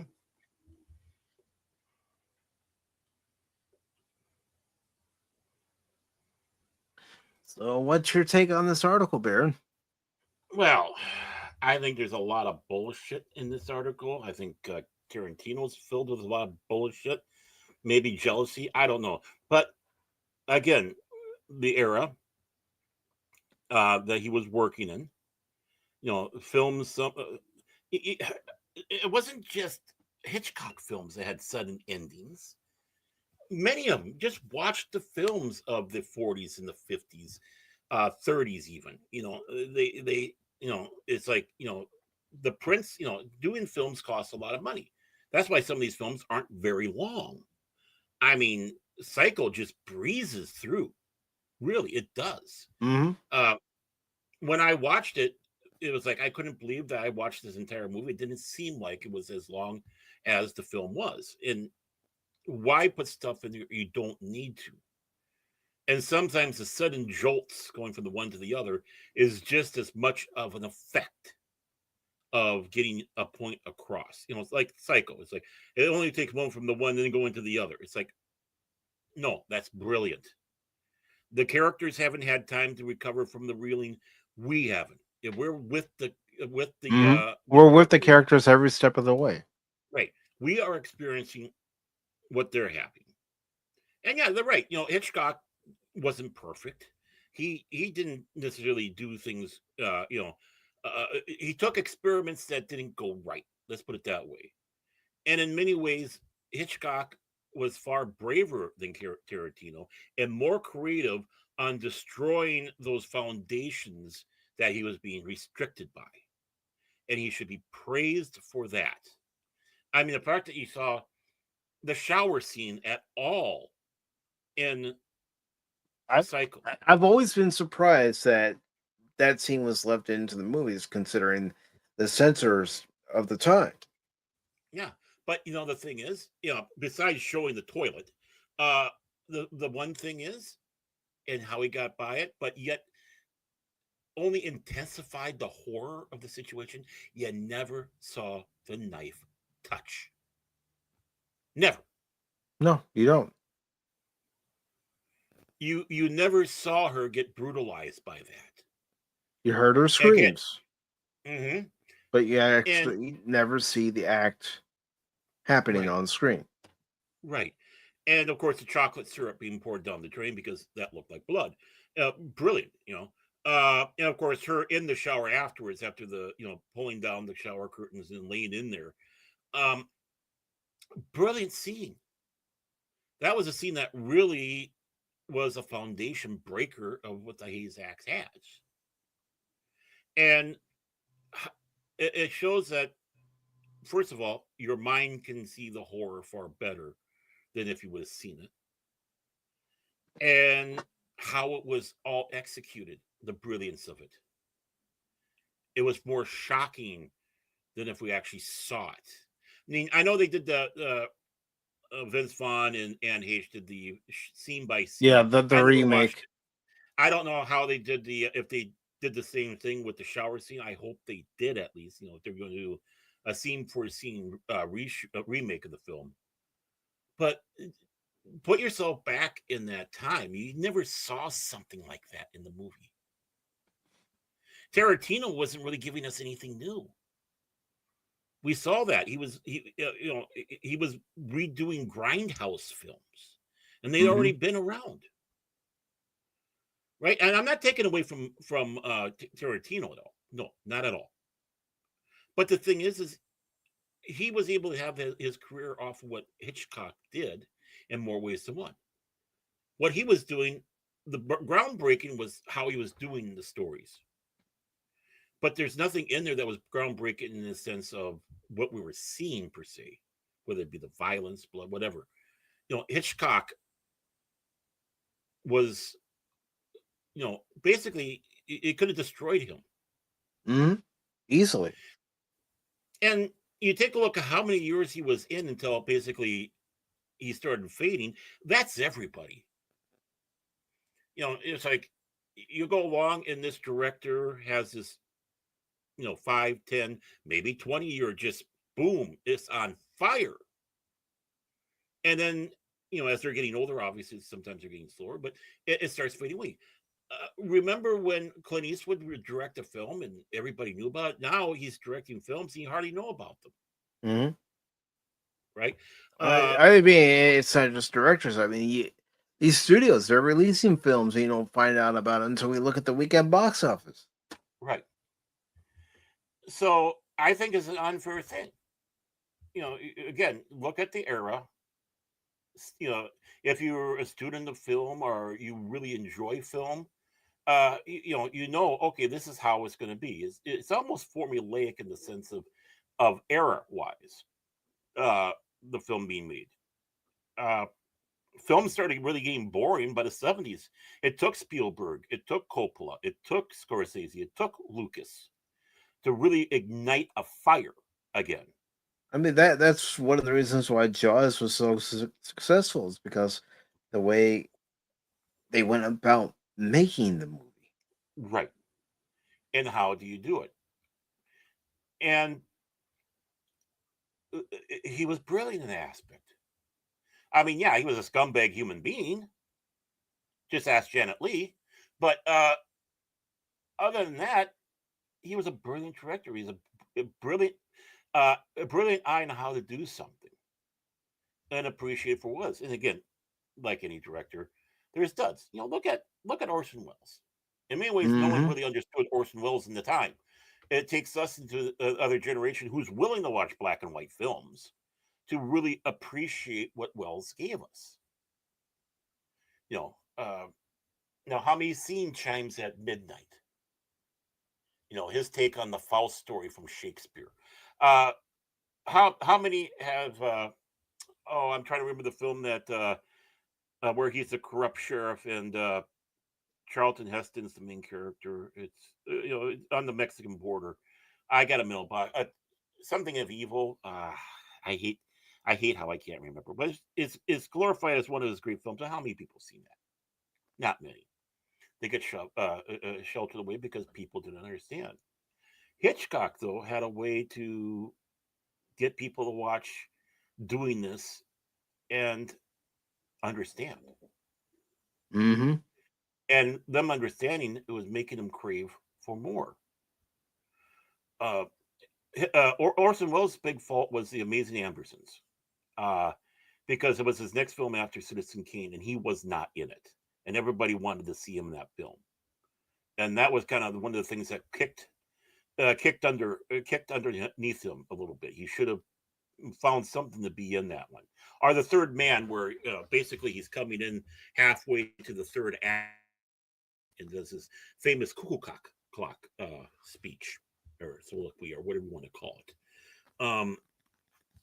But people were wanting to see more of Hitchcock, and I mean not Hitchcock, but of Wells, and that failed for him. He should have been a little bit more more in front. Obviously, he still became a legend. It should be. Hitchcock's the same way, and of course, Mm-hmm. his trying to find him in the films, his little cameos. They had not every film, but most of his films he had that cameo. Um, People should go back to Hitchcock and study him. I say go back and study him more than Quentin Tarantino.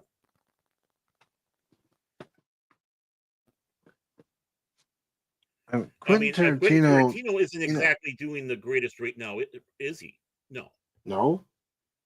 His star is kind of fading. Pulp Fiction, Kill Bill. I mean, those things were really putting him on the height.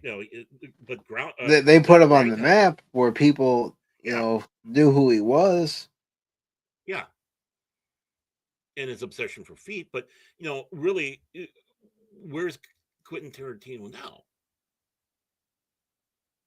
His rising star was far shorter than Hitchcock. And I don't know what the problem is behind it or not. I think it is a shame because he's a very talented director. Um, but so be it. It's kind of funny hearing Tarantino talk about that, where he's at, considering the huge career that Hitchcock had. And yeah, as the generation changed, Spielberg's and all that started coming up, his type of cinema wasn't necessarily wanted anymore. They're ready for that new thing. It happens all the time. It's not fatigue necessarily, but it's like, oh, we're more interested in this new thing. Just like Westerns on TV. Mm-hmm. Oh, we had so many Westerns, but now let's go to cops. Let's have cop dramas. Okay, what do we do after the cop dramas? That sort of thing. I guess we still have cop dramas, but but you think about the 70s, Starsky and Hutch, SWAT, Policewoman, or detective ones. So I'm throwing Cannon, throwing Columbo. I mean, take a look at that. But in a sense, those form of detective slash cop kind of faded out, and he had the Hill Street Blues, which started a new trend in that sort of thing. But it'd be unfair to go back and list all the complaints for those earlier shows because they don't match what the new shows are. Well, it was a different era. Yeah, I mean, that's one thing that makes me just shake my head whenever I see an article like this, Baron.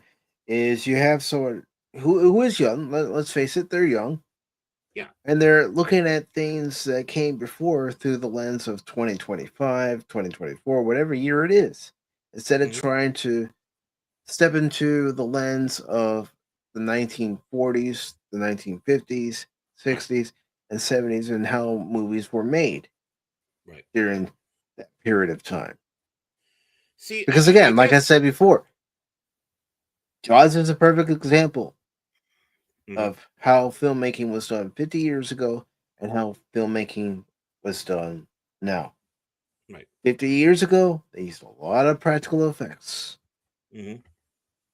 Bruce wasn't the most convincing shark, but he still scared the hell out of you. Yeah. That's why you should have gotten an Academy Award. I mean, I mean, really, especially I'm only half joking when I. especially when Richard Dreyfuss is in the shark cage and you see Bruce coming right at it. Yep. Seeing that on the big screen, it's like I would not want to be in any shark cage and having a big shark coming toward me. Yeah, I mean, Tarantino's older than me, right? He saw grindhouse films in the theater. I never have. Uh, I to be honest with you, I never really watched many grindhouse films as it is, but that's his forte and such like that. Bless him. We all have our, just look at what Pops and I are doing for crying out loud. You wonder what's wrong with us. Um, but with that, I think being Gen X, like you, like Pops, like myself, and others, we were in that precarious position in entertainment where we still had limited broadcasts out there, and even when we started getting cable, it's definitely not like what we have with satellites in cable, or I mean in streaming services and such. Mm-hmm. So we still had sometimes black and white TVs as our main television.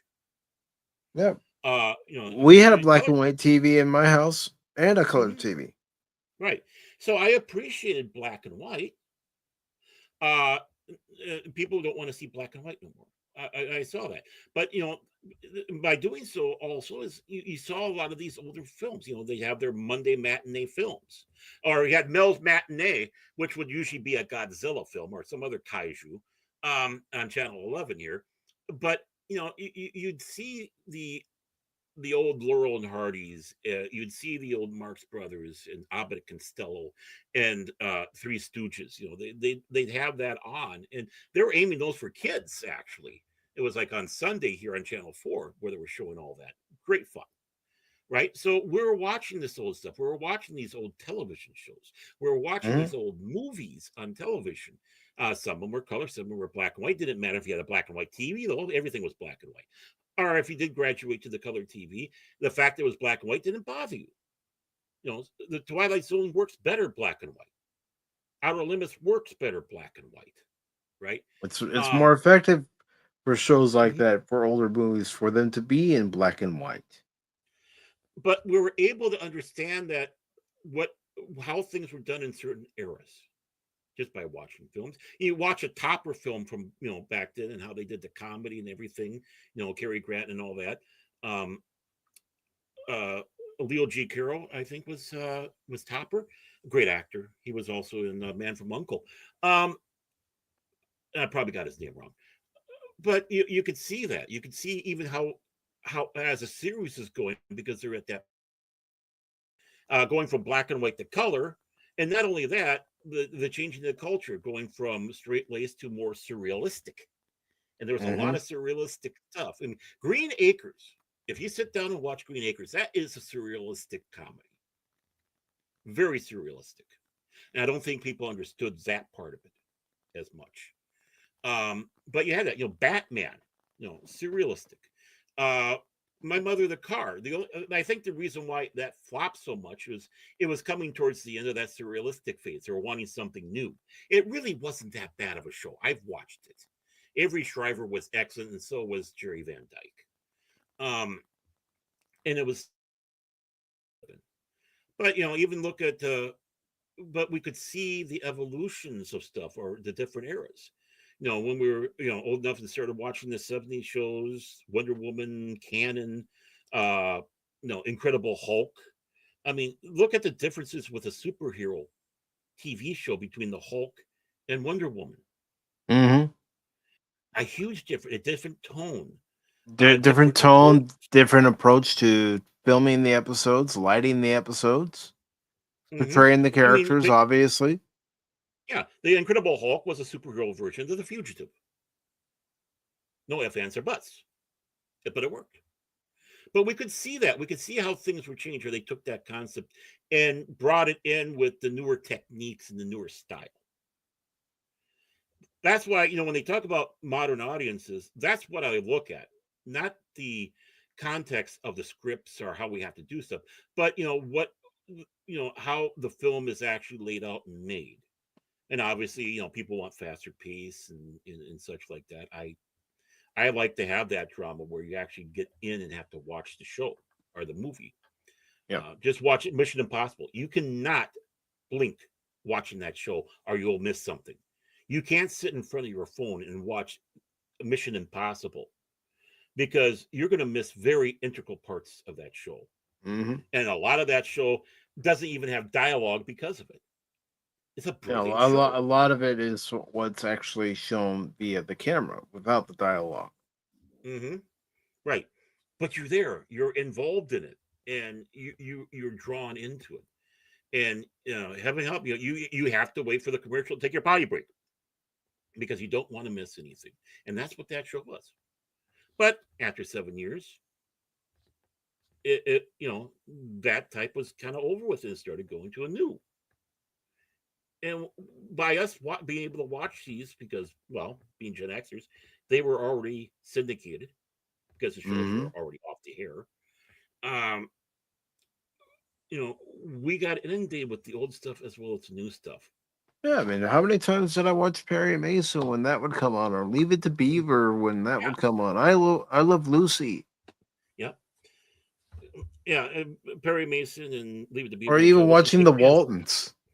Oh, da da da da da da. Not John Boy. Can a guy just fire one off without being interrupted? Or how are we with the Family Guy? That was the Family Guy version, Baron. Yeah, I love that. Well, and that's the thing. And that's what Seth MacFarlane in the beginning with Family Guy had his pulse on. Which made the Family Guy in the beginning so funny. He knew that. He saw that. He grew up with that. And he knew how to spoof or parody it. Because, somebody was thinking it. He just took what was in our mind and actually put it to something that made it even funnier. John Boy trying to fire one off, in this crowded house. But yeah, 8 is enough. Mm-hmm. I never watched it, but 8 is enough. I did. Mm-hmm. The Love Boat and Fantasy Island. I mean, look at those overly formulaic shows, but yet there was still enough to draw us in. Facts of Life, overly formulaic. Mm-hmm. Give me a break. Yep. Oh, by the way, Silver Spoons. Who? Tootie died. I didn't hear about that. With Facts of Life. I'm talking about Different Strokes. Yeah. Different Strokes. The daughter, the sister in Different Strokes, she was a doctor, and she passed away just not too long ago. I don't know why I didn't hear about that. Yeah, it wasn't. Well, it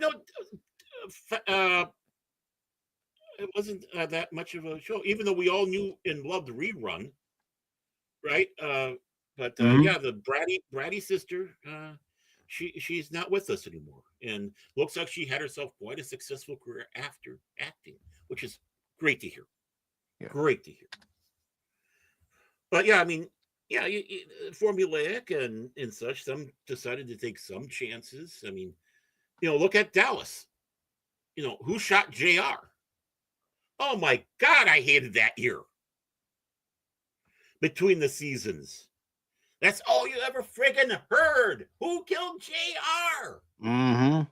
And then they utterly blew it when they did it again. And they had to bring back the character and say it was a shower, which Newhart brilliantly made fun of. Yeah. Yeah, in their finale. Yeah. I don't know many people realize that. I had this horrible dream. Yeah. Wake up, Bobby's in the shower. Oh, where have you been for the last season? That was a dream. Where have you been for the last 7 years, 8 years there, Bob? It was a dream. I still like to think it wasn't a dream, but oh well, because I love everybody on that show. That was a great show. And what about that type of humor that Bob Newhart had? Mm-hmm. It's gone the way of the dodo. Even though everybody loved him in The Big Bang Theory. You never really got a chance to see Bob Newhart at his finest with both his shows, the Bob Newhart Show and Newhart. Mm-hmm.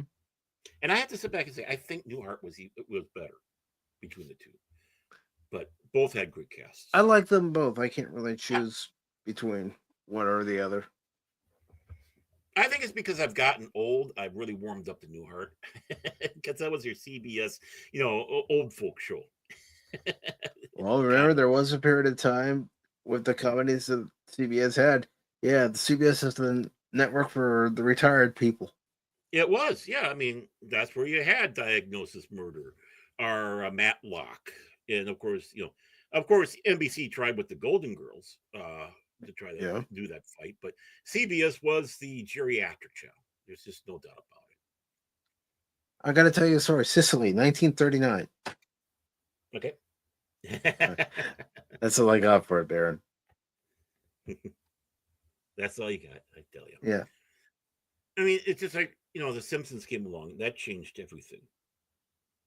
Something that we're kind of hungry for. And it should be put to pasture a long time ago. It was good, up to season 7. And then after that, you started seeing the wheels starting to come off. Mm-hmm. But the thing is what I'm disappointed with Tarantino in this is the fact that you lived it more than me. This era, and you just don't understand that. What Hitchcock was doing, how Hitchcock was making the film, how a lot of movies were that way. It was, basically it came to virtually an abrupt end. That's what people wanted. Mm-hmm. Why did we need? They'd already been sitting on their butts for an hour and a half. Yeah. Hey, low spec Linux gaming. See, I did it right. I didn't call him laptop. I'm a good boy this time. Good to see you, low spec. Yeah, it's been catching a little bit of his gaming out there. He doesn't cuss as much as you. No, he doesn't. But definitely. I commend him for that. He just looks back there and he looks all chilled, man. It's like, yeah, I tell you, I want to be. More like I don't have to tell anybody how I act during a game stream when something's frustrating me. I only act that way when I'm playing with you guys. It's like you've seen my other ones. I'm really low key when I do my other gaming, but yeah, when you're playing Contraband Police, you're relaxed. You're explaining what's going on, and guiding everybody through it. Yeah, but meanwhile, when we were doing our Friday gaming, you bring the worst out of me, and I'm cussing and swearing just along with the rest of you. And then, of course, it doesn't help with Cash going, "You do better, guys. Do better next time." No. Cash is all right, guys. We have to do better. Yep. That's how he does it. And you do his exasperated sigh so good. Well, I can do my own side real good too because Cash is he's even said on stream. I love it when I hear Mike sigh when he's frustrated. Yeah, but the thing is, you both have different ways you do your sighs. So mine's more. His is a little bit more drawn out. Yeah. But yeah, I'm disappointed because Tarantino should know this, especially if he's supposed to be a big fan of stuff like this, and that just kind of disappointed me. And of course, I don't know if this guy that was writing the article just wanted to kiss Tarantino's butt or not, but I have to 100% agree. It's like, oh, it sounds like the nose needs some lubrication there, son. Yeah. And Low Spec says that he has rage quit on streams a few times. I called Elite Dangerous everything in the book, and then some. Oh, I missed those. I gotta focus and pay more attention to the streaming. We'll see what happens. Eat my popcorn. It's like, there like he is. There he goes. When I was playing Phantom, this piece of shit. But it wasn't as bad as Space Marine. Oh, that game is so broken in the remastered version. I know. I'm so disappointed to hear that. Just disappointed. And it's not my controller. My controller is fine. About the only remaster that came out well was the Dark Forces. Yeah. Yeah, I enjoyed playing that. I really did. Yeah, yeah, I mean, other than the fact there wasn't the ashtray was gone, which just bothers Cash no end. He almost gave it a negative review because of that. I mean, I can understand. You want the game as it was, unchanged, unaltered. But they took out the ashtray, but the game was still fun to play. And of course, me going, okay, how do you do this sequence again? Trying to jog my memory. It's like, no, that's not it. And then Anonymous, he's going, do it this way, Mike. No, it's not working, Anonymous. Yeah. Shut up, Anonymous. And then him joking, see, I told you to listen to me after I figured out what the code was. It's like, what did you have to do with me figuring out the code? Well, it's like me saying my shoulders are achy because I have to carry the show. It's about the same thing. Yeah. It's the same. It's the same concept. I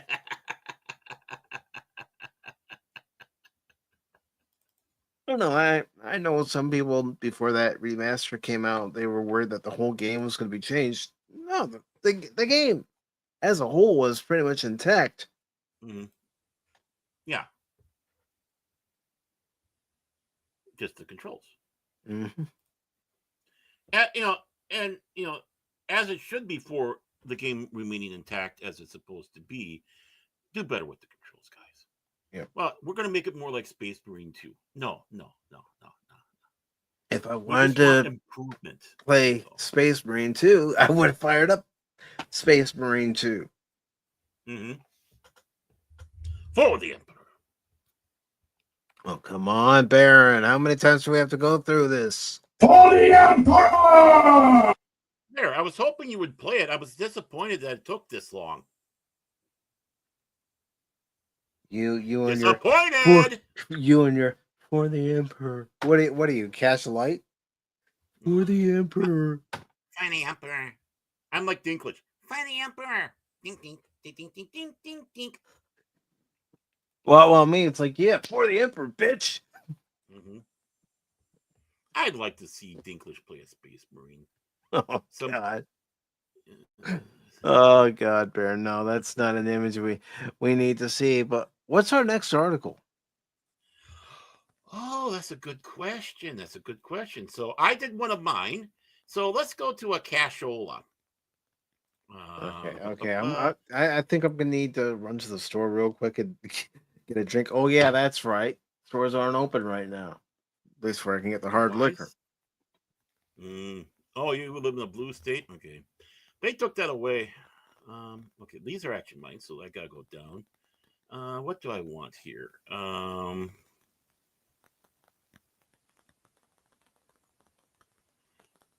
Yeah, let's go with this one here. Okay, I'll give one away that he has in there, but we basically already touched it about the 40th anniversary of Back to the Future going into theaters, but that's kind of old news. So do better next time, Cash. I found out about it Friday. Like I Yeah. said, as soon as I heard the first cue of the music, I looked at my sister. She said, "You're going, aren't you?" I said, "Uh-huh." I think about everybody does. Come on, people in the chat. You knew about it, right? We don't need to talk about it. Much as we'd love to. Back to the Future, back in the theaters, October 31st. There you go. Halloween. Wow.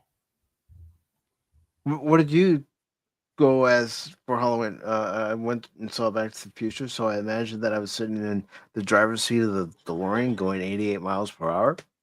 Well, I just need to get that orange vest and the jean shirt and all that and go as Marty. Marty! I have a Back to the Future shirt I'm going to wear.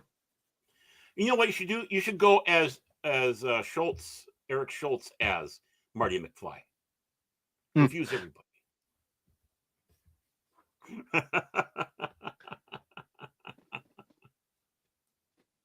All right. I see that you put the article in the private chat, so I am copying it. Again, this is a Cash story. I never looked at it. I haven't looked at any of these because I told you guys don't tell me. Yeah. I want to be surprised. Oh, look at this. Look at this. Hey, Fats, how you doing, man? Steven. Oh, shut up with that. Shut up with that. Better be careful. They're already calling. They're already calling for you to be sacrificed out there.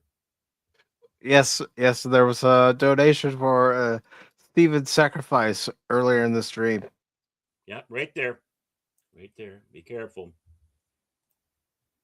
That bounty exists still. All right, so let's get to this next article, Baron.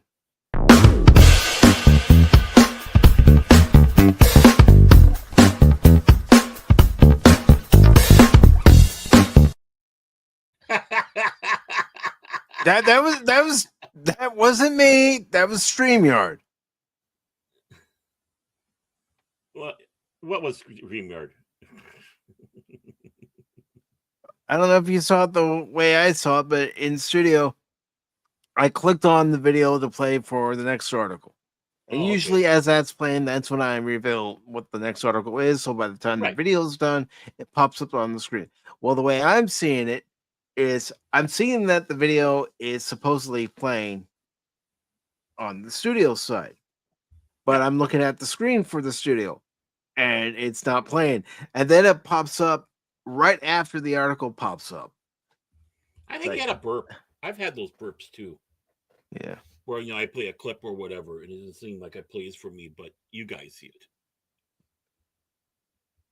All right. So this is an article selected by Cash Money 007. It's from Cosmic Book News. Do you want to read it, Baron? Oh, you want me to read it? Okay. Well, just a second here. I'll do the scrolling then. You do the scrolling. I'll do the reading. Let's see. While you're doing that, I will read the headline. It says Robin Hood trailer released by MGM Plus stars Sean Bean.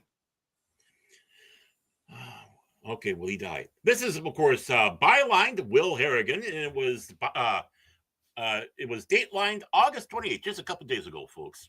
So I guess that's Robin. Okay. So MGM Plus has dropped the first trailer for its upcoming drama series Robin Hood, starring Sean Bean.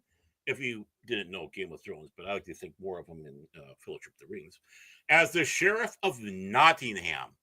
Do you know that actually in the whole thing, the Sheriff of Nottingham was not a really major character? It was bad. A minor character, if I recall. Yeah, and he's been blown up to this, this big one. Just watch the original Robin Hood film with Errol Flynn. The 10-episode series premieres Sunday, November 2nd, with a special 2-episode debut at 9 p.m. Eastern/Pacific time. Episodes will then air weekly through December 28th. A modern 1, 2. Calm down. You can talk to Cash sometime after the show today. Oh, yeah. You know how many modern takes we had of Robin Hood? You know, I wanted a modern take on a Pat Steven GFG stream. Ooh, And he's gonna go tell me to go fuck off. yeah. He's done that to me a few times. You know, the only modern take of Robin Hood I think that worked was Mel Brooks' When Things Were Rotten. Robin Hood reimagines the classic. Real quick before you continue, the last Robin Hood movie I saw was the one with Russell Crowe. I actually liked it. You did? Huh. I haven't seen it. We won't talk about Kevin Costner, though. Even though Alan Rickman deserves an Academy Award for his performance. Yeah, he does. He was about the only good thing about that film. Robin Hood reimagines the classic tale with a focus on both historical authenticity and character depth. The story centers on Rob, a Saxon forester's son, and Marion, the daughter of a Norman lord. Following the Norman invasion of England, the two fall in love while fighting for justice and freedom.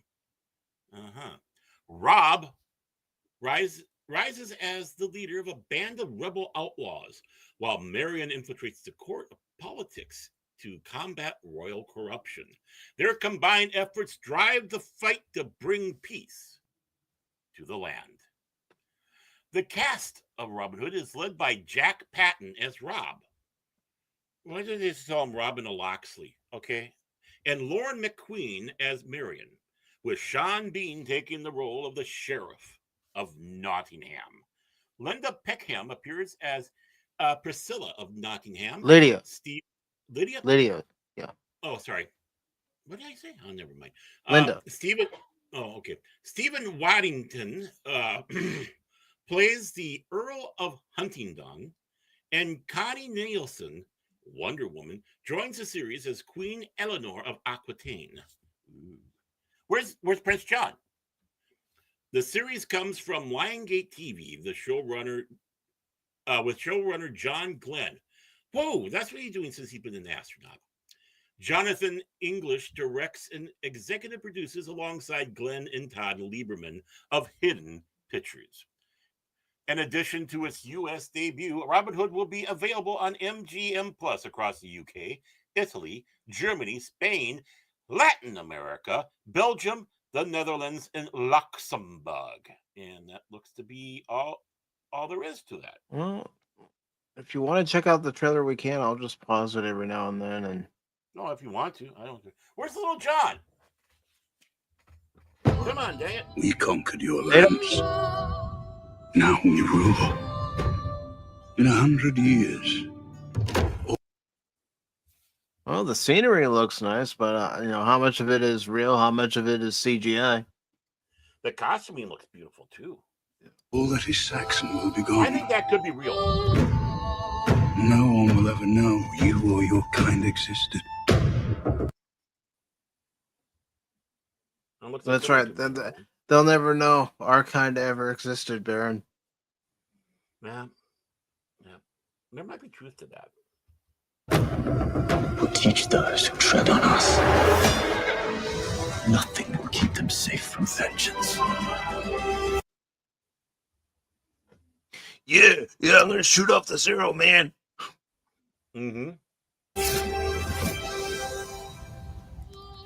At least he's back to a longbow and not a recurve.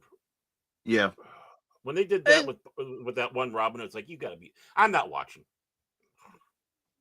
I mean, for a teaser, that looked okay. Yeah.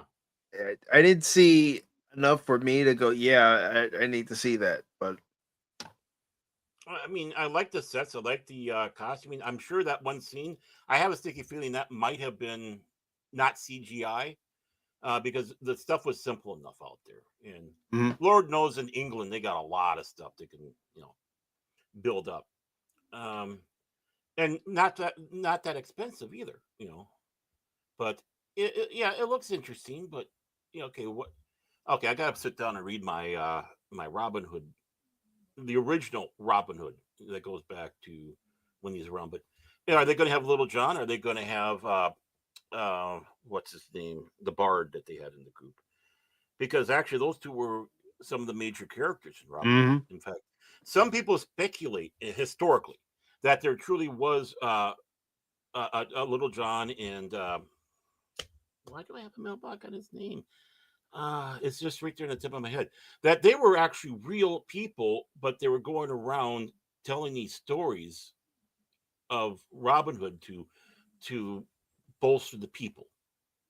Because we are talking about the time of Magna Carta or Charta or however you want to say it. It's, obviously because it's Prince John, not King John, and then of course you had the Lionhearted, who barely spent any time in England.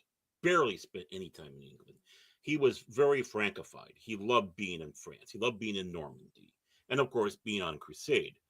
One of the things that, John was a shit, right? But one of the things that he kind of gets dumped on for was at that time with the Robin Hood legend. And people have to remember what the Robin Hood legend was the government was overstealing. They were the rich that was stealing from the poor. The reason why they were doing that was because the Lionhearted was being held hostage and they're trying to get the money to release him. So in that case, John was being used as a tool, but he was the face. He was the one that was England. So he was easy one to have the finger pointed at.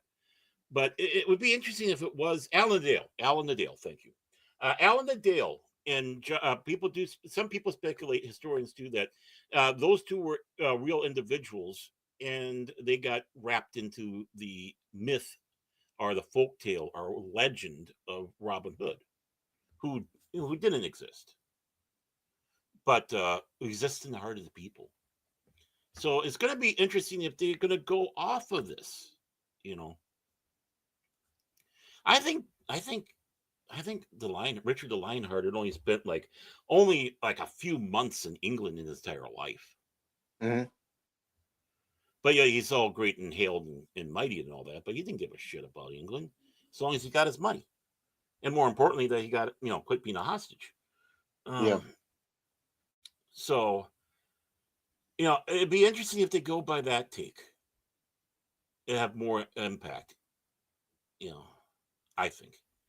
Even if Patrick Stewart and Sean Connery played the Lionhearted in two different films. Yes. Of course, one of those films being Robin Hood, Men in Tights. Yep. Oh, and there's also another saving grace for the Costner one. Even though he was in it very briefly in the beginning, it had Brian Blessed was Robin Hood's father. He should have had more screen time because he's Brian Blessed and he's loud. Unfortunately, that wasn't the case, Baron. No, both he and Sean Connery had basically glorified cameos. If you haven't figured, I'm a fan of Brian Blessed. No. It never would have crossed my mind, Baron. I'm starting to look like him. Gordon's alive? Gordon's alive? Oh, well, who wants to live forever? Dive! Zero, keep your head down.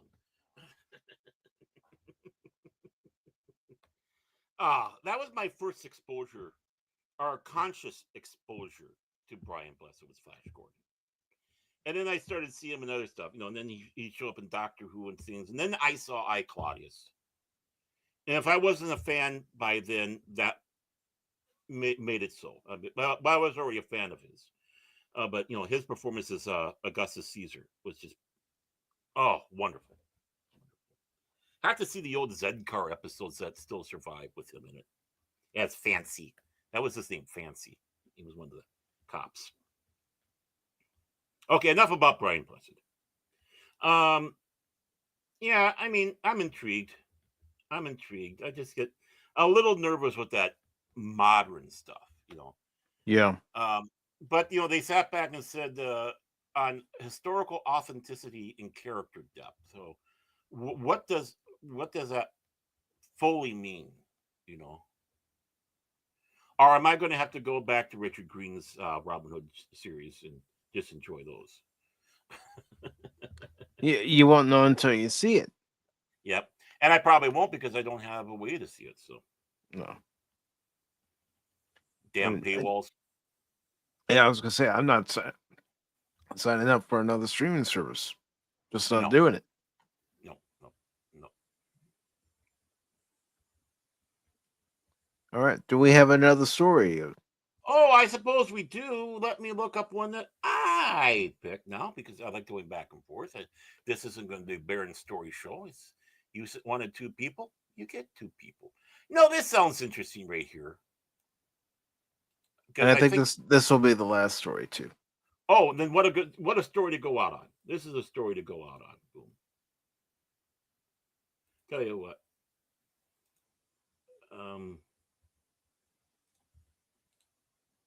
There we go. Got that there. Because to be honest, I really don't know much about it.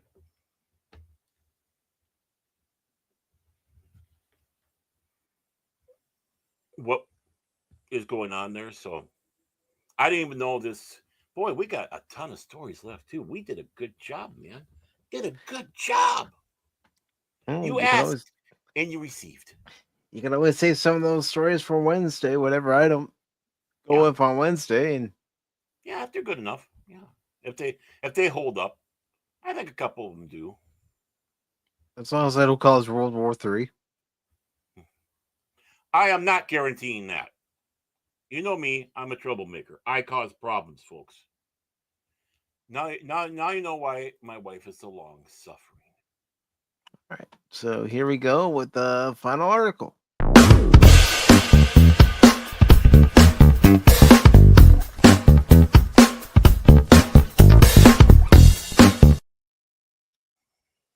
Guillermo del Toro's R-rated Frankenstein movie debuts with surprising Rotten Tomatoes score.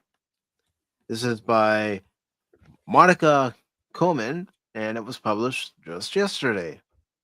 Oh, it's written by a woman? No, okay, no, we don't want that because we're anti-woke. That's woke.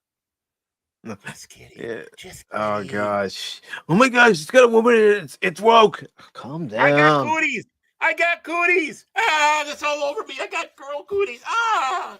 Sorry. Guillermo del Toro. I always have a hard time saying his name. Mm-hmm. Upcoming my Frankenstein. Nice. They're good lawnmowers. They are actually.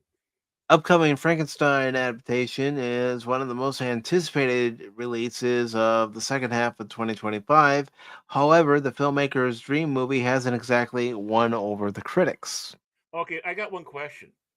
How could it be so excited like that when the first I heard of it was not too long ago? Was it really on the radar? Was it? I mean, I'm a serious question. I'm not being snarky here. Was it really on that much on the radar?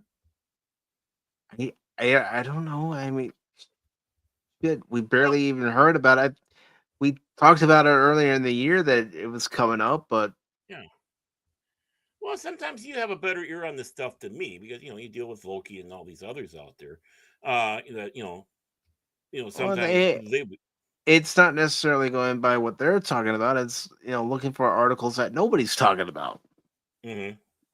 Well, obviously nobody's talking about this article. We don't know anything. And I'm sorry, I'm a little distracted and going, what? Why? I think you can see what I'm looking at here, Baron. Transformers gets first official perfume series for G1 fans who want to roll out and freshen up. We got to read that after this. I'm curious, man. Okay, this is not the last story, folks. And besides, I had the original. I'm sorry. I saw that and I'm like, screw it. Well, okay, I didn't see that. I was looking at something else. But the thing is what bullshit is this? I got my original one. It's called WD-40. put a little spray behind each ear. I'm ready to roll out. Come on. Especially for those joints when they need a little Oh loosening God, I up need in the a ball morning. joint. Oh, keep a can right by the bed. Not only does it make me feel better, make me move around better, but it makes me smell better. That's right, WD-40 for the everyman out there, especially if he's a transformer. Back to you, Mike. But anyway, back to the story. The Netflix film had its world premiere in the main competition of the 82nd Venice International Film Festival on August 30th, yesterday. The rated R adaptation of Mary Shelley's 1818 Gothic novel of the same name will receive a limited release on October 17th.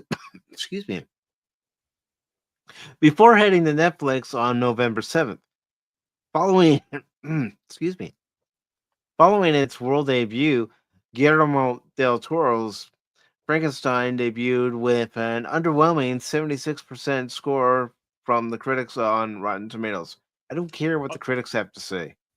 And 76 is pretty high. I mean, it's, Yeah, you can do yeah. better, but At least it's not 56. I wouldn't Or call it underwhelming. or 56 would be underwhelming. yeah. But I got another question. Excuse me. One more question here. Why are they making such a big deal about the R rating? The Robert De Niro one was R rated too. Let's get more into the article and try to find out why they're getting so squeamish about it. And Well, probably because there was never an R-rated Frankenstein before, just like they did with the few of the others. There was never an R-rated superhero film before. the current score comes from 17 reviews, and it's likely to fluctuate as the film hits theaters and later Netflix with more opinions coming through. However, the highly anticipated sci-fi drama features an unexpected early reception. Since the film is not yet available to the public, it doesn't include an audience score. Hey, you guys, Joanne Titmarch. Yes, that's what it says. That's what it says, folks.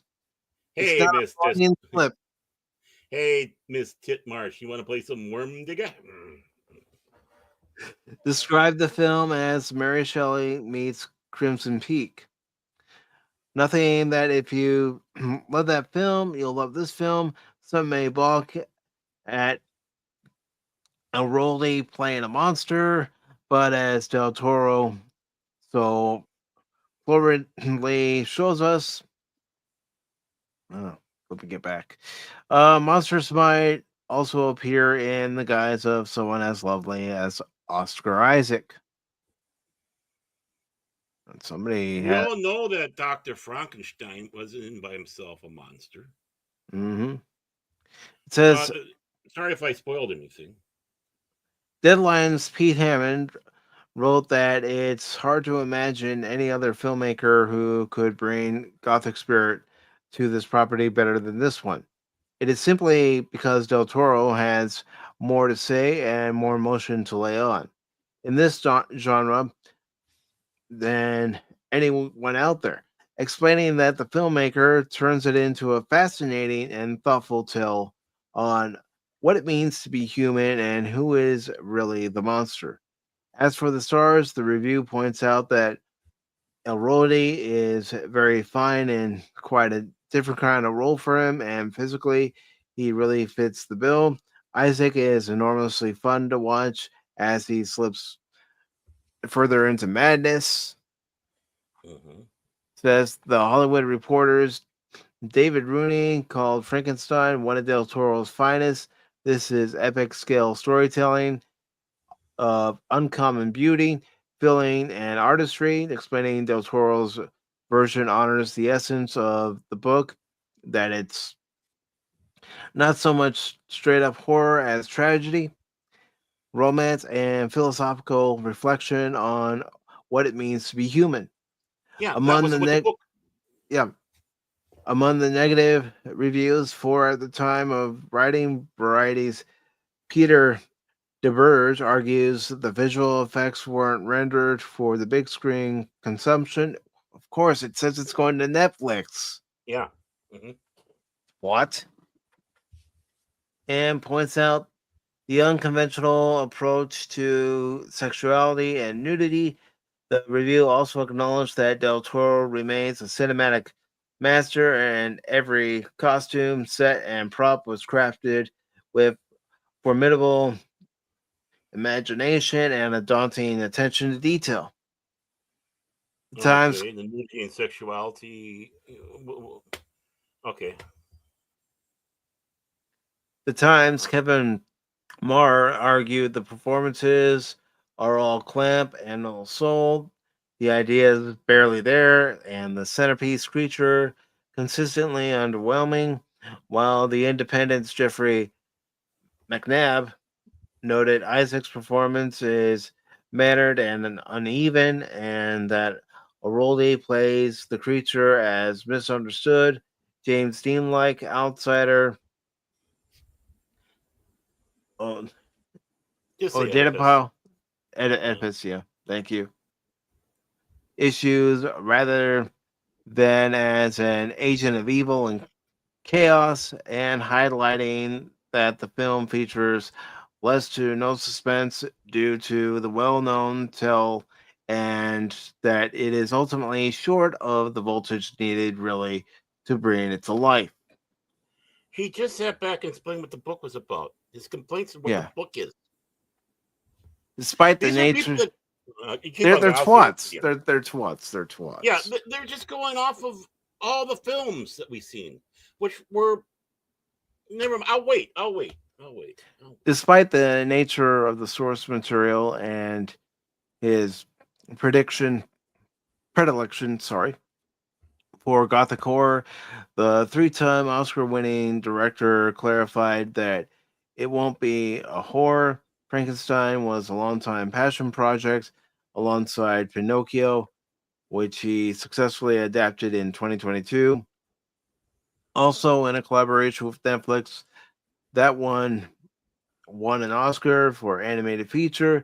The filmmaker clarified that Frankenstein is not a horror film. Somebody asked me the other day, does it really have scary scenes?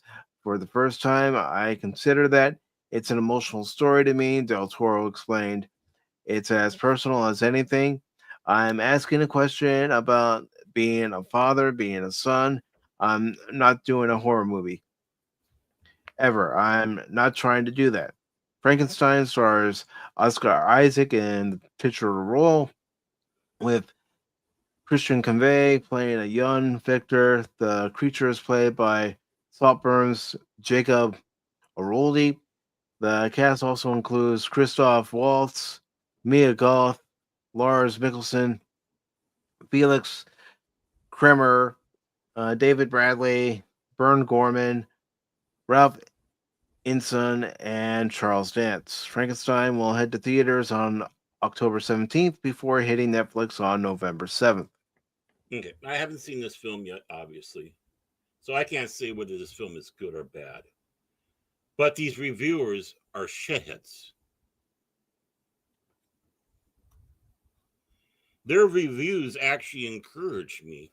Their negative review actually encouraged me, just like the old days. Remember the old days when we'd open up the paper and you had your local media critic in there, and he'd just smear a film, and it's like that was just the ding that made you go and see it and found out that it was actually a good film. Then the film that they praised to all heaven, you would see it, and it's like, this thing sucks.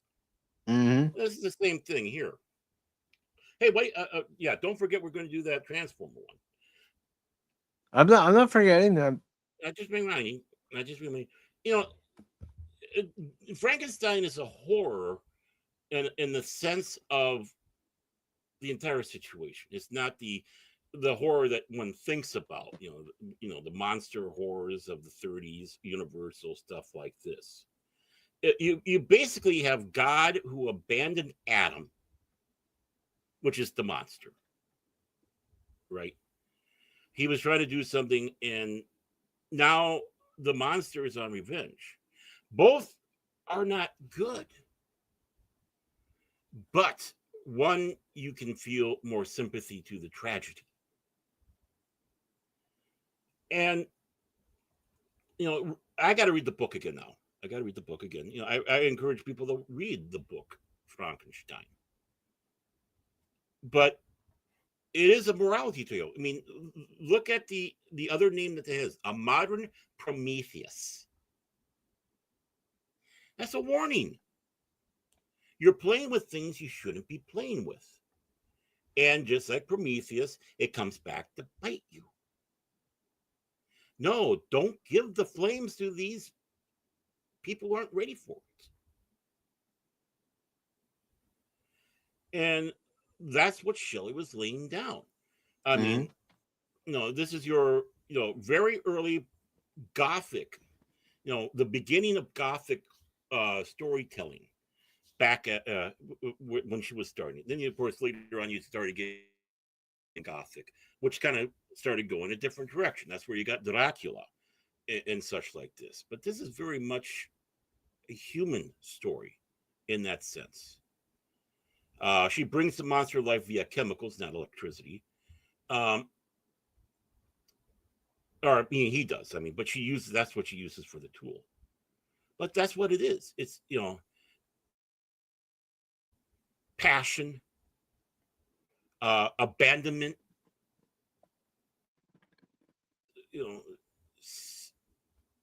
thinking too highly of yourself, being narcissistic.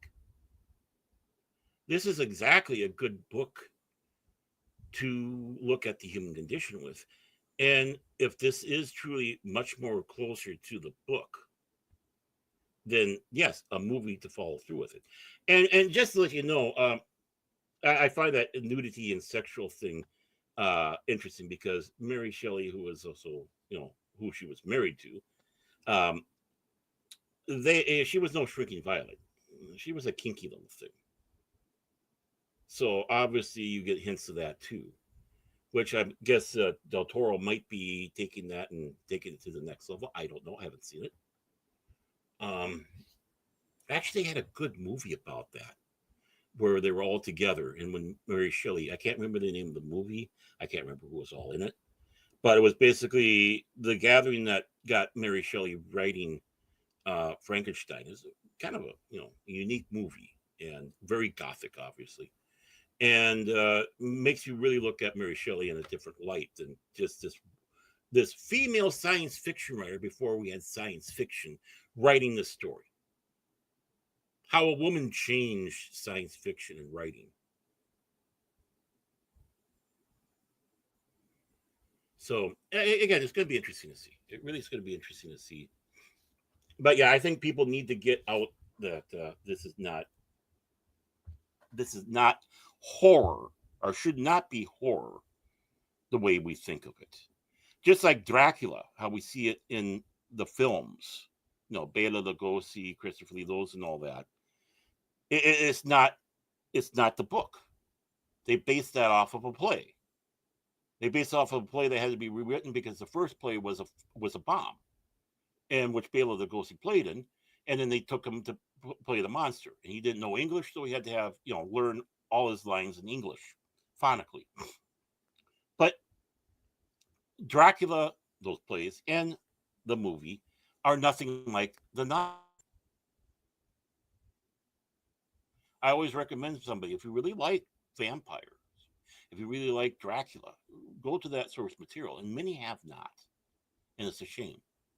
I challenged my daughter because she was all big into the sparkly vampire crap, and I just kind of made a bet. I said, I want you to read Dracula, and then I'll read one of your books.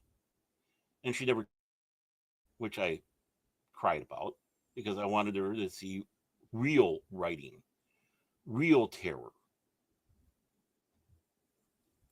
So, yeah, I'm curious. I'm hoping we're getting back to the storytelling, movie making that we've been begging for. And Del Toro is a good director. He knows how to do stuff. So it's going to be interesting to see his eye and take on it. So I do have hopes in that direction. So let's hope. Let's cross fingers and toes. Especially if you like those Gothic horror stuff. If you like Frankenstein. And what is who was it that did that Frankenstein movie? That was when they wanted to do everything. You had the oh no, I don't want Frankenweenie. You had that, of course, the Dracula one that came out. That was oh I didn't forget. Forgive me, everybody. I didn't get any caffeine today, and it shows. I did not get any caffeine at all. Why am I even here? I don't know. I don't know. I don't know. No, I don't want that one. But yeah, I like seeing things that are. If you're going to do a remake, you get back to how it was, the source. I mean, I wasn't pleased with that remake of Dracula. That of course had the great Keanu Reeves in there. I mean, I'm sorry, Keanu. That wasn't a role for you. We love you, man. I love you, man. You're great. I think you're just absolutely fantastic. But those early films that they tried to put you in, they didn't know where to put you, and they wasted you. Oh, it was 19. Okay, Kenneth Branagh. Kenneth Branagh did it. Yeah, the Frankenstein film in 1994. Robert De Niro. Kenneth Branagh was, of course, Frankenstein. I don't know how they got Robert De Niro to be the monster because he's such a pipsqueak. Helena Bonham Carter was in there. So, yeah, that was done in 1994 with Kenneth Branagh. I barely remember that film. Barely. Did I hear Mike? I'm back. I'm boring with everybody here. No, you're not boring, Oh, everybody. I'm boring. And of course, Bram Stoker's, was Francis Ford Coppola. That's what's trying. Yep. But yeah, I know he tried to make a more faithful rendition to the book, but I still wasn't taken by his adaptation. Sorry.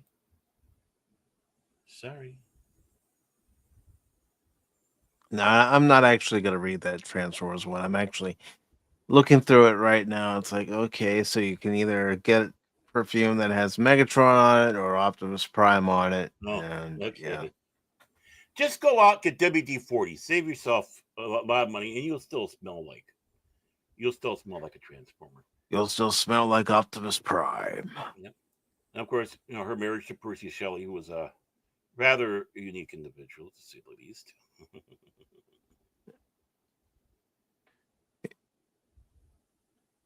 But yeah, I mean, I don't know. I'd be curious about Del Toro's Frankenstein. I'm not going to be like these critics, going, well, it doesn't have this, doesn't have that. This film had this, and this new film doesn't have this. Again, you can't judge it that way. No. And how well do they know the actual source? Are they just going off of the Universal films? They're probably just going off the Universal films, Baron. Yeah.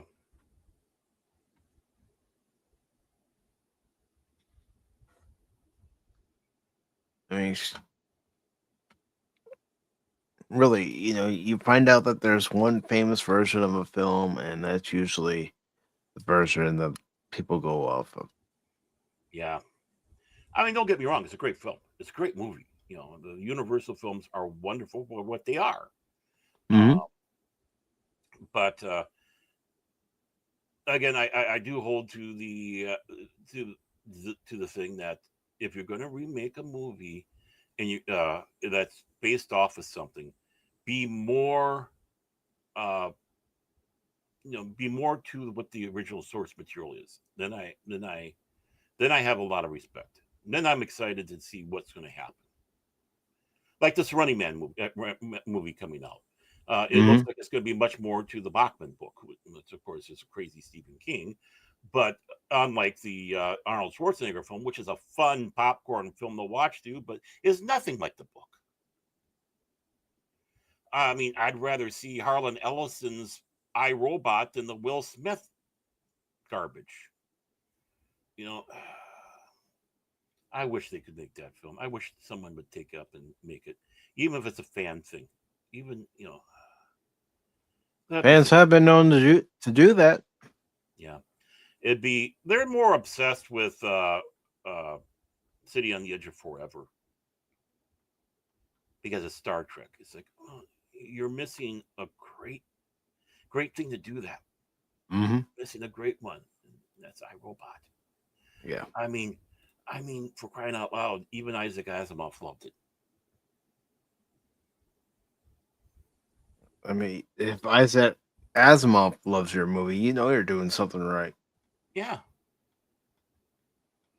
I mean, obviously he ran through things and talked to the source material, which is Asimov, making sure he could get it to what it's all about. I think we've been shorted by not having a film like Dracula closer to. Oh, hi, Leah Rose. Good to see you, Leia Rose. Hope you're doing well this Sunday. Yeah, we missed you. We missed you. Great to see you. Now our day is complete. We have Lady Mist and we have Leah Rose. We've been doubly blessed. Well, Leia Rose is the princess of YouTube. Mm-hmm. Right. And Lady Mist is the Queen of the Void. So Guardian of the Void, Queen of the Dragons. Queen of the Dragons. Well, she should be the Queen of the Void too, because you know she's that powerful. Powerful, man. Powerful. But that's all I got to say about this. You know, obviously.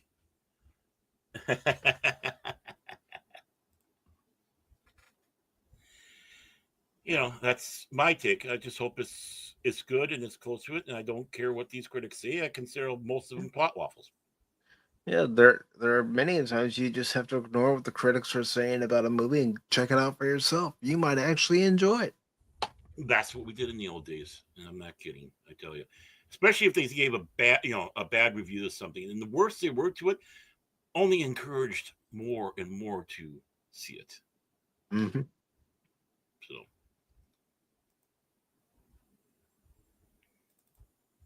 So, Baron, what do you have coming up on Baron Orman Tagge's fandom legacy? Well, I haven't set it up yet, but I should probably do an episode tomorrow, even though it's Labor Day. It's wonderful Labor Day. But, you know, I was going back and forth because I figure a lot of people are going to be out doing stuff and whether I should do Contraband Police tomorrow or not. So it's still kind of in the air. I'll have to see how it goes, especially around the household. You know, I got the whip and chain, you know, the ball and chain. Yeah, gotta be careful. Oh yeah, the long suffering's really rough on you. Hey, you've heard how we talk. You've heard it. You heard the back and forth there. Yeah. She is hard. She's mean. Makes me cry.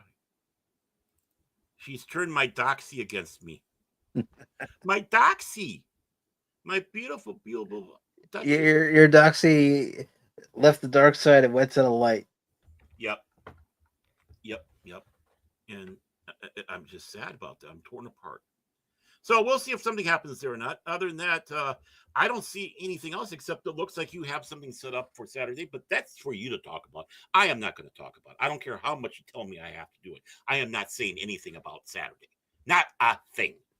And of course, Thursday, though, we'll have to see, but there could be a Jace sighting. And Lady Miss said the boy is a fantastic place to take your vacation. Perfect for all the family. Bring your children. They will love feeding the dragons. The dragons love tender kids. They do, don't they? You know, dragons and wanting to have virgins. They love that. You know, they love having the virgins to eat. You know, look at all those girls that were tied up in front of the cave and chomped down. Dragon Slayer. Just think of Dragon Slayer. But on Thursday, if Jace Fox is doing it on his 540 studio, we have The Beyond. That's right. It is The Beyond with your host, Jace Fox, with maybe Prismatics, maybe Kailton K. Jean, maybe Tom, the Techno Sapien Geek, maybe Cash Monet 007, maybe Hoshi, maybe Whoopa Troopa, and then there's me.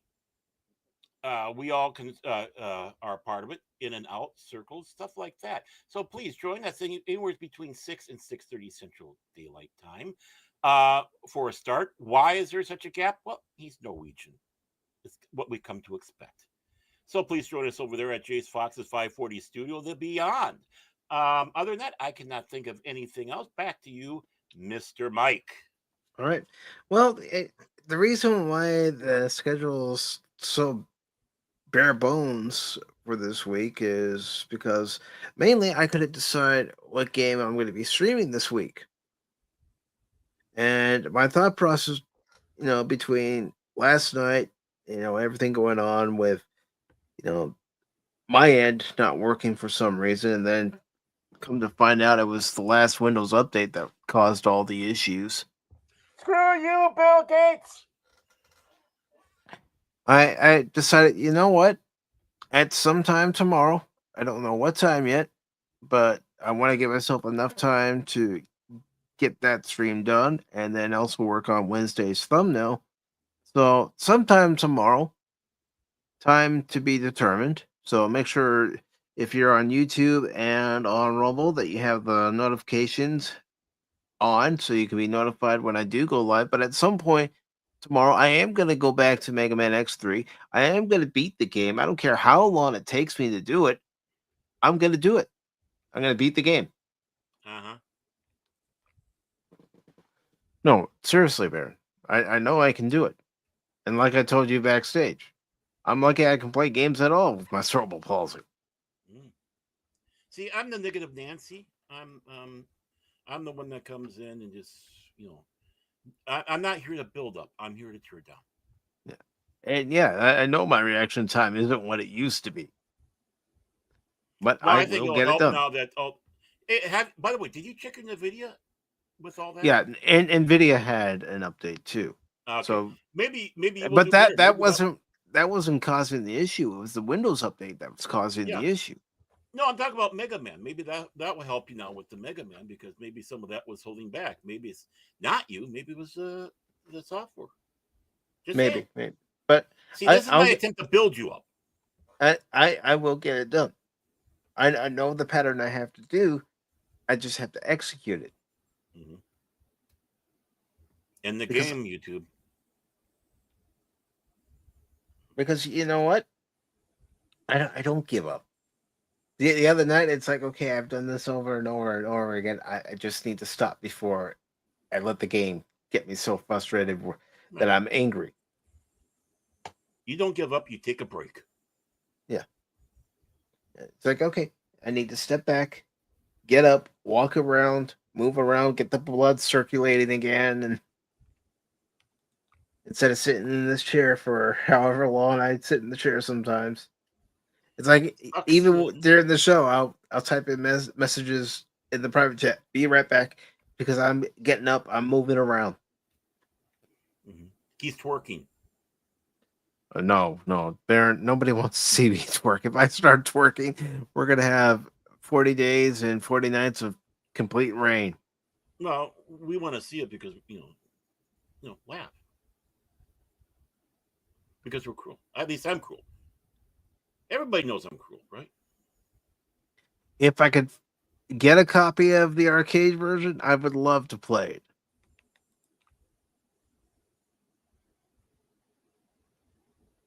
it. Beat that joystick until it's destroyed. No, and like I said, it's not my controller.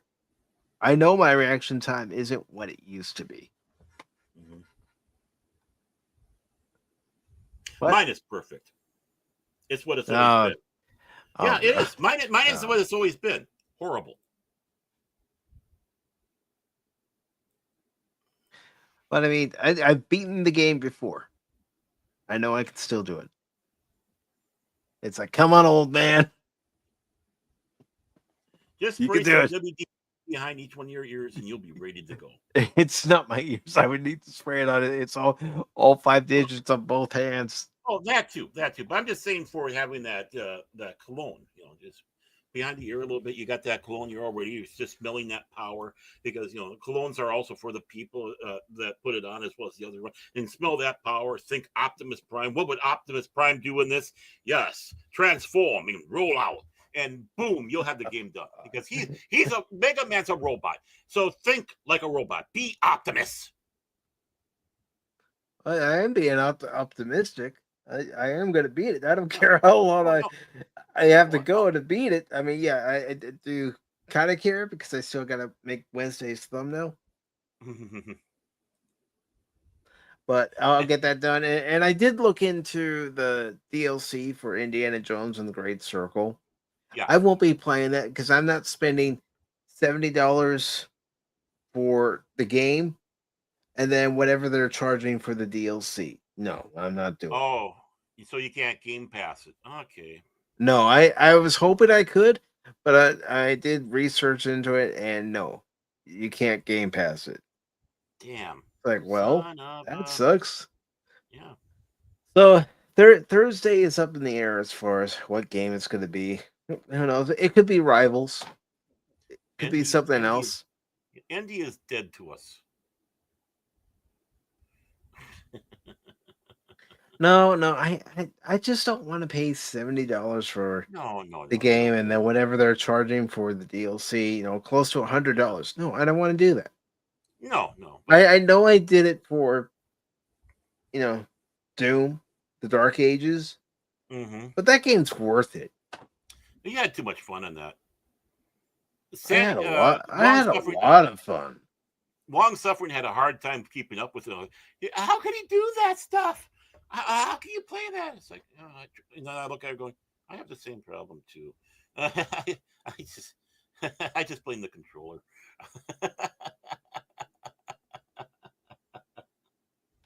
But no, definitely not. And I hate to say that prices are going to get worse than that. It's just. Yeah, I mean they're already talking $100 or more for Grand Theft Auto 6. I said that a while back when we were reading about how talking about how they're whatever, and I said that, and I got lambasted for saying that. No, you're wrong. No, I get. I mean, when Cash wasn't here and you weren't here, I had that story up to talk about how Grand Theft Auto 6 was going to be $100. I don't doubt it. Yeah. Yeah, it will be. It's going to set the next phase. I mean, but, you look at how much money they spent to make this game. It's ridiculous. Yeah. The money they're spending to make the game, and then you have to make sure you have either a next-gen console or a computer that can handle it with a graphics card and, processor that can handle it, and that you have enough RAM. I need to get a RAM. And even then, it may not work. I still think back to Jedi Survivor. How that game was. Like, no, this game shouldn't be like this, poorly optimized on day one. They delayed it a month so they can fix the problems that they had. It seems like they made them worse. Yeah. And then, try to go through all these workarounds, and none of them were working. So I said, fine, you know what I'm doing? Because none of these other places are suggesting it. The only thing I'm turning off is the VSync. And then I turn off the VSync and everything's running fine. It's like, it was that simple. He's my go-to guy for technical stuff if DJ's not around. It was that simple. Turn off the VSync and now it's running fine. Because what was happening for anybody who didn't see any of those streams, I would get to a portion of the game. And yeah, this is a spoiler for anyone who hasn't played the game. But I would get to the portion where Sierra faces off with Vader. And every time it would get to the cutscene, the game would crash. It's like, what's going on here? I've got enough RAM, I've got enough processing power, and my graphics card's able to handle the game. Why is it crashing all the time? So, I did investigation after investigation, looking up information and watching videos, even trying suggestions. None of them worked. So finally, that's it. Turning off VSync. And then I'm like, really? All it took was VSync? None of those other so-called workarounds? Just VSync? I think it was because you were cursed in the name of long dead gods. And then they're going to show you. Listen, okay, fine. Here you go. Boom. And they're all going, oh, he thought it was a VSync when it was really us. So then I was able to get through that part and the rest of the game. Then you But yeah. Oh, shut up. It only took me a couple of tries to beat the final boss. That's not bad. Yeah. Define couple. There's the mic couple and there's reality couple. The mic couple, it took me, I think it was less than six tries. And for me, that's saying something. Yeah. That's a mic couple because there's only two in a couple. Couple is two. I know a couple is two. Where do you think I learned that from? Watching baseball. And they scored a couple of runs. Means two. Who says you can't learn something from sports ball?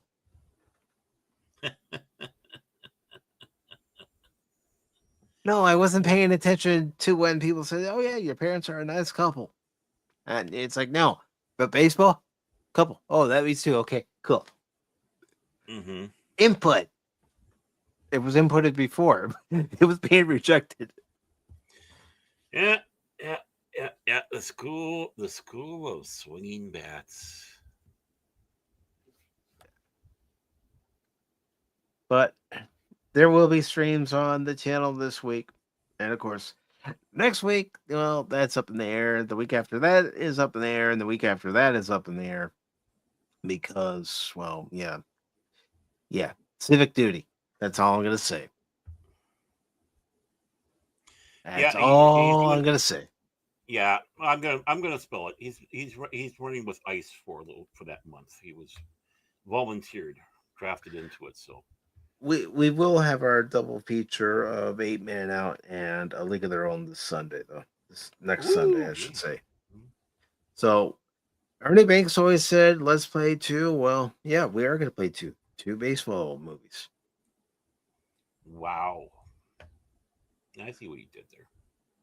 Yeah. Well, I mean, it works. Yeah.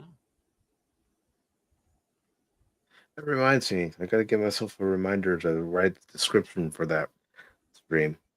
Oh. I just made sure it was scheduled. I did that part just to get it out of the way. Well, that's the important thing, isn't it? Yep. Yeah. But everybody, I appreciate it. All of you who came by today to join us, sit back, relax, and enjoy the conversation here on Pop Talk. Of course, Kat wasn't here because he is at a tabletop convention helping his father. No, say the truth. Say the truth.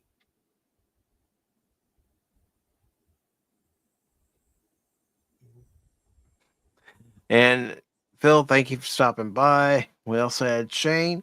Thank you for stopping by. Scott, thank you for the $5 super chat. Really appreciate it. Very generous of you. I don't know if I'm going to sacrifice Steven. I think Steven would tell me, go fuck yourself. Yeah, he said that to me several times too. And Wolvie, thank you for stopping by. DJ Ronnie G, thank you for stopping by. Tree Rock, thank you for stopping by. And Tree Rock, you should know by now the rule here on Pacific414 Pop Talk especially. A wizard is never late. Nor is he early. He arrives precisely when he means to. Except DJ was late. I don't care when people come. They come when they can. I hold DJ to a higher level. All right. I'll let you do that. Lady Miss, thank you for stopping by. Thank you very much. You're always so kind, supporting each and every stream that's done here. I really do appreciate it, Lady Mist. Thank you. Bodub, it was great to see you over on the Rumble side, my friend. Rumble, rumble, rumble, rumble. Also, Low Spec, thank you for stopping by. Steven, thank you for stopping by. Lady Rose, the princess of YouTube. That's right, Baron. She's the princess of YouTube. I know. Thank you for stopping by. And also, I want to thank over on the Rumble side. Rumblers? Wow. Yes. SSB Learn Pro. Thank you for stopping by and following the Rumble channel. Really appreciate it. Welcome to our dysfunctional family. We're a family. We're dysfunctional, but everyone's like that. Well, the dysfunctional families are the fun one.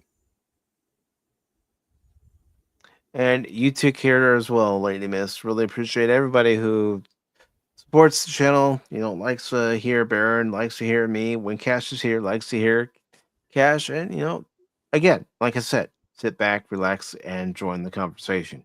You all have a wonderful rest of your Sunday, and we will see you all Wednesday. Wednesday. God willing. It's gonna get you.